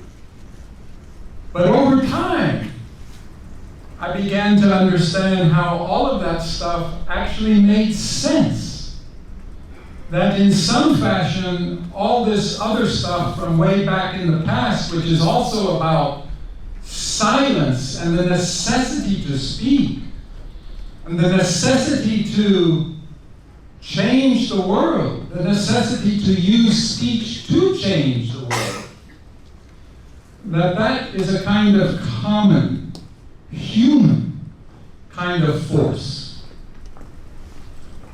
And so, with that sense of things, the part of me which seems kind of stuck in books, and then the other part of me which seems to be stuck in communities, began to make more and more and more sense. So if we're talking about knowledge, so what is knowledge? It doesn't exist. Obviously, we've been saying it all afternoon. It doesn't exist, and all morning. We've been saying that knowledge doesn't exist inside the books. It doesn't. Knowledge seems to be this thing which floats all the way around us and captures us, and it seems to be something that everyone engages in. Anyway, I wanted to just share that story because there's something about the pathologization of the street. There's something about the pathologization of street gangs in particular. There is something so pervasive in that system of trying to say, these people are worthy, these other people are not worthy. But that's, if we want to understand where that term, which literally emerged out of collaboration with others, if we want to understand what that term systemic humiliation amounts to, then you begin to kind of grasp that it's this desire to be with others. And how is it that structures of society seems to prevent that being with others in some fashion? And obviously, our economic system is deeply a part of one of those structures in which we cannot be with others. So how do you break that down? And that's what I've been trying to do for really quite some time. So let me jump. That's a kind of a personal story from the past. And let me jump to a personal story. I've already used up 7 minutes or 8 minutes? 10 minutes. I've used up 10 minutes? I didn't even think I would ever get that far. I thought I would be over by now. Okay, so let me go to the future and to the present. So, increasingly, I've been involved with a bunch of climate scientists, and they have been fantastic.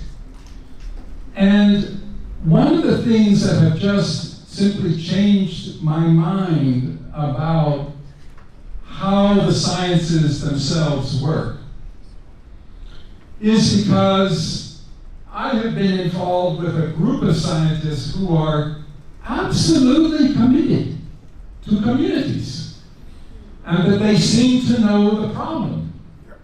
They seem to want to bridge out of their isolation, which they themselves acknowledge, and they want to move towards places like this.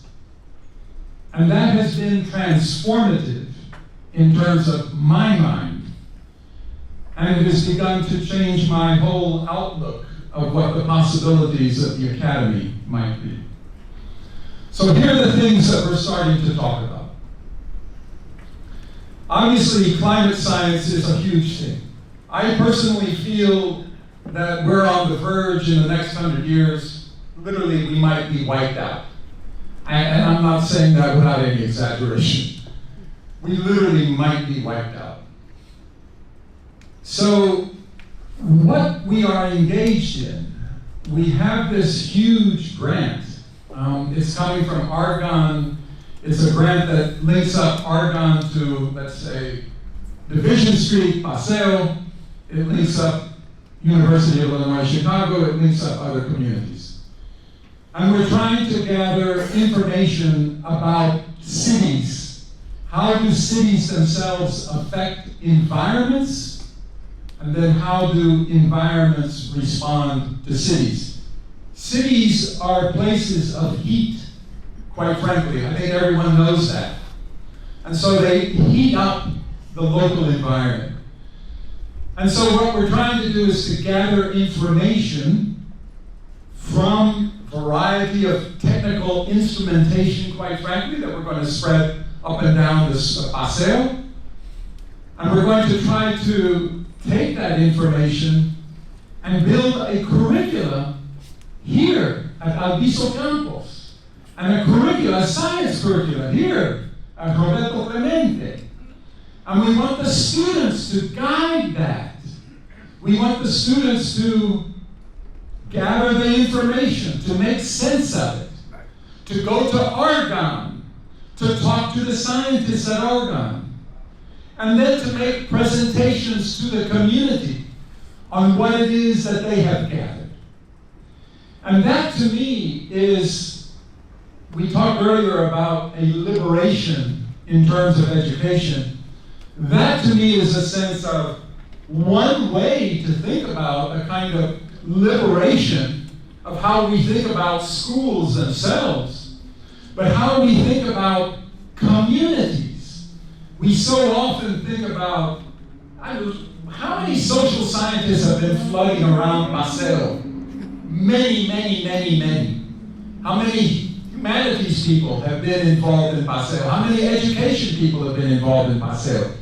But in contrast, how many scientists will now be involved in Paseo? And to what extent will Argonne be involved in Paseo? So these are all parts of, I think, a new kind of present, a new way of imagining communities and universities and research institutions, a new way for imagining all of that, but also a new way of,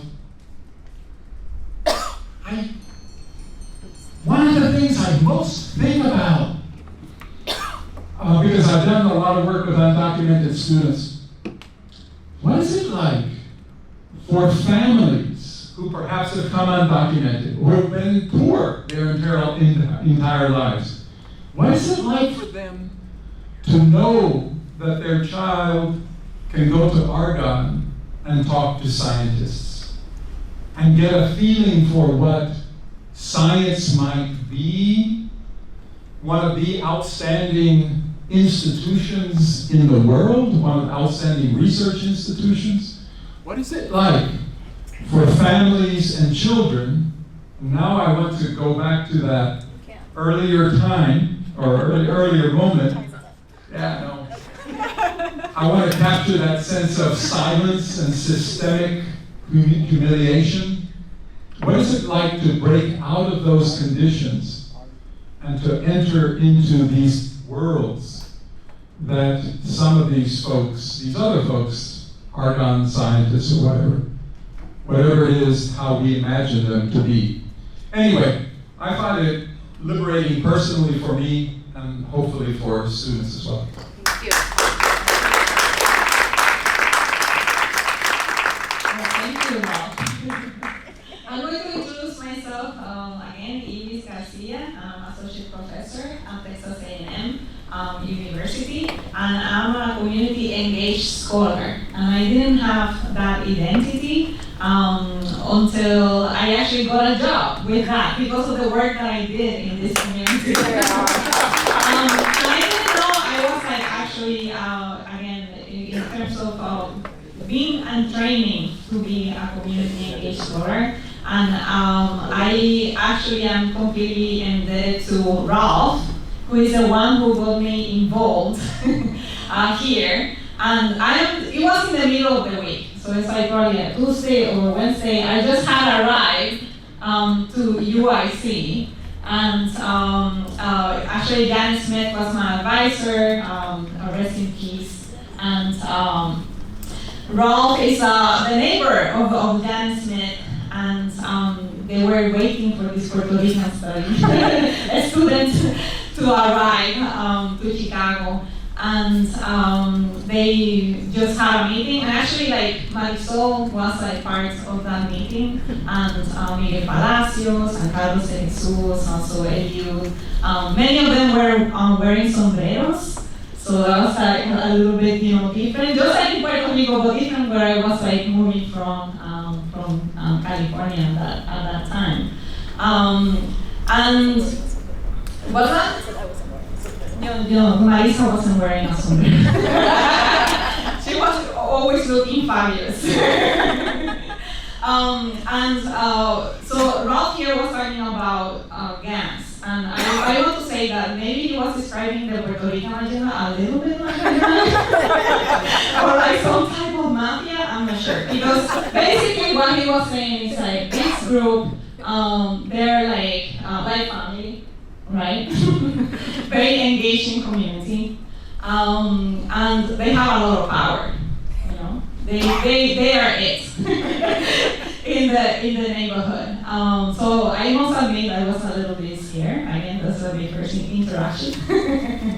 But after like coming into the community, I felt very welcome.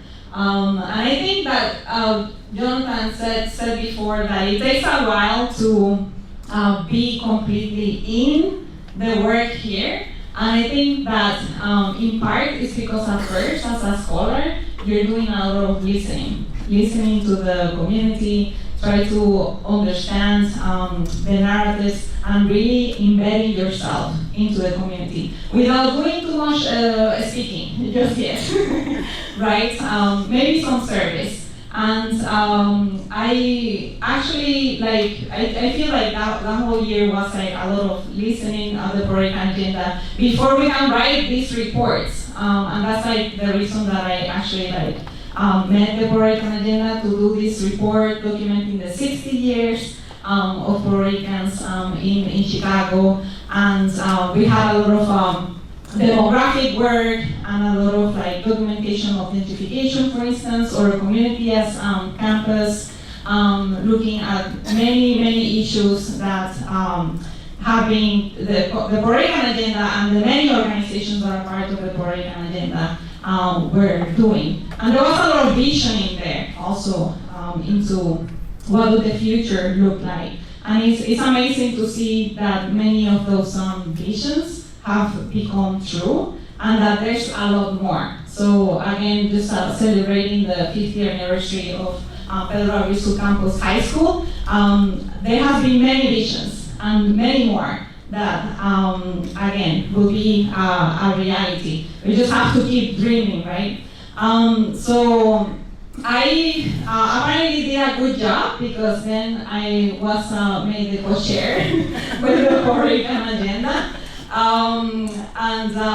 It was again just such a great opportunity, and I did my dissertation work also from the Puerto Rican agenda reports. And for a while I was hesitant to do my dissertation on community work, and that's why I say I didn't see myself just yet, as a community engaged scholar. And the reason for that is because you have a lot of people outside of the community saying you're doing studies, basically. You cannot be a Puerto Rican doing Puerto Rican work because people are not going to take you seriously. And that's what a lot of people always say to young scholars. And obviously many times, from progressive people and people that we might think that are allies and so on. So I am glad that I didn't listen and I decided to go with my heart and just again embrace completely doing my dissertation work on my work in this community. And I wrote about gentrification, but I wrote about it in a different perspective because I think that obviously we want to have more Puerto Ricans that are homeowners. I think that's definitely the goal. But part of the argument of the dissertation was that through community ownership, we can maintain people in this particular space. And that is like community ownership in terms of like having the flags here, Paseo Boricua, having the murals, having the different institutions like Pedro Albizu Campos, places that are like non-profits that are in this space that can really serve the community and maintain the community here. And that's like a different argument from the housing. The housing is important and we have to get more affordable housing, but it's like how you create this like ecosystem in where we can create an identity-based project and maintain people here. And I'm not sure, again, if this was like my idea to come up with that, or it was Rolf's idea. Because I had like a lot of conversations, you know, with a lot of mentors and people in the community. So sometimes when we write about things, we're not sure, is this my idea or is it like, you know, somebody else's idea. It feels like it's part of a collective, right? And of a narrative. So after like being here for 5 years, I went to the University of Utah. And actually, like maybe people thought, you know, that I will not come back, right? And I see that there's a lot of scholars that have stayed here in the community, and other ones that have gone to other places, but they're still connected with this community. And I think that again is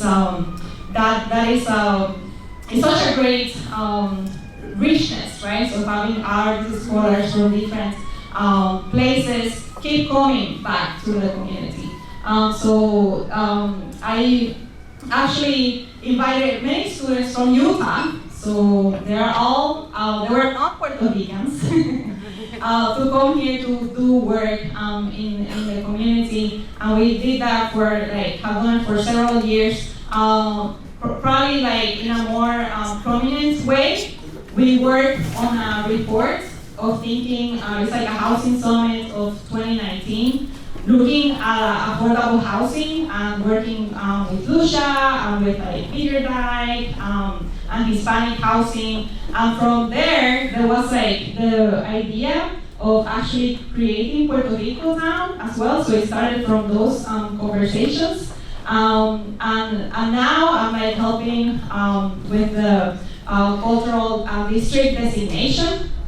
So again, it's just like I have been involved because I keep being invited, and it's just like again social pressure to work with the community. Something I wanted to say in regards to the students is that this space is very welcoming of non-Puerto Ricans. I think that has been something that I have had to work as a professor to build the cultural competency of a lot of students that again do not speak Spanish or have never worked with Puerto Rican communities, and in the case of Utah with communities of color, really. So I wanted to, in a way, just acknowledge all the people that are non-Puerto Rican that have made great contributions to this community, just as allies and just as people that are also doing the work.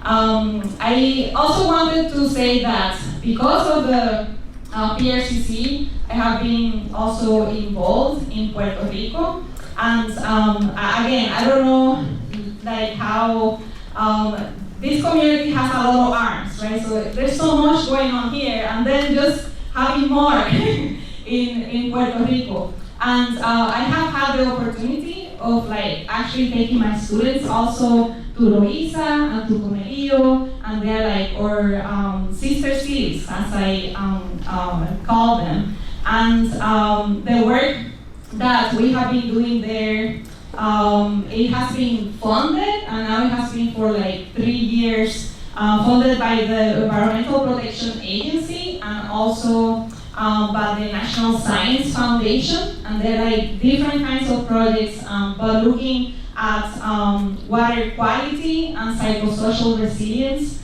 of older adults in Loíza and Comerío. So one of the things that we see now in the news is that a lot of people are not connected to water. You should also know that in Loíza, for instance, about 10% of the population is not connected to water regardless of the hurricane. In Puerto Rico, there's a lot of informality and a lot of issues of infrastructure. The same thing with electricity. So we have a lot of informal communities, for example, that they share a line of electricity, and everybody is connected to that. So those are like infrastructure issues that are very important to solve, even in moments of not having a disaster.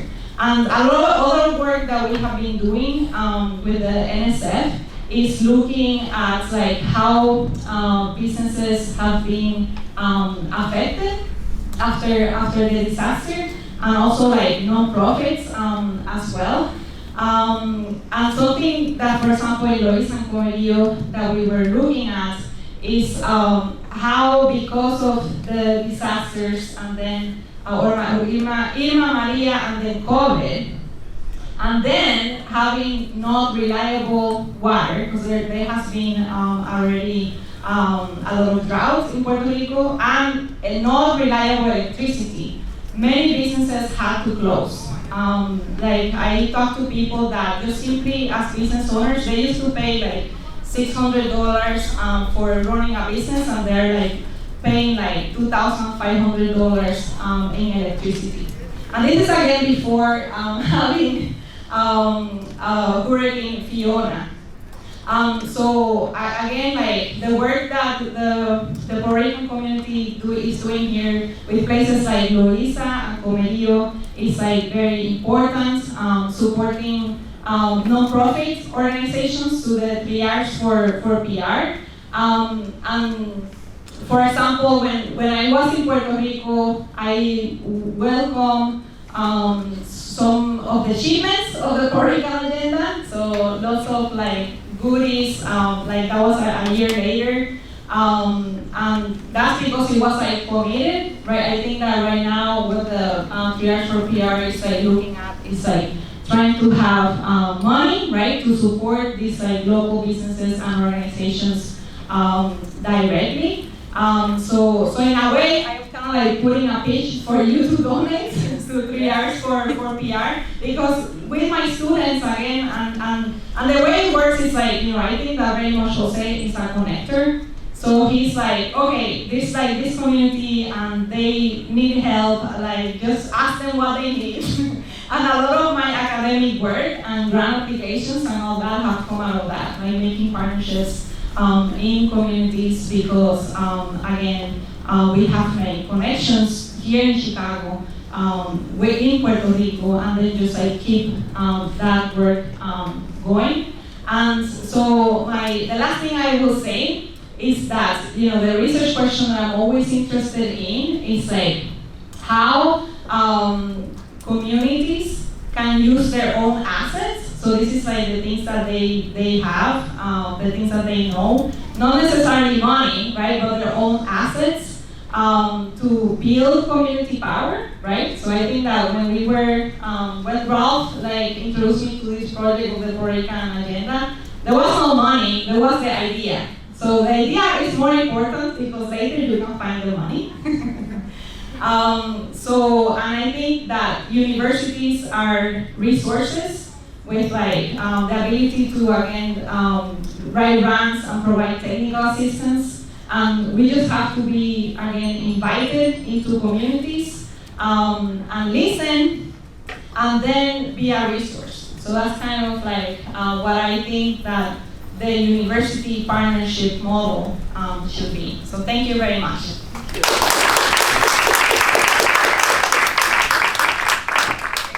Thanks all. Hi, I'm Vanessa Morales, and I just have to say thank you for the organizers, Laura and Jonathan, for the invitation. And it warms my heart when Evie says that she's a community engaged scholar, because what I do for a living is try to make universities and colleges support these kinds of scholars.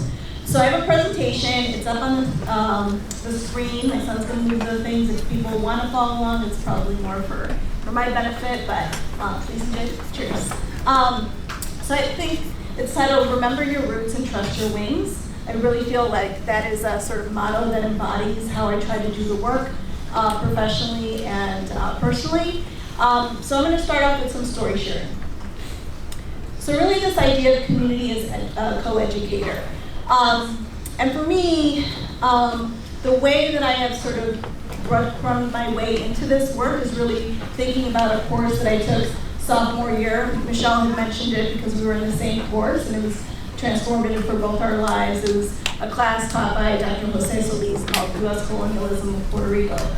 We were sophomore students, and I was at that time feeling very disengaged from my college experience, not knowing if I was actually going to continue.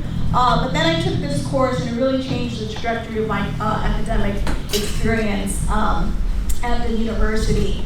And even though I was born in this neighborhood, a few blocks away on Haddon, we had moved away when I was 2, and I grew up in West Rogers Park.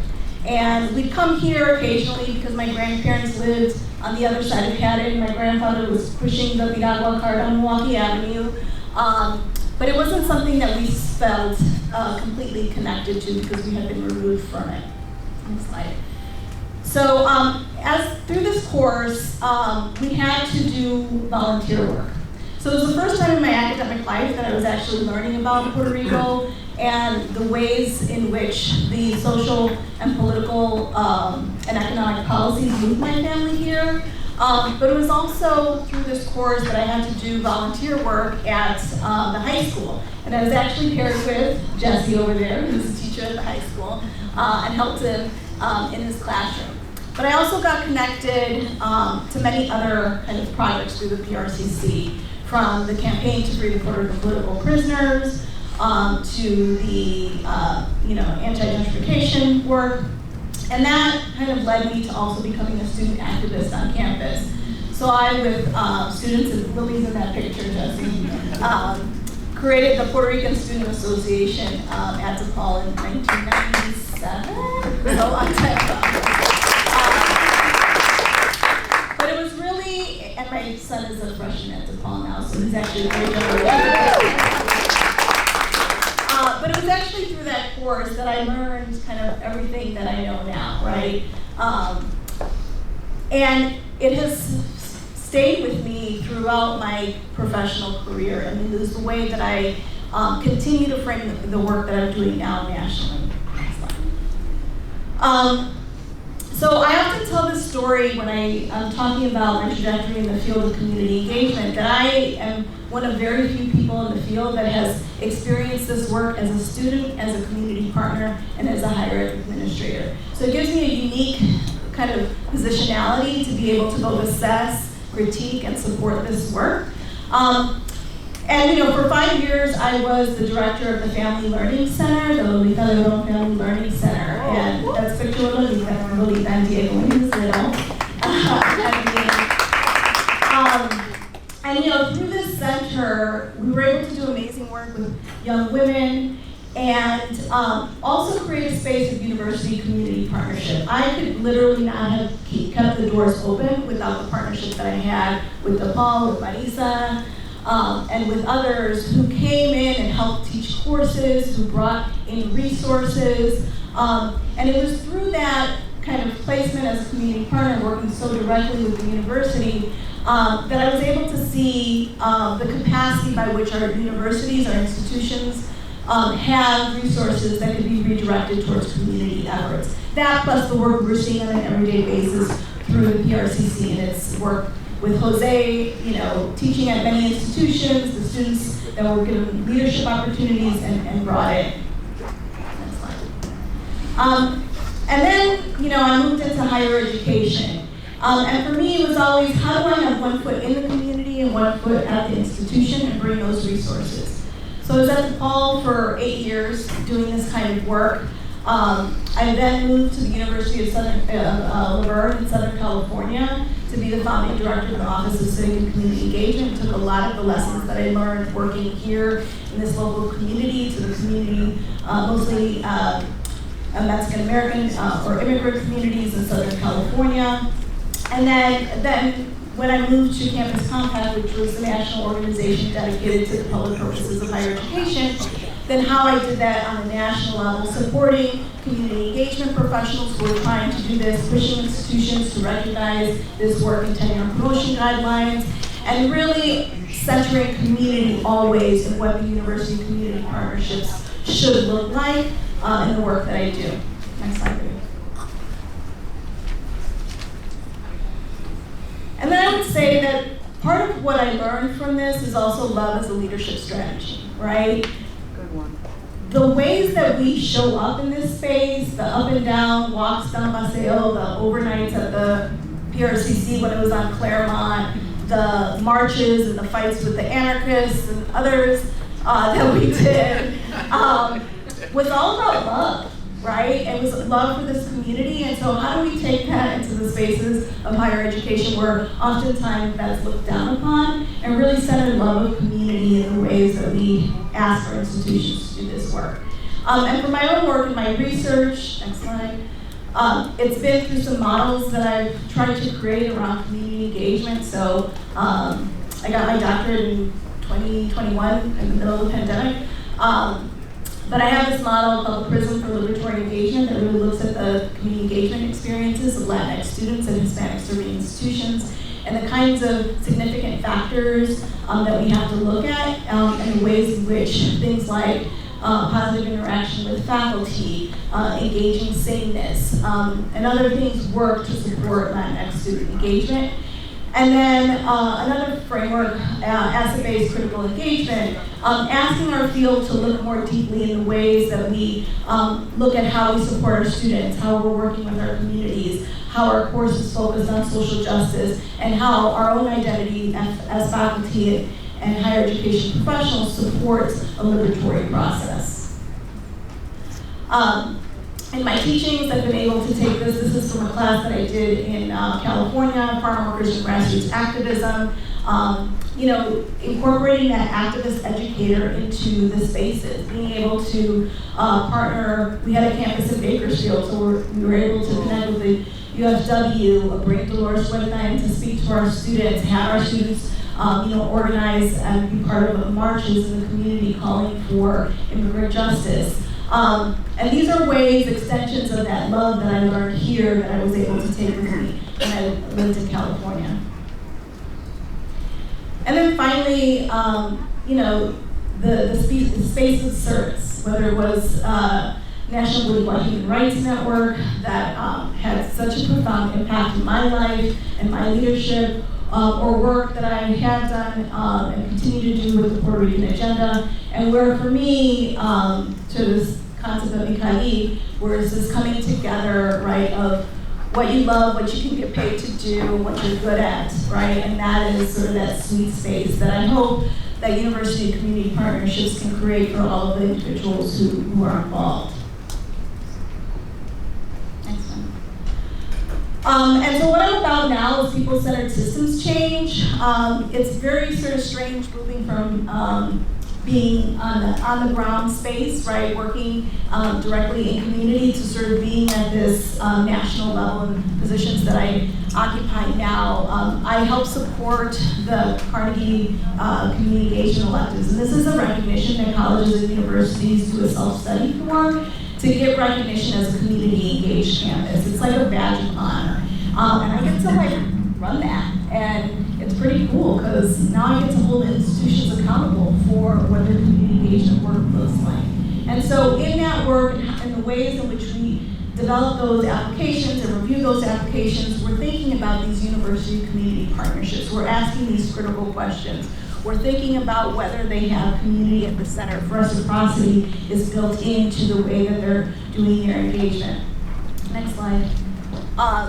And that's what we're doing now with this one. It's been around for 17 years, and we'll continue to do with additional electives that we kind of roll out. And this is really now through a partnership between the Carnegie Foundation for the Advancement of Teaching and the American Council on Education. And there's a Puerto Rican at the head of it, and I think that's pretty damn cool. And so I'll close with,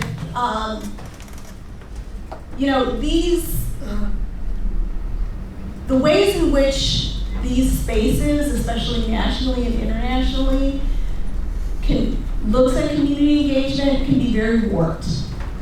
And I think when we have folks who are grounded in this, who come and understand the roots by which this work was seeded, right? For me, oftentimes the field of community engagement excludes the history of ethnic studies movements that brought root to community engagement in our higher ed institutions that had authenticity.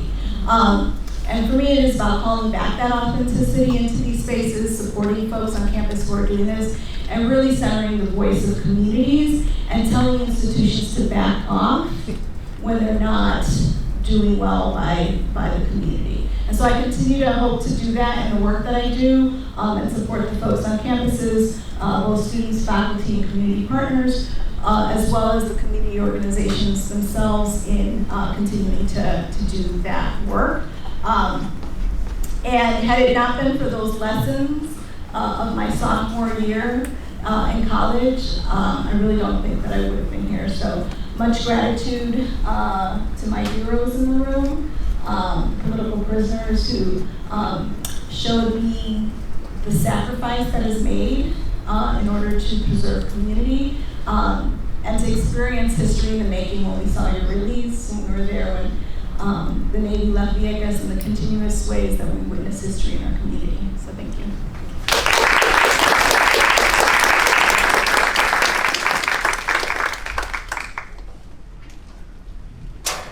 Hi, my name is Angelica Hernandez, and I also just want to say I'm very honored to be here with all of you and all the other esteemed panel members from yesterday and today. So I was invited to talk about my experience as part of a partnership between UIUC and Puerto Rican Cultural Center. So I'm going to start with my little story, which is, let's turn back the clock. Everybody think about 16 years ago, 2006, if you can. And I was working at Association House right on the other side of the park.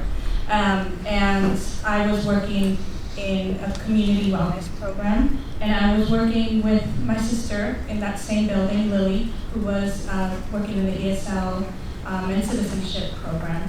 So there we are doing our work. I was doing part-time and trying to figure out my life because I was in my early mid-20s, which means like that. And I remember I loved my work. And I thought, what can I do? I want to have a career where I can, really impact people and the community. So I brought this myself. I know these are in the bags. I brought this myself because it's integral to my story. I read La Voz, and there was an article about a new program that was recruiting diverse students to become librarians. And I read it, and it was about 2 days expired. The deadline was like 2 days ago.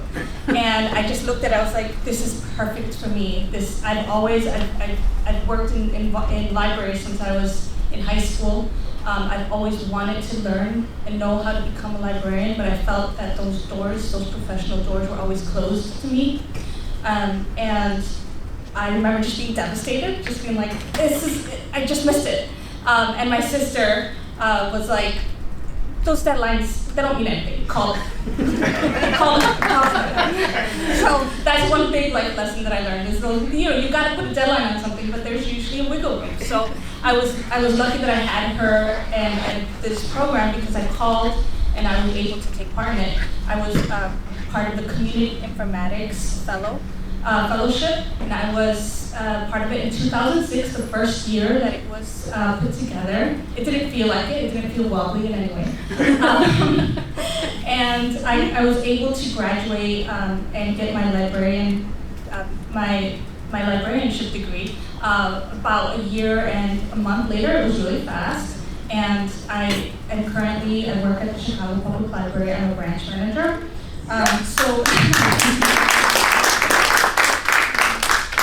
Now I want to talk about why this is important. The notion, again, we're still in 2006, okay, you guys? So the notion of doing an online program was insane back then. So we did an online program, but it was part online and it was part place-based here, and we took courses at the Puerto Rican Cultural Center. Now that was amazing because that allowed students like me, who are not the traditional student who just, moves to Champaign-Urbana to study to get a graduate degree, right? That wasn't my path. That wasn't something that I saw myself doing. It allowed students like me access to be able to get a graduate degree from UIUC. I wouldn't have been able to do it without this program. I wouldn't even have known how to start. So I did feel like it was tailored for me, and what made it so extraordinary was that it was rooted in the community, and I just want to echo what everybody else has been saying today. It was rooted in the community. The community was the curriculum. Community is the curriculum. I learned a lot about inquiry, how to be a community-based librarian, and it allowed me to maintain and develop my ties to the community while studying to be a librarian. I still continue to work at Association House, and I was able to do projects in library school that were connected to the work that I was already doing in the community. Another reason why it was so extraordinary is that it was more than just lip service. There's a lot of institutions, but especially public libraries, that keep talking about they're wringing their hands, how do we recruit a more diverse workforce? How do we do it? And they write papers and they have conferences, and it's been decades, and nothing has been done, except this was a real thing that was done, and we are a product of that. So it went beyond that lip service. What impact? Well, for me personally, 2 minutes. Yeah. For me personally, it was a real lifeline. Again, I had always wanted to be a librarian. I didn't have that path. But more than just a lifeline for me personally, I think what's really important is that I'm working in a library where I have a leadership role, and I'm able to make important decisions that affect the collections in the library, the programs in the library, the kind of outreach that we do. And I'm able to be that person that when you walk into the library, I can bring all my experiences to make sure that everybody is served, especially Latinx people, but everybody is served. And everybody is welcomed. And that's not always been true, and it's not true at every public library, but it's something that I feel this partnership has made possible.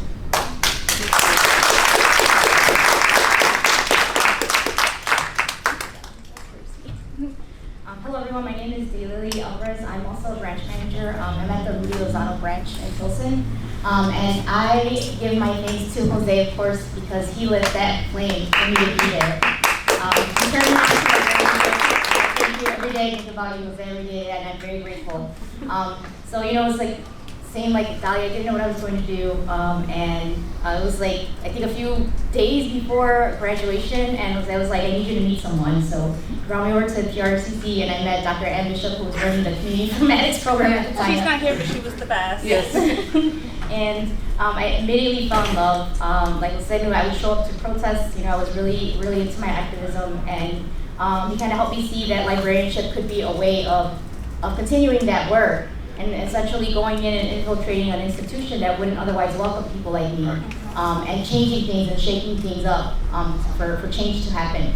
And Dahlia and I have worked really hard to get to where we are, but of course it couldn't have happened without the inspiration of our communities, of our lived experiences, and without the experience that we had uniquely here on Paseo. I had a research assistantship where I was cataloging all of the scholarly works that came from Humboldt.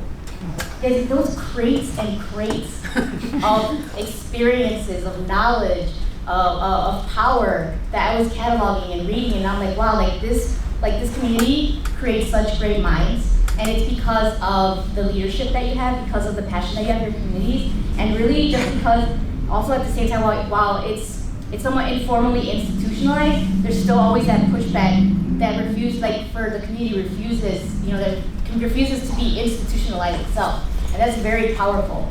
And that experience, that work, I brought into librarianship, where Dali and I co-chair committees that are responsible for creating citywide programs for the library during specific heritage months. And for the longest time, those committees were all full of non-Black, Indigenous, brown people of color. It's all white folks. So of course, all of the programs during Latinx Heritage Month were like mariachis and flamenco. And so going into that experience there, I had to recall my experience here and continue to kind of be that insurgent presence, to refuse to keep the status quo. And so I started, making a program that was more representative of all of our communities, that was intersectional, and that, again, that work that refuses to be institutionalized. Yes. And this is so important because in libraries, the collections will hardly look like us unless we are the ones that build them, unless we are the ones that get rid of harmful content. And so a lot of this experience here has really taught me to be that insurgent force within my institution that will constantly push back. I will constantly speak up. I will constantly be loud.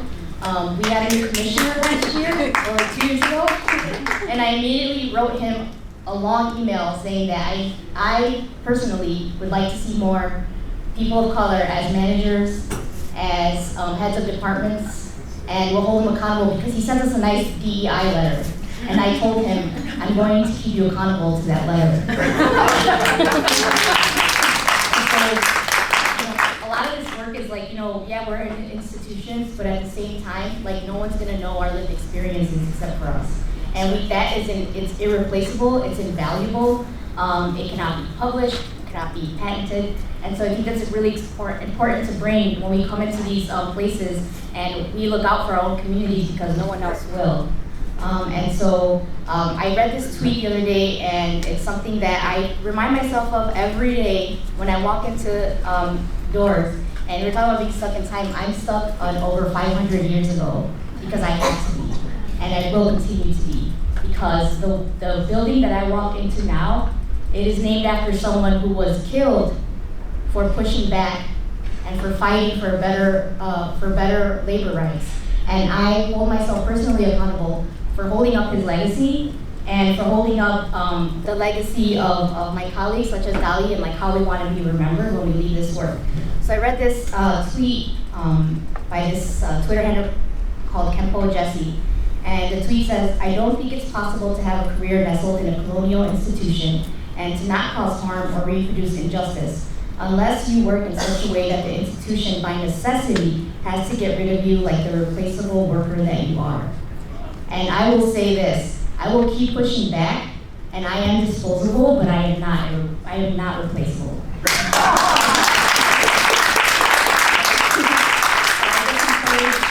I just encourage your young folks, especially young folks of color, to look to librarianship. It's an amazing career. There's a big movement right now of young students of color that are kind of taking over the profession and are bringing other people along, and a lot of great scholarly work that is coming out of that. Thank you. So I feel like the first three presenters spoke a lot about academia going into the communities, and the second one did a little bit more of the communities going into institutions. And I'm in academia, and I feel like I wonder what can communities do to put pressure on academia so that so that we don't have to bring academia into the community because the community is already in there. Simple idea, how can we, as the Puerto Rican community in Humboldt Park, advocate and pressure UIC to give full rights to our students? Because I personally think academia is a pyramid scheme that you come in and then you are in debt and you are paying back for the rest of your life to a bank, and education that you did to get money. So like, how do we make these spaces sustainable for the community, and not just like try to come in and make a career with on the community? I mean, so higher ed funding is a little bit of a complex issue, but what I will say is that, you know, I do think that communities who understand their own power know how to press the levers for these institutions, right? And I've been in a lot of different places and seen ways that communities engage with institutions, right? I think here this community has been the most powerful in understanding itself and what it brings to the table.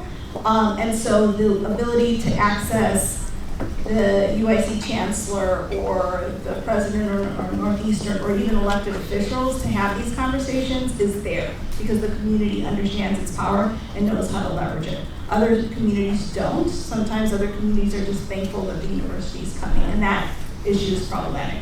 Well, what I will say, particularly around public education, is that over the past 20 plus years, maybe, well, whenever Reagan started, there has been continuous disinvestment of state government on higher education, and so that has also contributed to the rising costs of higher education for students. So I think part of it is, yes, there's a part of higher ed that is, you know, a neo-colonial structure and capitalist structure that has to be deconstructed, but there's another part of the historic disinvestment that we're seeing happening in higher ed institutions that has to also be a place where maybe community and institutions or, you know, folks within the institution come together to pressure state government around that to decrease the cost of higher ed.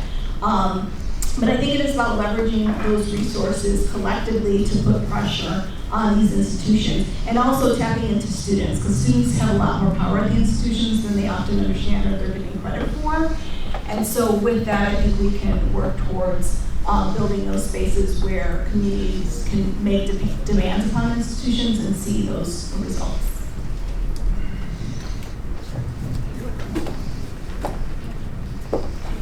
I can add to that. So a lot of the relationships that I had with community are more on the individual level, right? So it's more like I am a faculty that is interested in doing community work, and I also work in an institution. So basically, you have people who are connectors, right? And I know people in the community here that are very good at like finding people in the university that are doing that work, right? So in a way, it's about people who are already interested in community work, working with the community in a way that is more about being a community engaged scholar that understands activism. And the previous panel was talking about that, the importance of like having a training of like working on the community's goals. So I think the more that we have community engaged scholars, which is like people that understand the importance of working with communities and that are able to get into administration positions, like so as well, right? So it's like people who can shape how the system, for example, of like getting tenure, right, is like rewarded. Many times, like the community engaged scholar work is not rewarded because you have one publications and it has to be like 95 factors and you have to have these like grants and so on. So that system has to change in order to create like more rewards for faculty to obtain tenure based on community engagement. So I think that until we do that, right, and that is like more systemic, it's going to be very hard. But it starts first with like, again, training people that understand the value, that get into the new positions, that get into administration, and then can make more systemic change. Just very quickly, I think the ideological structure or ideological backbone of universities is in crisis. So as it encounters crisis, and we might call it crisis in what counts as knowledge or crisis in what counts as student body or what counts as the purpose of a university, all of those things are being questioned. So it just seems to me that with that with that stage of crisis, there's kind of an opening for something else to appear. So how it is that we maneuver that opening may be part of the key. So, you know, I can probably give you lots and lots of stories on the inside about how different groups that I've been associated with have been trying to maneuver through those openings. And I think also by proxies, libraries and other like museums and cultural institutions are also in crisis because of this shift in ideology. So I think holding them accountable, like showing up, like for the public library, showing up to the board meetings and, you know, making comment during the public comment section is important. Giving feedback to your aldermen about your library branches, if your library branch isn't welcoming or doesn't have enough representation in your collections, to your neighborhood, you can always go to your alderman and complain. You can also write to the board and complain or show up to those meetings and comment during the public comment section. But yeah, it's kind of an opportunity for a lot of this work that would otherwise be lip service to actually happen because, you know, nowadays, you know, with the social media and everything is transparent whether you want it to be or not. You know, so I think that for these institutions to actually want to change, they actually have to produce work and let people in that they have been trying to keep out for the longest. So I think just like being very vocal and you know, mobilizing resources and getting in touch with places that you would think would be out of touch, you know, with the community is super important. One of the hardest things for me around the community engagement question is the manner in which neoliberalism really co-opted the notion of community engagement. I mean, that became kind of the buzzword. And in fact, it was more about, you know, how could it benefit the institution and how could it benefit often elite students who actually wanted to be able to put on their resume that they had worked in a community or that kind of thing, were there and then, you know, would leave. So one of the interesting things to me, it always makes me think about the contradictions that we're constantly having to navigate. I mean, it's impossible, right, to do the work without navigating those. And how much self-vigilance, you know, we have to have somehow, even in our consciousness, to be able to navigate those institutions. There's got to be a self-vigilance at work, because otherwise the institution is a structure and it will swallow, it's made to swallow people up. So I think one of the things that you remind me of is just how important that element is. And around, one of my former students, Courtney Hernandez, has a book out, Service Learning for Whom? And when she went through and did a critical analysis, historical analysis, I mean, she essentially, you know, was so frustrated because she was working in Latino and African American communities, and these students would come in, it was just a mess, you know, and how it was being utilized, which I'm sure all this stuff you know, but it makes me think over and over again, how can we, you know, what do we need to be self-vigilant? So then it also makes me think, you know, the networks that you need to have, and that any of us within these institutions need to have in order to keep us accountable, which is something that Jonathan always, you know, has brought up a number of times today, this sense of accountability. So that was one thing. And then at some point, Ralph, I'm really interested if I think it's fantastic that the question of science and having scientists who actually, you know, begin to see that they have a role to play. That there's a lot of movement going on in science in terms of moving away from Newtonian, you know, this scientific element that's tied to positivism and moving us towards a more quantum understanding, which actually allows for the ecological elements to come into play, right? So I think, when I hear you talking about that project, it's like really exciting for me. And I think it's fantastic that this organization is maybe one of the first organizations of its kind to be able to welcome that conversation, and as a consequence, actually transform the conversation going on within the sciences themselves in really material ways. Yesterday, you would be interested in this, Antonia. I was in a conversation with a scientist, chemist, very well known in his field. And the conversation was about the concept, because we're developing this climate change studies curriculum. And the conversation was about knowledge.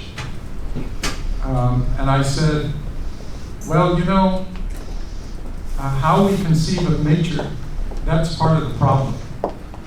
And I said, you know, if you go to Amazonian peoples, everything in nature is a person. The jaguar is a person. The river is a person. And when you start looking at that out from that perspective, then you cannot justify exploitation. You can justify making use of something, but you have to have a ritual in order to even get through that justification.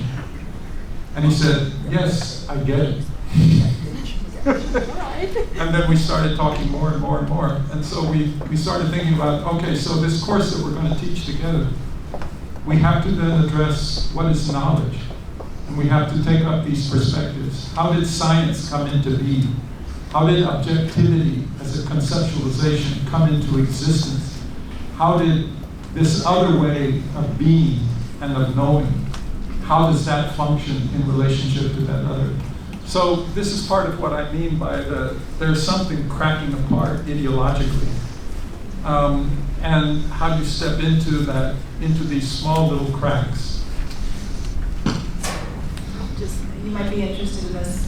So one of the things that we're doing with the elective, because they're all dedicated to public purpose, is one of the next ones we're going to roll out is around sustainability. So we'll be bringing folks together to think about what that looks like and how higher ed institutions apply for these electives with these sustainability indicators in mind. So hi, so I'm Amalia. I'm a faculty member at UIC, but I'm also the Chief Diversity Officer. So diversity. And officer, too, is the best part of that. It's better than CEO or CFO. But I do want to say that a year ago, I assumed that this additional position was kind of thrown at me. And so then the community came to my portfolio, too. And it was really, it's daunting, it's exciting, but it's a huge responsibility.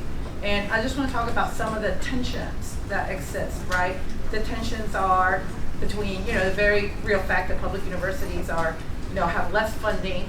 So in a reality in higher ed, when corporate models are going to be are assumed more and more. Right now there are CEOs in some universities, right? And so when you have leadership come in and say, okay, we got to cut expenses and we got to do something, right? Community is one of the things that can get cut, right? You also have people saying, again, that separation, that is a false separation. How could we be spending tuition dollars on community? As if our students aren't part of our communities, as if our communities aren't our students, right? And so I think there is that struggle to get people to think collectively and to think more structurally and more long term. I mean, what are we doing? We're not doing, as Antonio was suggesting, like a PR thing here, right? We're really wanting to transform communities. That's part of our mission as a university, especially our joining communities, but not everyone shares those values. And finally, yes, faculty can go off and do community engaged research, great. But is there any kind of infrastructure to support that?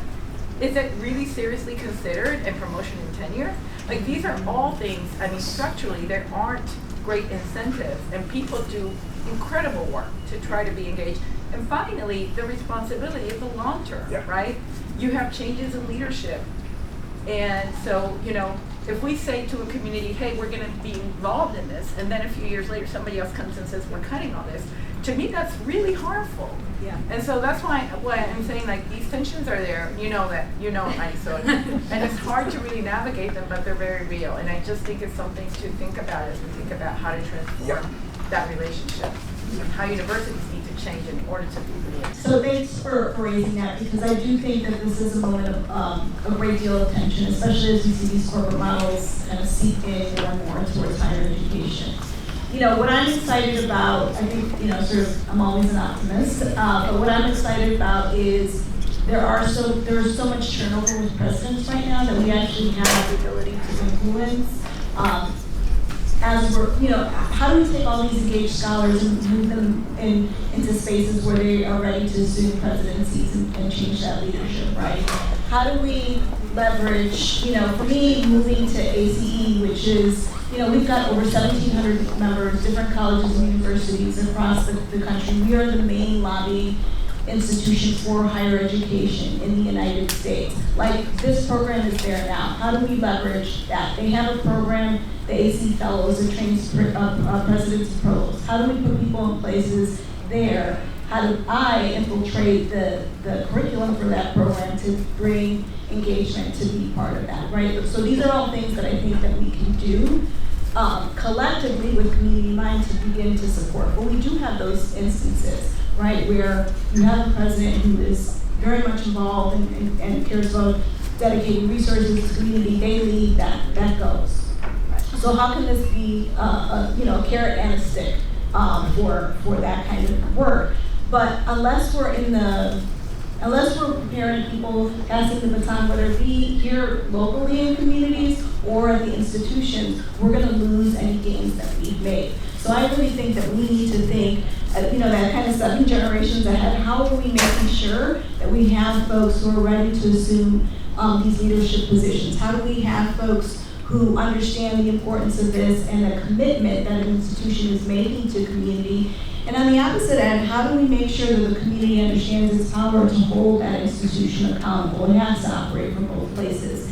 And when I was at higher ed institutions, I didn't see myself separate from the community. I didn't see faculty like Marisa or Jackie or Maura or any one of our Puerto Rican faculty as separate from the community. They were just using the institution as a space to extend that work, right? It became a space to mobilize. It became a space to hold accountable for gentrification of our community in Lincoln Park. And so I think that unless we have that knowledge transference happening with folks and that leadership development, we can't ensure that our institutions are doing right and push against those neoliberal forces.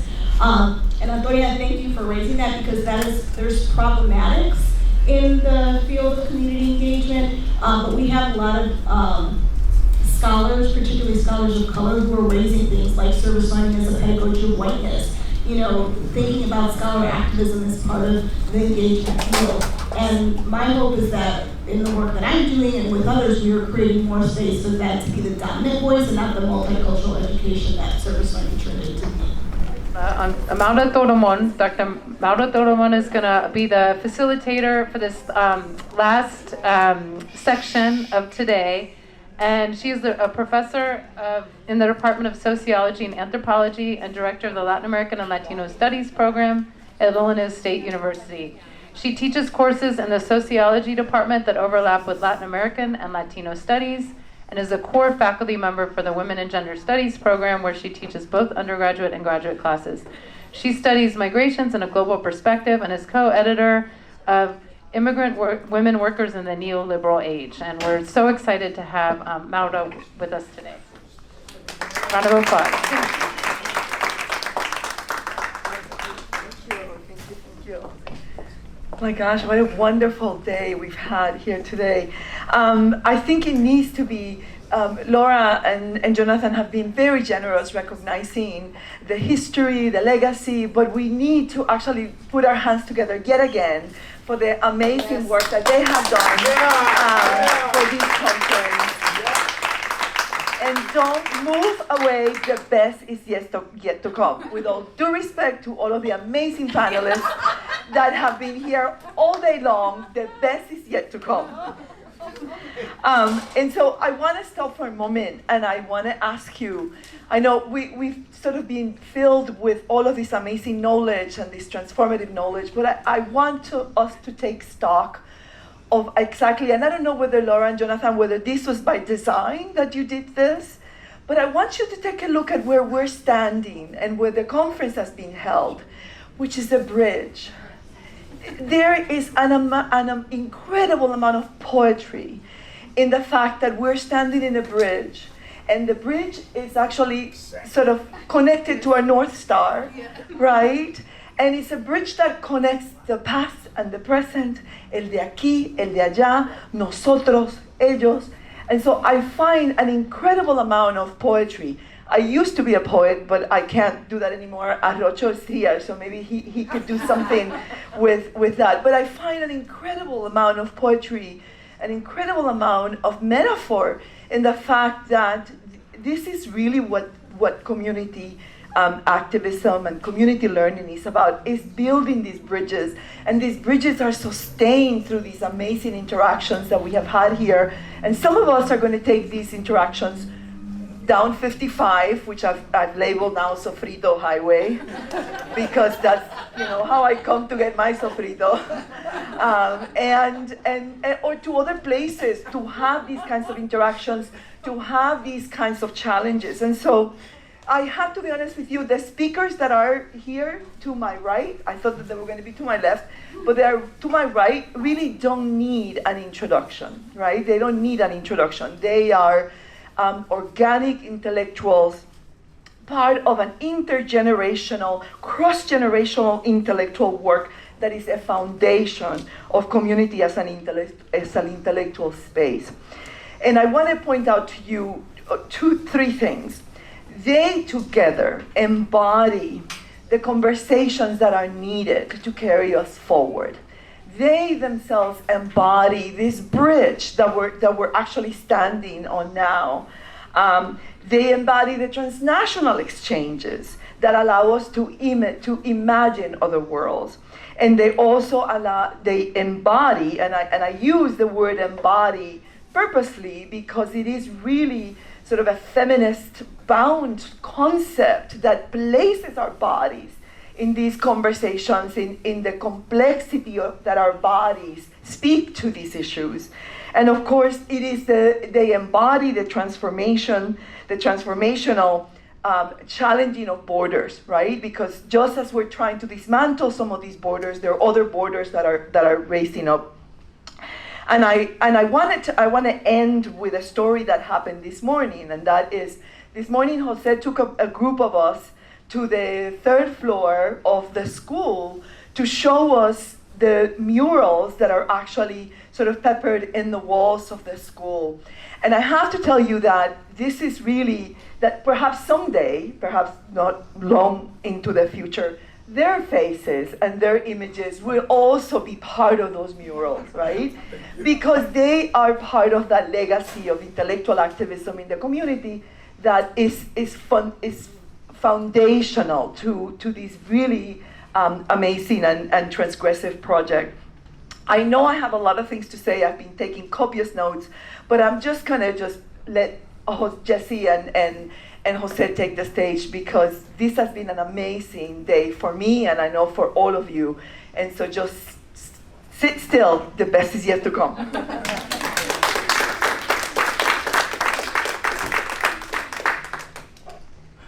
All right. I'm going to have a conversation about how we have set the foundation for what the next 50 years are going to be. And then I'm going to let the visionary tell you what the next 50 years are going to be. And then we're going to make sure we do that work, right? So first, outside of being the Director of Policy and Youth Advocacy for the Puerto Rican Cultural Center, I am also the co-chair of the Puerto Rican Agenda and have been for the last 7 years. And the first thing I want to offer up is for us to leave here with Puerto Rico on our hearts and minds. Hurricane Fiona, in many ways, has devastated Puerto Rico to a degree that we did not feel during Hurricane Maria. 100% of the power taken by a Category 1 hurricane is criminal. And the Puerto Rican Agenda will ensure that we hold Luma accountable, that we demand for transparency, and demand for that contract to be terminated.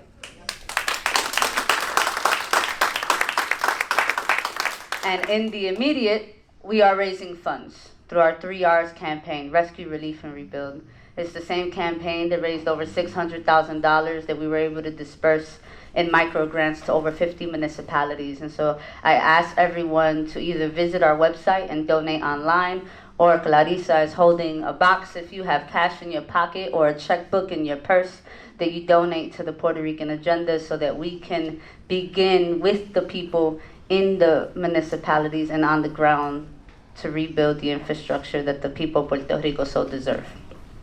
So, what have we done in the last, we're almost going on 30 years, right, Jose? The founding of the Puerto Rican Agenda? We're at year? More. All right. So, in the last 30 years, the Puerto Rican Agenda strives to seek the self-determination of Puerto Ricans on the island and in the diaspora through policy. And in the last 7 years under my leadership, we have done several things. Last year, or at the top of this year, we passed SB 1833, the state-designated cultural district bill that would ensure this community never goes away. It would ensure a commercial, It would ensure that the district of Paseo Boricua becomes a commercial corridor that is invested by the state, city, and the county. What does that look like? We have several sectors of work: education, housing, health, economic development, and as the arc of all of our work, arts and culture. We are going to ensure that the state designates funding so that we can build affordable housing for families in this community, so that redlining stops taking them out of their roots and displacing them into communities that they do not recognize as home. We are going to ensure that our health institutions, and we just had Norwegian American Hospital renamed to Humboldt Park Health, that our health institutions not only serve our communities within a medical framework, but begins to really think about themselves within an ecosystem. How do we serve our communities through prevention and intervention, and understand that the bodies that we live in are impacted by broader systems like colonialism, and we could just not intervene with medical models. Rather, we need to create frameworks that keep us healthy, both physically and mentally. And we will do that work. When we're talking about education, we're talking about how do we ensure that institutions like Roberto Clemente Community Academy can continue to serve families in this community, become a school of choice, and not be taken from its roots in the presence of gentrification. Why do I say that? We are sitting in an institution in which Wicker Park sits this way and Humboldt Park sits that way. And there are many families who would love to have Roberto Clemente be a school for their children and not all of our children.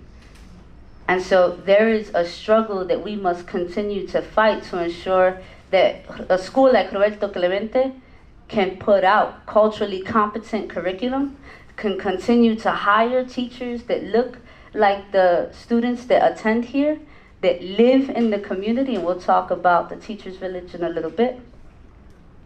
But more importantly, create an institution in which young people do not feel criminalized or dehumanized by the very physical nature of a building that they walk in. And we all know what that's like, right? Walking into Chicago public schools and often feeling policed.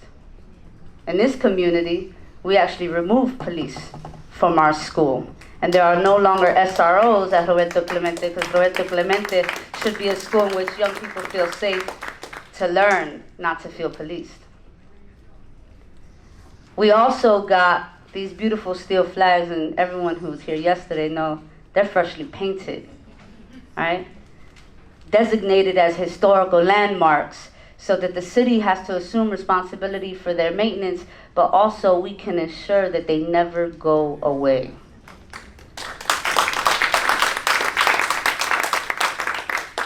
Those steel flags resemble a welcoming mark to our community. Often, there are conversations as to whether those flags represent a stop sign for individuals, like you can only come in if you're Boricua, right? No, those flags send a very clear message that there is a community here to be reckoned with. And when you come in, You are being faced with a community that believes in its sustainability, that believes in its growth, and will continue to struggle for its liberation. And those flags are a reminder of the work that we must do every day. So what will Puerto Rico Town do? A designation by the state, bill signed by the governor. It will ensure that from Western and Division all the way to Pulaski Road, which is a 2-mile stretch, will be a space in which we can celebrate our Puerto Ricanness, in which we can learn our history, in which we can be unapologetically Boricua in every facet of the word. We have an arts building that is going up, and some of you guys can see it on the TV screen, but if you walk down Paseo Boricua in the last 24 hours, you're seeing how beautiful it's coming along. An affordable housing project for artists so that they can continue to live in this community and not be priced out. And in the commercial space, the only Latino-owned and Latino production theater company in the city, Urban Theater Company, will be placed there. We're gonna have our own Boricua Steppenwolf on Division Street. And all of those things are important, right? As we're thinking about community building, and I'm going to coin some of the things that Dr. Eves was talking about, community ownership. Affordable housing is extremely important. Affordable home ownership is extremely important. But none of that matters if we're not talking about community ownership of a space that truly affirms who we are. And so when you walk down Paseo, it already feels like this beautiful place, right? You walk and you see murals on the walls, now on the ground, which is amazing, right? And you can walk past and walk into institutions that truly embody everything that the Puerto Rican Cultural Center and the Puerto Rican Agenda and the political prisoners and every ally who has been a part of the work has envisioned in the last 50 years. Well, the next 50 years, we have to double down. Because it hasn't gotten easier. There are still practices of colonialism that we must combat, and we see that as we are thinking about Puerto Rico post-Hurricane Maria and Fiona. We see that as gentrification has run rampant in our community. 50 years ago, we couldn't have imagined the multi-million-dollar developments that look like PlayStation consoles all up and down our streets, but they're here, displacing people every day. I spoke to a family yesterday that has lived here for 50 years and their taxes has gone up $5,000 in the last 2 years. A retired family.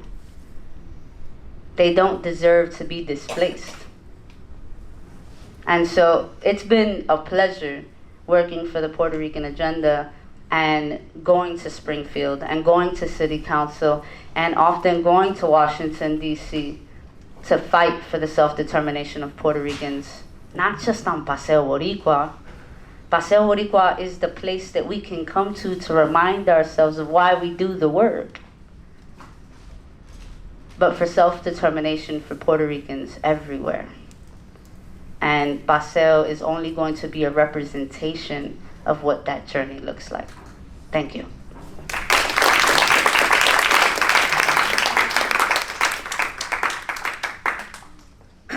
Before I say something, let me just remind you that we have Irma's book on sale.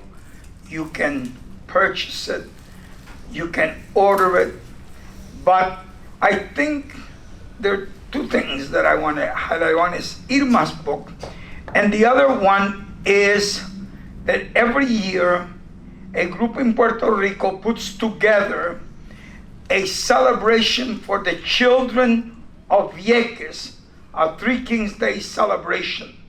And they choose artists to represent the three kings. And so Clarissa has one of those. She's obviously showcasing it. And that will go directly to support this effort to provide toys and gifts for the children of the island of Vieques. And that painting was done by my brother Oscar, and he's here to sign them as well, so you can get both the painting, that plate and collection plate, as well as his signature. I say this because I think it's really important for you to think about Irma as a Mexican working class woman who had no major formal education, was welcomed by one of the founders of the Puerto Rican Cultural Center, Reverend Jose Torres, in a church that he had on Ashton and near Washington. And that church in the beginning was a center of what Juan this morning talked about earlier, Casa Central. Casa Central was an institution developed by the Presbyterian Church to service the Latinos and primarily the Puerto Ricans. And Reverend Jose Torres was the director, was brought here to become the director of Casa Central. I'm going to say something that I know is going to be controversial, but please listen. We're welcoming a group of undocumented immigrants here to Chicago and across the country. But I want you to know that that is very selective. They're only allowing people from Cuba, from Venezuela, and from Nicaragua here. There is something wrong with that picture. What happened with the Mexicans? What happened with the Hondureños and the Salvadorians? Have any of you analyzed what's happening here? And this is a total Cold War propaganda to think about the tyranny, in quotes, of Nicaragua, Venezuela, and Cuba as the place that really needs support, and these will become refugees, and they could become citizens. And I'm sorry to say that Casa Central at one point was taken over by a group of Cuban refugees here and transformed its mission and vision. And I know it's going to be controversial, and people are going to attack me, but I'm saying it right here because it happened. And so we got to be very careful the way we approach all of these processes. I don't mind supporting people who come here who are desperate and desperate families, but I question the way this has been framed. And so I say this because Juan pointed out that one of the institutions that became very wealthier was Casa Central. And they sold a great deal of their wealth. They privatized their senior programs. And one of the worst places that was impacted by COVID was that place right there on California. Puerto Ricans, a lot of elderly Puerto Ricans died there because it was privatized. And so I want you to understand this, because I want you to understand that while numbers, Latino numbers, are important, we've got to be careful with the language of the dreamers and the exceptionalism of U.S. propaganda. I hope you understand what I'm saying. So, with that said, let me really try to frame a little bit what I was going to say. But I wanted to say how Irma came to us was that Irma became a member of the church, and over the years, the church opened its doors to her as a Mexican immigrant, and that church obviously was one of the foundations of the Puerto Rican Cultural Center, and at the end, Irma became an integral part of all of our work. So I wanted to at least outline what Irma means to us in these 50 years that we're celebrating. I want to say that for me, when obviously Jonathan and Laura brought this idea of doing the symposium, I wanted to be able to make sure that the speakers and the participants were people who have been really part of our work. I think you got a wonderful testimony of the people that spoke to you today and the depth of their presentations. Because these were people that in one way or another have been deeply impacted by the work that we have done. When we were talking about where to do it, obviously we had to do it here.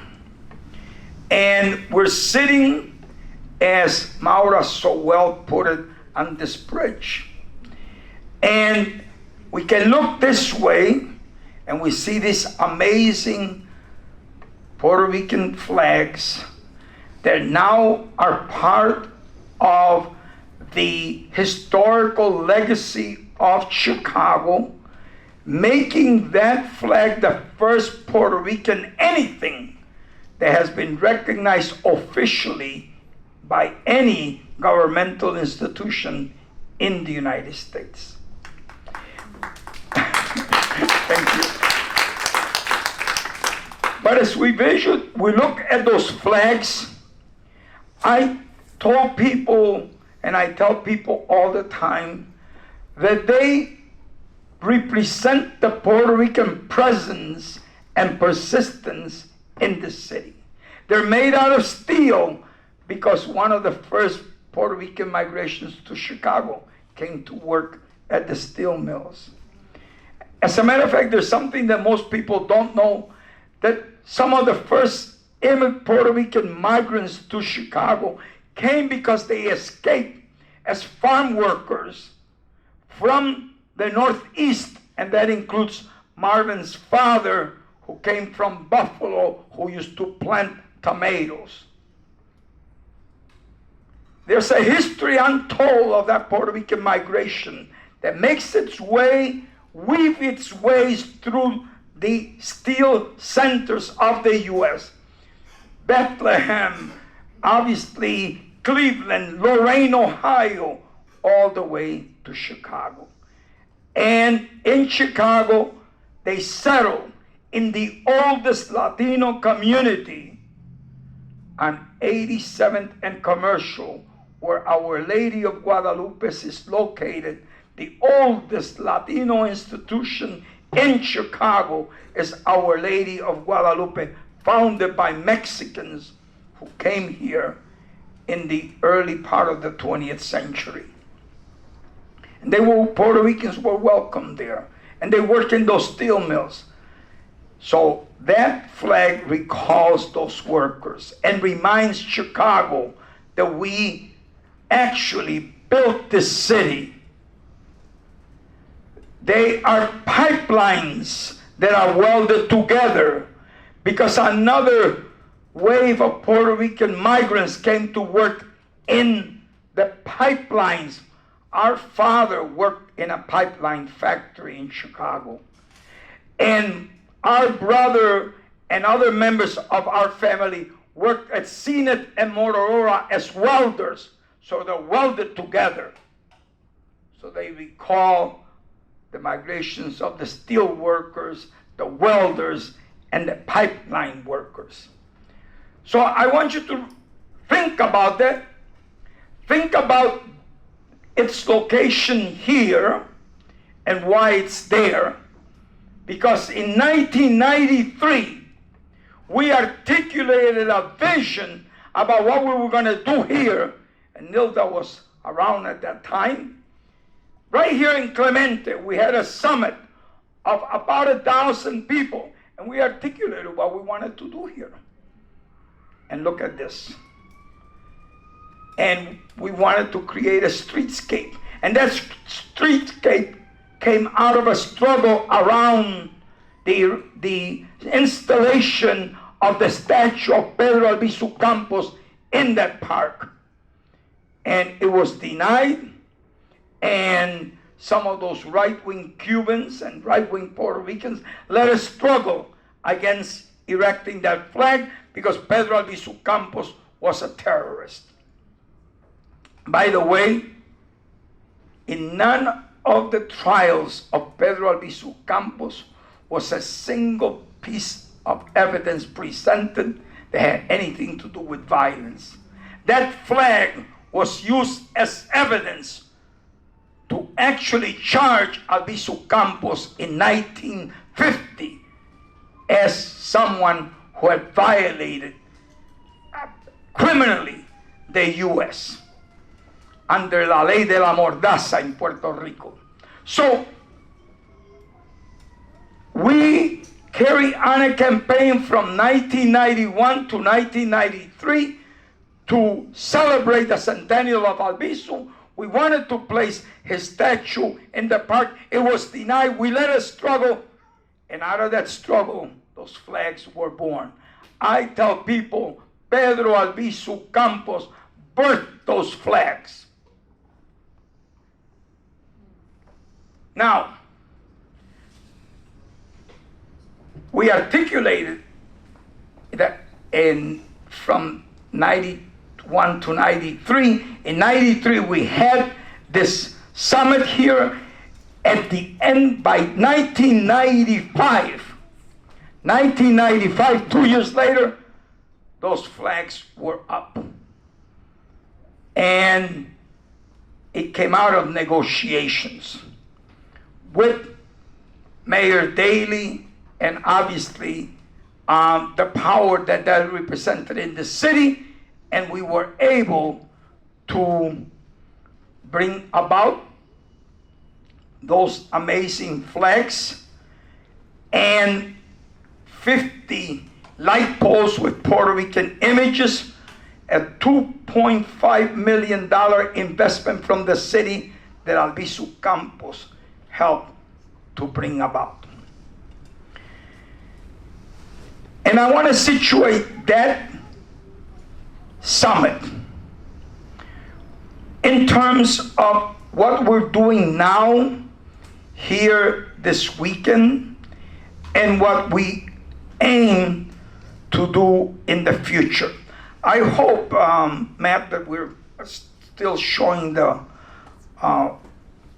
I don't like those slides, but I know they visualize something, and I want people to clearly look at what we are building in this community.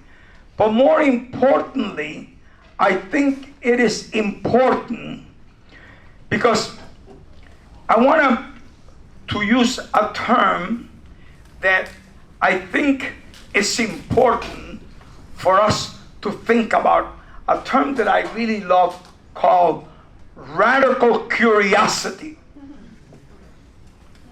Now, most of you know that the word radical comes from the word root. We're going to talk a few minutes from now about that. But I want you to think about radical curiosity for a moment and envision you're going to see a series of photographs. That's our Nancy Franco Maldonado Paseo Boricua Arts Building.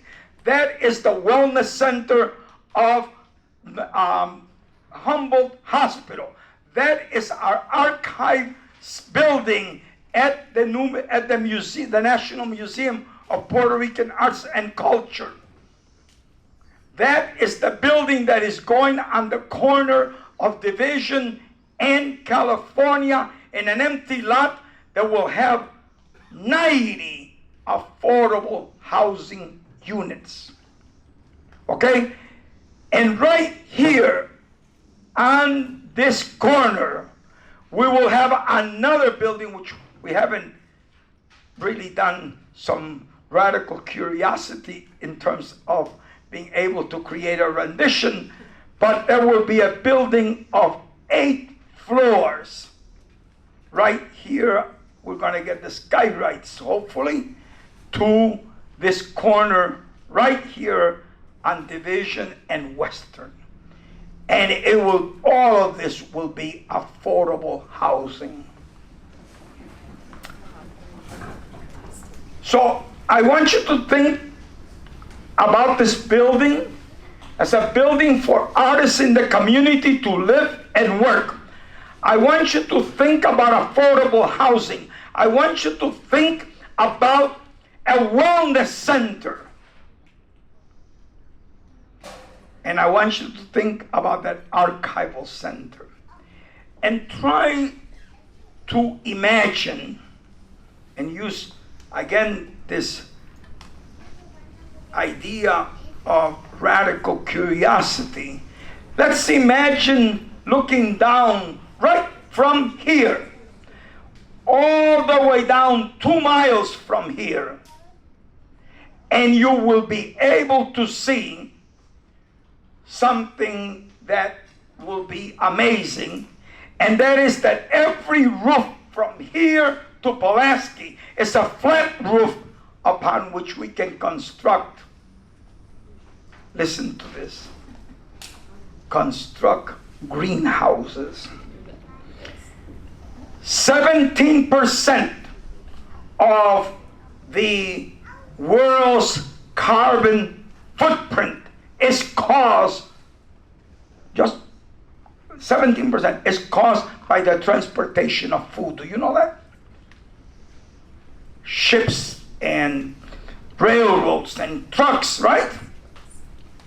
Imagine a place where you will have a community that is obviously being able to meet a call for food justice and food equity at the same time that we can think about producing culturally relevant products, because now we have the temperature in those greenhouses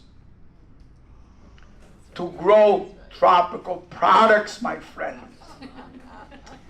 And so when Ralph talked about this initiative with Argonne, we're looking at even a further initiative with Argonne that really captures their imagination in terms of how we address global warming and climate change in a way in which you will use the minimum space to undertake maximum production. That's the wave of the future for any form of food justice and food equity.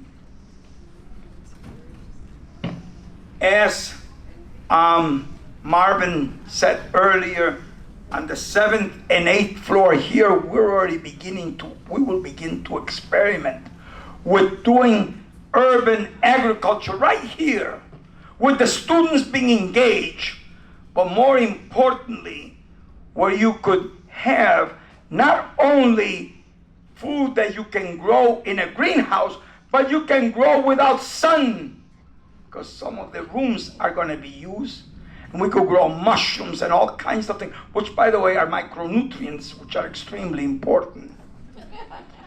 And then being able to grow vertically, not only horizontally. So let's visualize an urban agriculture that will encompass this entire area. That you can visualize housing that's connected to an urban agriculture enterprise that will be able to provide and go back to something that's very, very Puerto Rican and very much part of the Caribbean. In Puerto Rico, people sold on the streets all their goods. They were called pregoneros. We can revive the pregoneros industry right here on Division Street. And we could have almost everyone become an entrepreneur with producing their own goods. Imagine producing papayas and producing guava and producing all of those things to sell. Imagine that we will tie this obviously with health, because Puerto Ricans are impacted in an incredible way by diabetes. Right now, one of the problems that you're facing in Puerto Rico are how many people need insulin and need dialysis and need a lot of things because of diabetes. And imagine if we could create a food system that could address that and turn diabetics and diabetes in Puerto Rico from an epigenetic disease to doing away with it. And we can do it. Imagine this area having these beautiful buildings, obviously with all elements of Puerto Rican and Latin American architecture embedded in them, as well as being able to have those greenhouses to create an urban agriculture in which we create a curriculum for our schools. And I want you to think about this, because I know a lot of our good CTU members and other people that believe in progressive education propose a lot of things about progressive education, but I want us to think about a progressive education that's really rooted in redoing education, because we fundamentally must, as I think almost all of our speakers said earlier, rethink the very theory of knowledge and the foundations of Western knowledge. And what does that mean?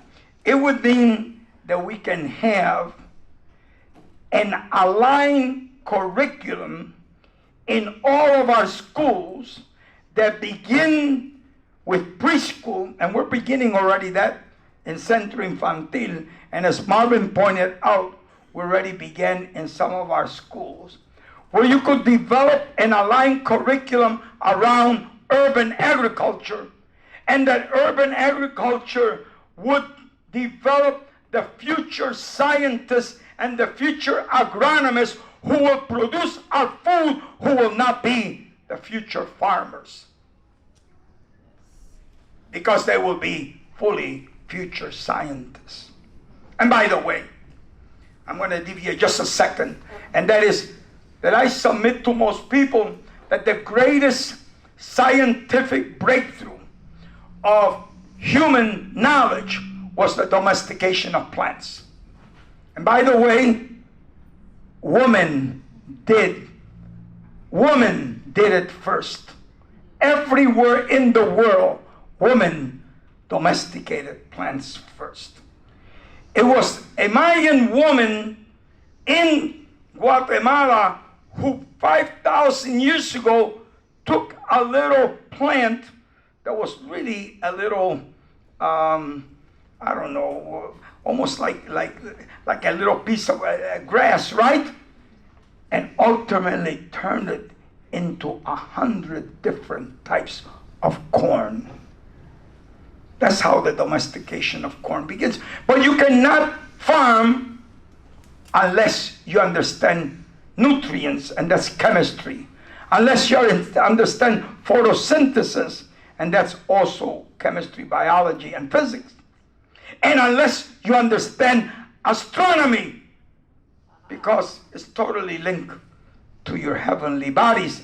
And woman invented all of those things before any man did.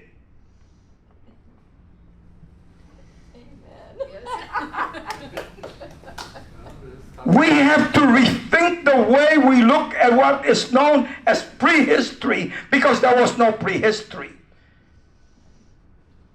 What we call history is civilization, and civilization is the development and evolution of patriarchy.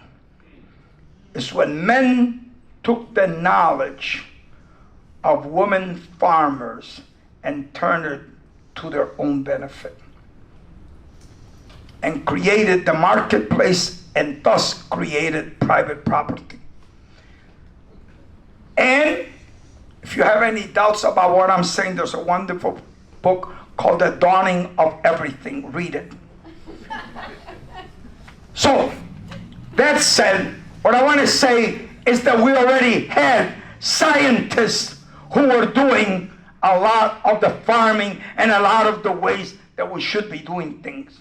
One of the most sophisticated areas of agricultural production was the Chinampa system, developed in and around Tenochtitlan, in and around Teotihuacan. It was in the Anahuac Valley of Mexico where you developed basically your Chinampa system, which was a hydroponic agricultural system. Tenochtitlan produced food for over 2 million people in the lakes, the 5 lakes of that area where Mexico City is at. That was hydroponics. They knew how to plant plants on water. So I want you to think about this, because really that radical curiosity should take us back to rethink the very formulations of knowledge itself, and then posit the idea that we can create new canons of education, new canons of science, and all of those things, because we need to.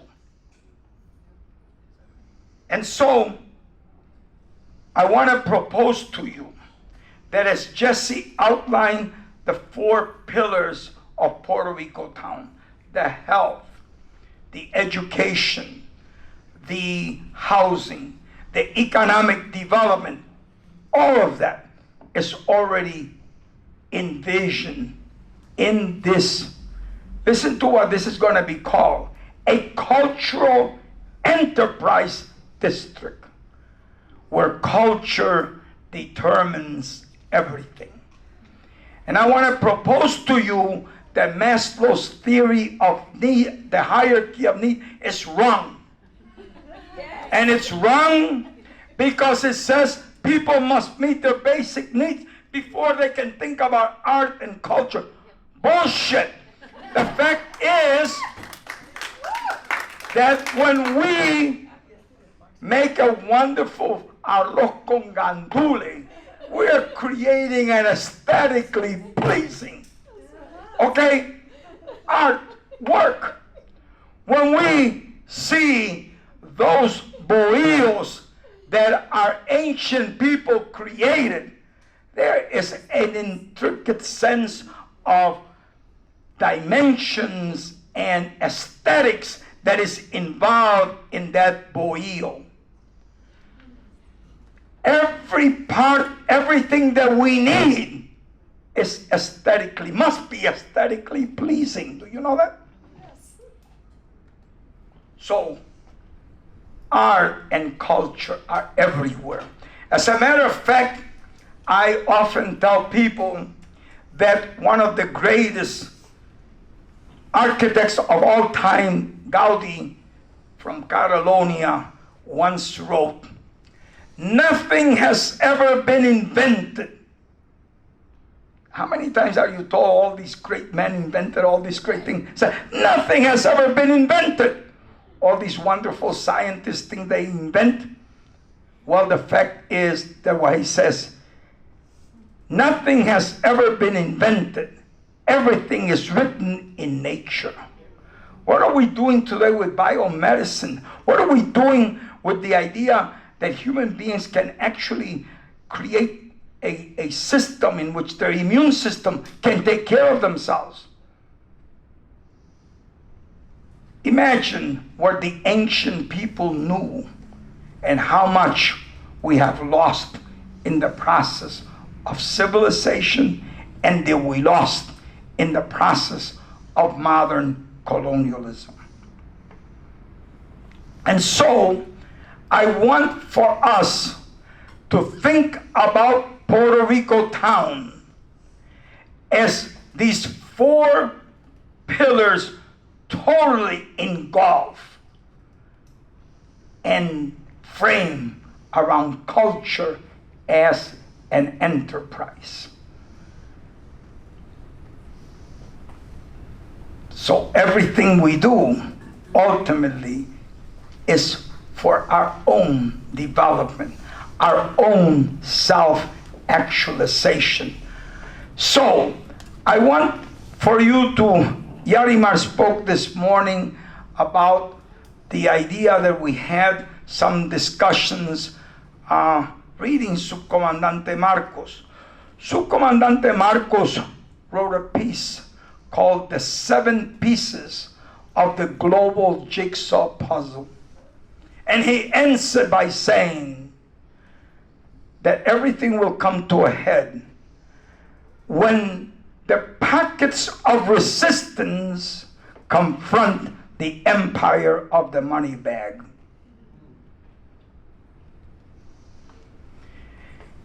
And what I want you to think is that we don't have to go very far, because in the history of Puerto Rico, in the history of the Caribbean, in the history of Latin America, we have had 500 years of building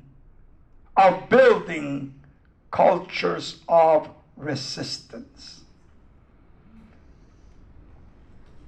I want to submit to you that all of our identities, what makes you a Puerto Rican, what makes you a Mexican, what makes you a Colombian, what makes you an Argentinian, what makes you a Cuban, what makes you a Dominican, all you have to see, all you have to hear is the sounds and rhythms of the merengue in the Dominican Republic, the guaracha in Cuba, the sones of Mexico, the cumbia of Colombia, the samba of Brazil, the tango of Argentina, the bomba plena, and even salsa Puerto Rico. And you know what you get? The sounds and rhythms of Africa. But no longer exclusively African. It is in a tradition of resistance that goes back more than 500 years ago, and it started with a woman in the mountains between the Dominican Republic and Haiti, a woman named Ana Caona, who is considered a Loa in voodoo, high priestess, and who's totally memorialized by Tite Curet in that wonderful song, Ana Caona. Exactly. Ana Caona, okay, was the first woman, an indigenous woman, who created a maroon society. After that, Enriquillo would follow, and it would be a long tradition, all the way. So when people tell me about the Haitian Revolution and how they, C.L.R. James writes a book about the Haitian Revolution called The Black Jacobins, and I said, sorry, there were no real black Jacobins in Haiti. there were Maroons in Haiti. Before there was a Toussaint Louverture in Haiti, there was a Macandal, who, by the way, was burned in Cap Haitien in the middle of the square, and the people of Haiti said they saw him flee to the mountains. And what was in the mountains? The Maroon societies. Everywhere in Latin America, everywhere in the Caribbean, our history is fundamentally defined by the Maroon societies. And Maroon societies were not just of runaway slaves. They were made of, constituted by runaway slaves, runaway indigenous people, runaway Sephardic Jews, runaway Moros from Spain, runaway gays and lesbians who didn't fit in the system. That's who created the Maroon Society. All you have to do is look at a wonderful film called Quilombo, and you'll see. Or watch another film called Sankofa, and you'll see a little bit of what a Maroon Society is. And so I want you to think about what we're doing, think about what we're projecting, and I would venture to say that maybe my next life, if I come back, I would be able to live 50 years from now and envision all those things that I'm talking about, because people like Jesse and a whole host of young people here, Juan Calderon, and there's a whole bunch of them, these young people really are driven by radical curiosity. They can understand a past and build a future that is not defined just by the ideas of what we consider progressive politics, a future defined by making the politics in the process of struggle. That's how Maroon societies did it. They were not driven by ideologies long time developed. They were created because, as the great Spanish poet Juan Machado wrote, caminante, caminante, so el camino se hace caminando, ¿verdad? Al andar. So think about that, but think about this idea. Think about what Mike Davis describes in his book as magical urbanism. Right now, as we look at those flags, as you go through Paseo Boricua, as you eat the food and enjoy this area, and as we hold a conference community as intellectual space, we're envisioning what really is magical urbanism. But we could envision it much greater. And even more importantly, that we hope, just like those Maroon societies, that we can actually articulate the future of a self-determined, self-actualized, self-sufficient Puerto Rico and Puerto Rican community, and hopefully perhaps set the course for other people to look at this as a model to be studied, to be analyzed, not to be replicated, but hopefully this could do what Anacaona did 500 years ago and set this path that obviously already, I think, Subcomandante Marcos outlined in that essay, the communities of the pockets of resistance confront the empire of the money bag.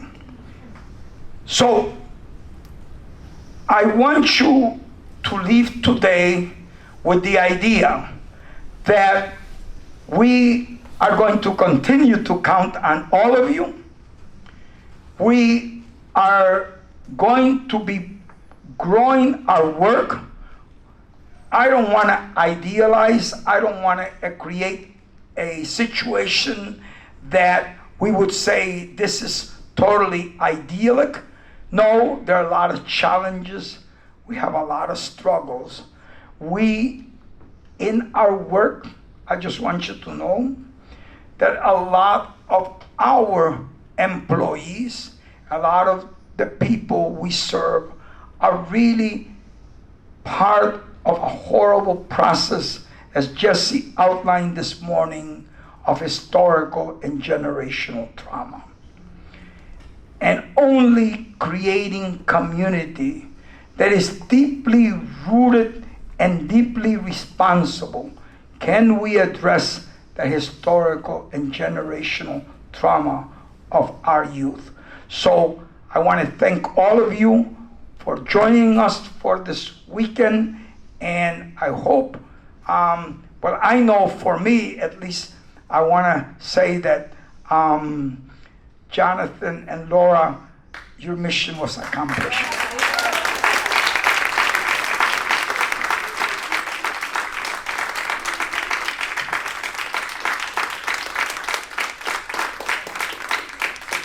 One last set of thank yous to everybody for coming out to participate in this event.